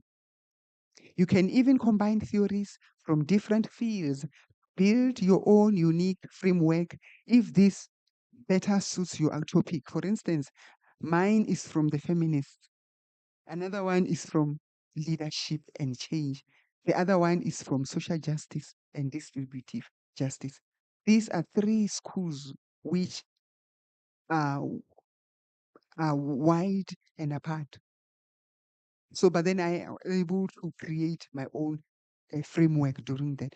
Because my study was about Black South African women leaders, although other feminist theories provided the foundation, however, my study however, theirs was inadequate. What assisted me was the Black feminist, which moved away from the either or and adopt the both and approach. So for South African women, the intricacy of the interlocking of more constructs, as I indicated, including geography, origins, others, it creates interwoven layers and layers of oppression and domination. Hence, I created the theoretical framework of Russello metaphor. Unfortunately, I don't have sufficient time to present this at this platform. However, you may search, you may find it online. If you just go Tiziambi Pendler, definitely something will pop out. Nonetheless, make sure to mention briefly each of the most important theories related to your key concepts. If there is a well-established theory that you do not want to apply to your own research, explain why it's not suitable for your purpose. Just like the liberal and radical feminists, as I discussed above, I found that they are not relevant to my study. So note, a literature review and a theoretical framework are not the same thing and cannot be used interchangeably. A theoretical framework describes the theoretical underpinning of your work, while a literature review critically evaluates sources relating to your topic. The third step, show how your research fits into the existing research. Apart from summarizing and discussing existing theories. Your theoretical framework should show how your project will make use of these ideas and take them a step further. You might aim to do one or of the following. You might want to test a theory previously unexamined, use a theory as a basis for interpreting your results, or critique or challenge a theory, or combine different theories in a new or unique way, which is what I did with my research study. So, for instance, this study, as I indicated, paid attention to so many constructs. So, thus, 3 theoretical framework informed my research. I had the following theoretical frameworks: Black feminists, together with critical race theories; school leadership, together with change theories, because we were talking about women who were principal before and during the new era; organizational theory; and distributive justice theories. So, in other words, I had about 6 theories there. Hence, my study was well grounded. I'm afraid I don't want to blow my own trumpet, but I received an award for my dissertation. At the time, I got about $3,000. It's about working hard. And when you are part of that study, it's so natural. You live it, you breathe it, you sweat. You every day is a new day. You want to do more around that study. Yes, even if when you write a paper which has meaning and which will give meaning to others, you won't sleep until you are done, and that application definitely will be accepted. Structuring your theoretical framework. A theoretical framework can sometimes be integrated into a literature review chapter, but it can also be included as on its own chapter or section in your dissertation. Mine was just a section in my dissertation. As a rule of thumb, if your research involves dealing with a lot of complex theories, it's an innovative idea to include a separate theoretical framework chapter. I think I had one like that, yes, because I was talking about political power and a lot of things. So there are no fixed rules for structuring your theoretical framework, but it is best to double check with your department or institution to make sure that they accept these guidelines. The most important thing is to create a clear, logical structure. There are a few ways to do this. Draw on your research question, structuring each section around a question or a key concept. So I'm just going to read through these questions, but I'm sure you will realize that each and every one of them is centered about those 3 areas or those conceptual frameworks. The first one was, how does or has each woman addressed obstacle, both personal and professional? How does or has each woman confronted political, cultural, economic, and social arena? It's about women. It's feminism. How does each woman address tension between leadership for transformation versus organizational structure? Human relations, different language texts, different political stress, and symbolic cultural differences. It's about combination of the constructs and leadership theories. And then the third one, how does each woman define meaning of working for social justice? How has she worked for social justice in both the apartheid South Africa and the new South Africa?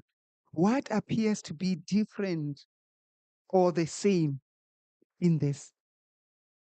Quickly, When I went out there, I thought women were going to say, you know what, I was discriminated because I'm black, blah, blah, blah. I was shocked when it came that most women, I went to Diepkloof, by the way, my home, Midlands, my mom's home. Yeah, I think the two townships. One woman said, I was discriminated because I'm a widow. My husband passed away. And that discrimination, not necessarily from communities, but from the church. So, hence, I'm saying there are so many things that we can talk about that relates to who we are as women. I was very surprised when when I was still working at the University of Pretoria. I had a white colleague. We used to go to these sessions because we had block sessions. We would go to Cape Town and KwaZulu Natal and so forth. She told me that you won't believe it because I was just talking about my study and my experience. She said, I'm a white woman. I'm unmarried. I don't have kids. Because I don't belong to a husband, then I'm discriminated. I'm not taken serious. So it's not about black women. It's most women or most of us as women. She was discriminated by virtue of not being married or belong to a man, a particular man. So it's very interesting when you look at this and you can create another conceptual framework around these issues. So the last one was, how does their work inform and challenge the landscape of the social responsibility of leadership practice? So in other words, you can see those constructs. You can see the conceptual framework in the questions themselves, and definitely even in the interview protocol. Definitely, you're going to talk about that. So frequently asked questions. What is the difference between a conceptual framework and a theoretical framework? While a theoretical framework describes the theoretical underpinnings of your work based on existing research, a conceptual framework allows you to draw your own conclusions, mapping out the variables or constructs you may use in your study and the interplay between them. I think I've demonstrated that. What is the difference between literature review and theoretical framework? A literature review and a theoretical framework are not the same thing and cannot be used interchangeably, as I indicated. While a theoretical framework describes the theoretical underpinning of your work, a literature review critically evaluates existing research relating to your topic. You will need both in your dissertation. In conclusion, a robust conceptual or theoretical framework is crucial when writing a thesis, a dissertation, or a research paper. It defines your research gap, identifies your approach, and guides the interpretation of your results, as I've already demonstrated. A thesis is the most important document you will write in your academic. In fact, it's called terminal degree. PhD is called a terminal degree. It means there's no other degree that you're going to get beyond your PhD. So when you study, go out with passion. Talk about it even after 10 years. I'm talking about mine even after 22 years. And it's still relevant. It is important that the information in your theoretical framework is clear for your readers. Make sure to ask a friend to read this section for you or use a professional proofreading service.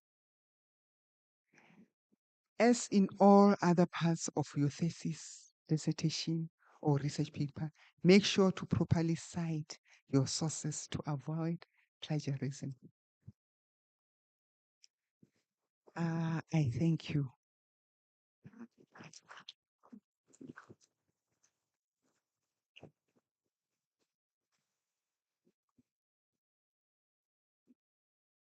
I'm open for questions.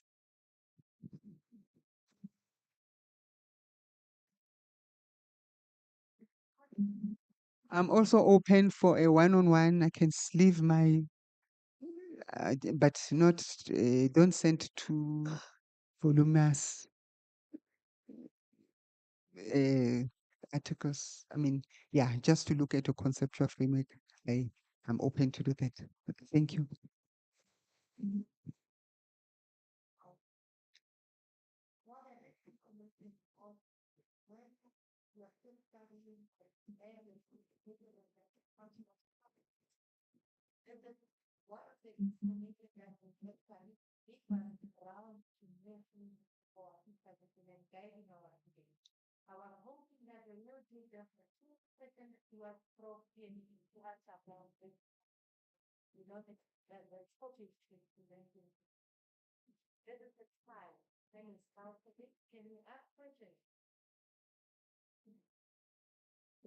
Okay. Thank you. I just want to say thank you, though I know that there will be somebody who will be thanking you. We, as UNISA, we are addressing catalytic niche area. I think people might have realized that in the morning, we were focusing mostly on fourth industrial revolution. And now this session, who can guess which catalytic niche area are we focusing on? A person will win who will respond to this.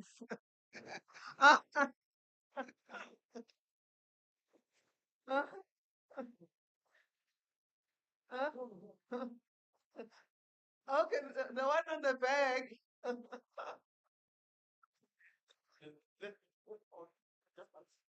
You can answer from there. Which one? Yes. So, yes, because our catalytic niche area number 9 is feminist, womanism, and Wusad. So we did this intentionally because I know her theoretical framework and issues of decolonization. Because when she's bringing her one on Lucero, so you can read the existing ones and frame your own. Like when we talk about Busadi, that one was framed by Professor Masinya. So you look at what is existing, the gaps, and come up with yours.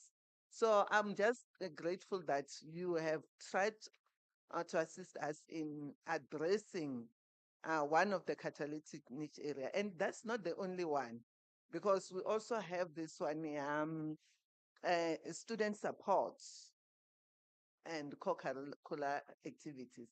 I think by doing that, we have supported the students, ne? Didn't you? So we're winning. Thank you. Supported.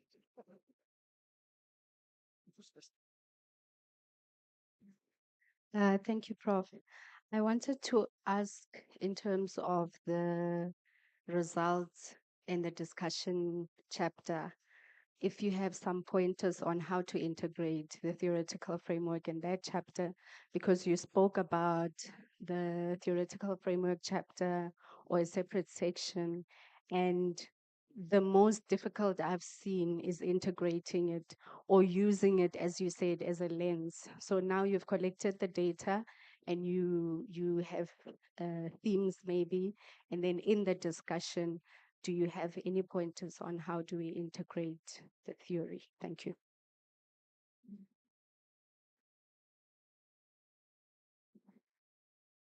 I can respond. First of all, your questions already, like the ones that are indicated here, they have that part which reflect your theoretical framework. So when you go out, like when I went out and find out that it was not necessarily race, it was also about ethnicity. And I didn't find any work around ethnicity as a an oppressive lens. So I was able to say, these are the findings. This woman indicated that she was oppressed by virtue of being a Tsonga woman or a Xhosa woman, while the literature is silent on that. So I used my conceptual framework that what I've discovered from the literature review is that, and then it gave me an opportunity to identify the gap in the literature. Did I answer you?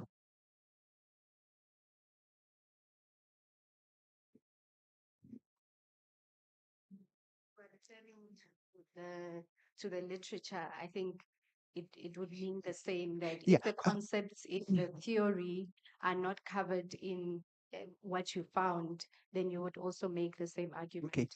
Maybe let me walk you through how you respond to the last part of a research. First of all, you present, you have your proposal, chapter 1. You have chapter 2, which is literature review in most cases. Then you have your methodology chapter. You have the part where you talk about the findings. So after those findings, you are just saying how many women said that and that and that and that. That's not the end. The most important part is when now you are saying these women whom you studied said this, but the literature is saying this. Therefore, the example that I gave you, there is a gap. So at least now you're saying there is a gap of some kind. So when I use my conceptual framework of feminism and critical race theory and leadership and I discovered that there was not even one literature on geographical area, literature on segregation at the time, that as women, we were also oppressed based on segregating policies. So on my Lucero metaphor, I don't know if you know what is Lucero. Lucero is that tray, woven tray, African woven tray, to sieve. Ne? So when you look at the core, the center, I see that center as a woman, a black woman, right in the center, and there are these other layers which are woven around her. And for you to break one, you won't break everyone. Just one, you will still be oppressed by your mother, your grandmother, because they will tell you, you are mosadi, tshwara thipa ka bohaleng. Ni mufumakazi, farani ludongo nga ufira. Akere. So hence the literature was not there around that. So I was able to create my own theoretical framework from the findings and the literature review and the gaps within the literature review. Are you answered? Thank you.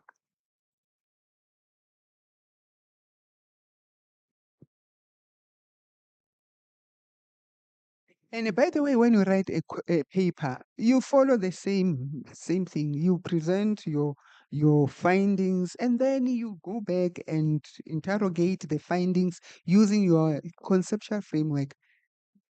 Of course, when you refer and use your sources from the literature, but basically you will be using the main construct on your framework.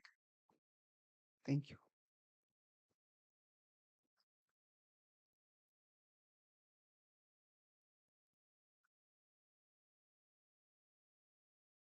Thank you. I just want to add to your question. When you have used, let's say, theoretical framework, you know the difference between theoretical framework and conceptual framework. So the theoretical framework which have used, it should still guide you even in your literature review. Some of those elements which are in theoretical framework, they can still be integrated in literature review. They can still be integrated when you are analyzing your data. Like with one of my paper, I was using linear theory of culture, care, and diversity. So I have to use it throughout, and also when it's talk about maybe the cultural changes. What do you do with practices in culture which are harmful? So based on my findings of whatever, I saw, okay, these are harmful culture, they need to be modified. So when you'll discuss about modification, how you did it with the findings, or even if you're going to develop a model, you still have to use it. And sometimes when you have just used a conceptual framework, it's mostly the concept which will lead you in discussing your studies. We'll still need to see them there. And mostly we find that if it was just concepts, when you finalize your study, you can see those gaps and still tighten your conclusion and your discussion throughout. The challenge which we're seeing is that you'll find in chapter 1, somebody will just say, I'm using feminist theory or humanist society. And person will describe everything, the elements and everything. And that's the dead of it. You no longer see it in chapter 2. Why did you bring it if you're not going to use it? So that theoretical framework needs to guide how you discuss your findings. So sometimes, especially for PhD, that's why for masters, sometimes we're not so critical whether you have it or not. But for PhD, when you come to a last chapter where we need to see your doctorateness, we need to see what have you seen maybe as a gap of that theory and what have you come up with. So you may come up, finally you might modify that. That's why you are seeing so many feminists. So one was looking at one feminism and see, oh, the gap. Now you come with your own, and you come with your own, you come with your own. So you use that as your lens and also guiding you to thrive and also checking the gaps and coming up with something new. Is it answering your question? Okay.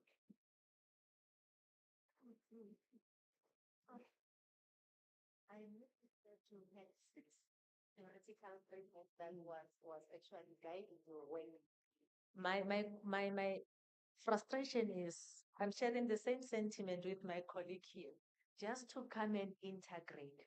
However, this is just a personal question. What is your view in terms of the number of theoretical frameworks for PhD students? You know what? It depends on the question.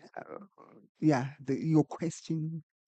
But if you were looking at my question with all those constructs, there was no way that I would use one. Not at all. Hence, I found myself clumping theoretical frameworks. But then I worked in such a way that I was able to use them as a lens. It's like a goggles, it's a tinted goggles. And then when I see something to do with women oppression, then I know that the Black feminism has those elements of race, sexism, and class. Then definitely we know even with leadership, there is that element of woman, because if you're a woman, then you are not necessarily the leader. And when you go back to critical race theories, you have the elements of race and political, cultural, and social, and so forth. So you are able to look at a problem and uh, be able to provide or see the gaps. But at a master's level, as Prof. Azu indicated, we normally, encourage my students to use conceptual framework, not theoretical framework. So with conceptual framework, my guideline or rule of the thumb is that you are going to present this one concept. Let's say you're talking about theories, leadership. You're going to look at the most recent or the famous guru on that area and maybe use three of them to define or your leadership. And then let's say I was talking about school leadership and total quality management. That was my topic for my master's. So I define leadership, and then I define TQM. But then if maybe you're saying rural school principals, you are already identifying them. You are not talking about just principals or rural schools. It means you are now going to define ruralness. By rural, what do you mean? You have issues of poverty, which is class. You also have issues of maybe ethnicity, because the one in the KwaZulu Natal, deep KwaZulu Natal, maybe may not necessarily have access to uh, infrastructure and other things compared to a school in Kwamashu and so forth. So, yeah, for masters, at least the concepts themselves, as long as you are going to use at least three, scholars define one concept, then at least it's acceptable. But at PhD level, really, you are grounding. You are supposed to ground a theory. You need to come up with a solution to a problem. If your study is silent, definitely you are not contributing to new knowledge. Thanks. Thank you, Prof.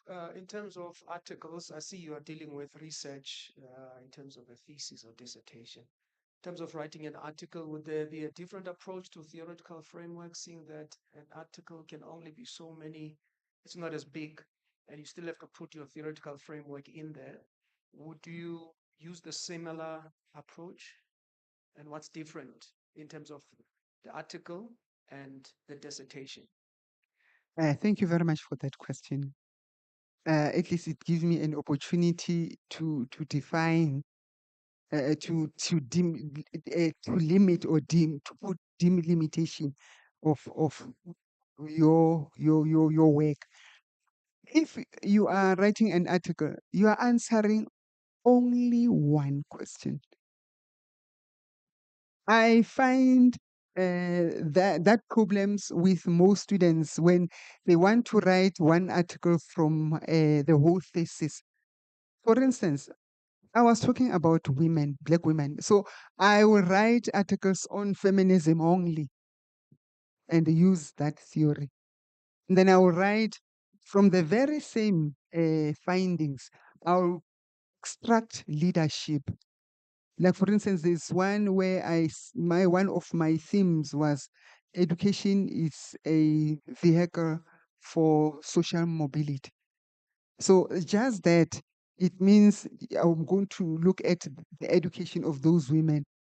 And social mobility, it's about social justice as well. So it means I'll use that part only.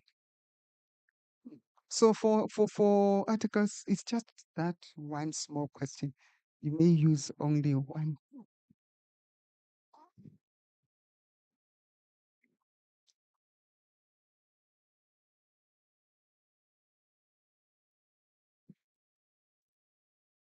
Thank you very much, Prof. But what happens if Dr. Leonard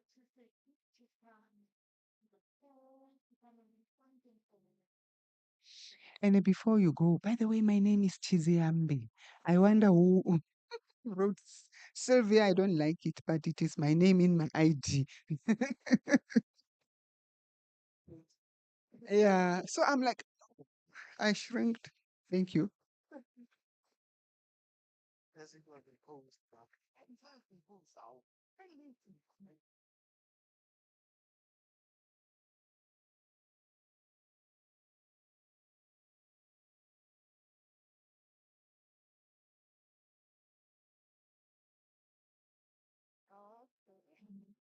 Okay, thank you, colleagues. I called Dr. Vuyolo to here to come and present a gift to Prof. Kendla here. I'm not sure, Prof. Do you want to take pic with Prof. Azwi? So come. This is for you, Prof. Thank you so much. It might not be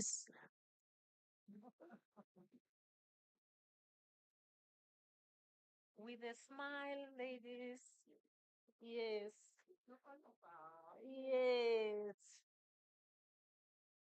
Just a token of appreciation, Prof, for sharing so much with us as Unisons. We really appreciate your presence here. I call, but it's going to make a difference. Yeah. Thank you so much.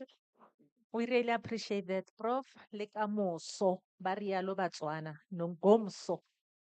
Thank you, Dr. Fuyo. Can you please come in and do vote of thanks? You know, I have this word by John Kennedy to say, as we express our gratitude, we must never forget that the highest appreciation is not to utter words, but to live by them. Thank you, colleague. Okay. Colleagues, thank you so much for, remaining with us the rest of the day. I know it's been a very long day, but it's also been a very rich day, hasn't it? So mine is very, very, very short. In Xhosa to say thank you, simply to say engos, and that's it. You're done. You've done all the work. But as it is the culture within our college, I'm going to mention everybody and the contribution that they've made towards this day, and uh, share our appreciation as a college. First of all, I really do want to extend a huge word of gratitude from the CHS, to our program director, Dr. Naomi Ngoane. We are so appreciative of the work that you've done here today. You have kept the program running. For a moment, we thought we were going to be an hour and a half late, but somehow you were able to rein it in, and that is truly a master of ceremony, as they usually say. Thank you so much for the work that you've done. Secondly, of course, our matriarch, Prof. Azwi Hangwisi Mabandu Mutsusi, who is here with us. Thank you for welcoming us, and being a mother as you are in the CHS, and informing these people who are here today that they are much welcome in the CHS, particularly for reminding us of the importance of naming and getting names correct, right? As a naming fanatic myself, I am very happy when somebody reminds me, this is how you pronounce my name. This is how you say it, because we are a very language rich country. It's important for us to take care of those very minor, we may think are minor, but are actually mean quite a lot. So thank you for reminding us to take care of those little things. And then straight into the program, we were taken to tech studies there by psychology. There was a moment I was like, wait, where are we? What is this now? What's the chat? What chat is this now? We ended up in some chats. We were in some artificial intelligence situations. There were black screens. I was so confused, but thank you for that. To our two colleagues, Dr. Kyle Bester, who is in absentia at the moment, as well as Mr. Harold Ngongwane. We appreciate everything that you have done here for us. Dr. Bester reminded us that 4IR is a convergence of technologies that revolutionize the way that we live and work. And how come we are always so confused about what this means? And he just came and he just shwabatela in a moment, and we all got it. It's insane. And then, of course, Mr. Harold Ngongwane, as he was speaking about this chat situation, I was like, wait a minute, as a decolonial scholar, what's going on here? Are we regressing? Whose chat GPT is it? Whose philosophy and epistemology is it going to impart? When we speak of this chat GPT having human-like capabilities, who is this human? isn't it, in decolonial scholarship, we're trying to unpack this idea of this human, right? Is Chat GPT here to enforce the white Western man just one more time? Well, that's something for you to maybe think about. Of course, I said I don't know anything, but I'm just saying, like, I'm thinking out loud with you. And then, of course, we had our colleagues from UNISA Press, Ms. Peterse, as well as Mr. Motala. We appreciate everything that they have enlightened upon us, Mhlanje. And then next, we then had Dr. Gwyneth Miller, who went into details regarding creative outputs and how you can register your work, your creative outputs as a research outputs. We appreciate that so much. Some of us are not so artistically blessed, and I'm always so jealous of artists. But she came up here and she told us how to do it and all the various steps that go into that. Next, similarly, was Dr. Inette Senecalon, who also was taking us through a journey of writing her book and how that gets registered as a creative output. We appreciate that so much. Professor Terence Carney went into linguistics and the intricacies of languages and how they can affect our lives. Let me tell you, I wanted to tell you a story of going into a coffee shop with my little sons. We get there, the barista asks me, so would you like a double or a single espresso? So I say single. My son goes into protective mode, says she is lying, she is married. He was utterly disgusted. You are sick. She is married. She is lying. So the intricacies of language and what they mean for the various people, right? And then, of course, Dr. Andile Taba, who is reminding us who we are, the history of our country, as painful as it is, little spots of light here and there. We appreciate his work for that. And then, lastly but never least, Professor Tidziambi Pendla, who has we have been treated. I will tell you that it has been a treat. We have been in a journey of Prof. Pendla's work in conversation with legends in the feminist movements, in the womanist movements, in the African feminism movements. Her work not only transcends what their work has done, but it sits in our context, right? She has done what decolonial scholarship asks for, the idea of lived experiences in conversations with literature, with scholarship, in conversation with the rural, right? We have been treated. The questions you have asked today, she will be around maybe for 5 minutes, Nyana, outside, if you were unable to ask a question, just so that we can show appreciation for all the work that they have done. These are people that years to come, when we are old and gray, well, I'm already gray, but like when we're gray, when we're gray, then we can look back and say there are legends who walked. We are walking simply on their footsteps. Thank you so much, Prof. I love the name Tidziambi. I'm interested to know what it means. I love it so much.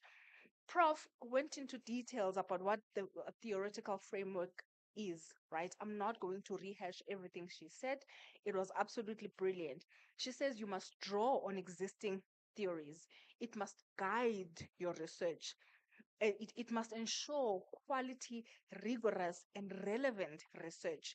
It must help to explain how your study advances knowledge and advances your area of research. She gave us plenty of examples, right? Even using her own work. It's insane. Well, not insane, but it's hard for scholars to actually, explain their work, put it in conversation, in competition with existing scholarship, and still do it so brilliantly. And you think, wait, was this done in Venda, in Soweto, in Tanzania, in Guguletu? It almost seems unreal, but it's real. There are people who've done it. We follow in their footsteps.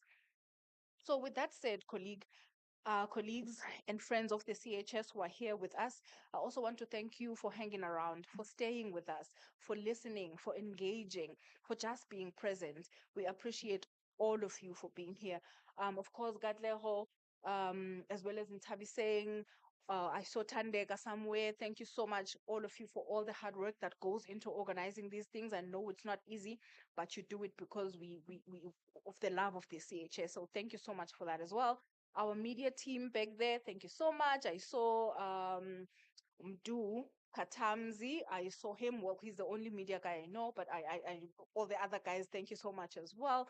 As we do in Black funerals, we thank those who cooked for us, who burnt over the stoves, to cook for us. Siyabulela, the food was absolutely amazing. Thank you so much. I want to plug our colleagues in the Department of Languages, Linguistics and Modern Languages, who have created a most wonderful multilingual proverbs dictionary.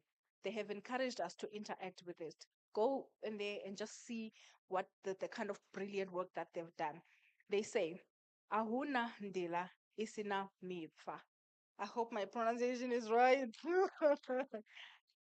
And that means there is no path without thorns.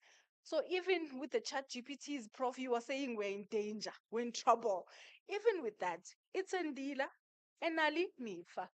But we're okay. We're going to navigate all of these challenges and come through the other side. I'm plugging these colleagues. Go check out the dictionary. It is online. It's on the UNISA website. You just go in there and you say UNISA Multilingual Proverbs Dictionary. It is done now in Chivenda, in Chitsonga, in Sipedi, and English. You can get all the wonderful proverbs that they have gathered for many, many years. I want to also thank the colleagues as well, Dr. Napiadi Litsualo, who was working on that as well. So thank you so much, colleagues. Thank you for being here. Let's go outside, mingle, chat, get to know each other, collaborate, do the CHS thing, man. You know how we do. Thank you so much, colleagues. I'll see you outside.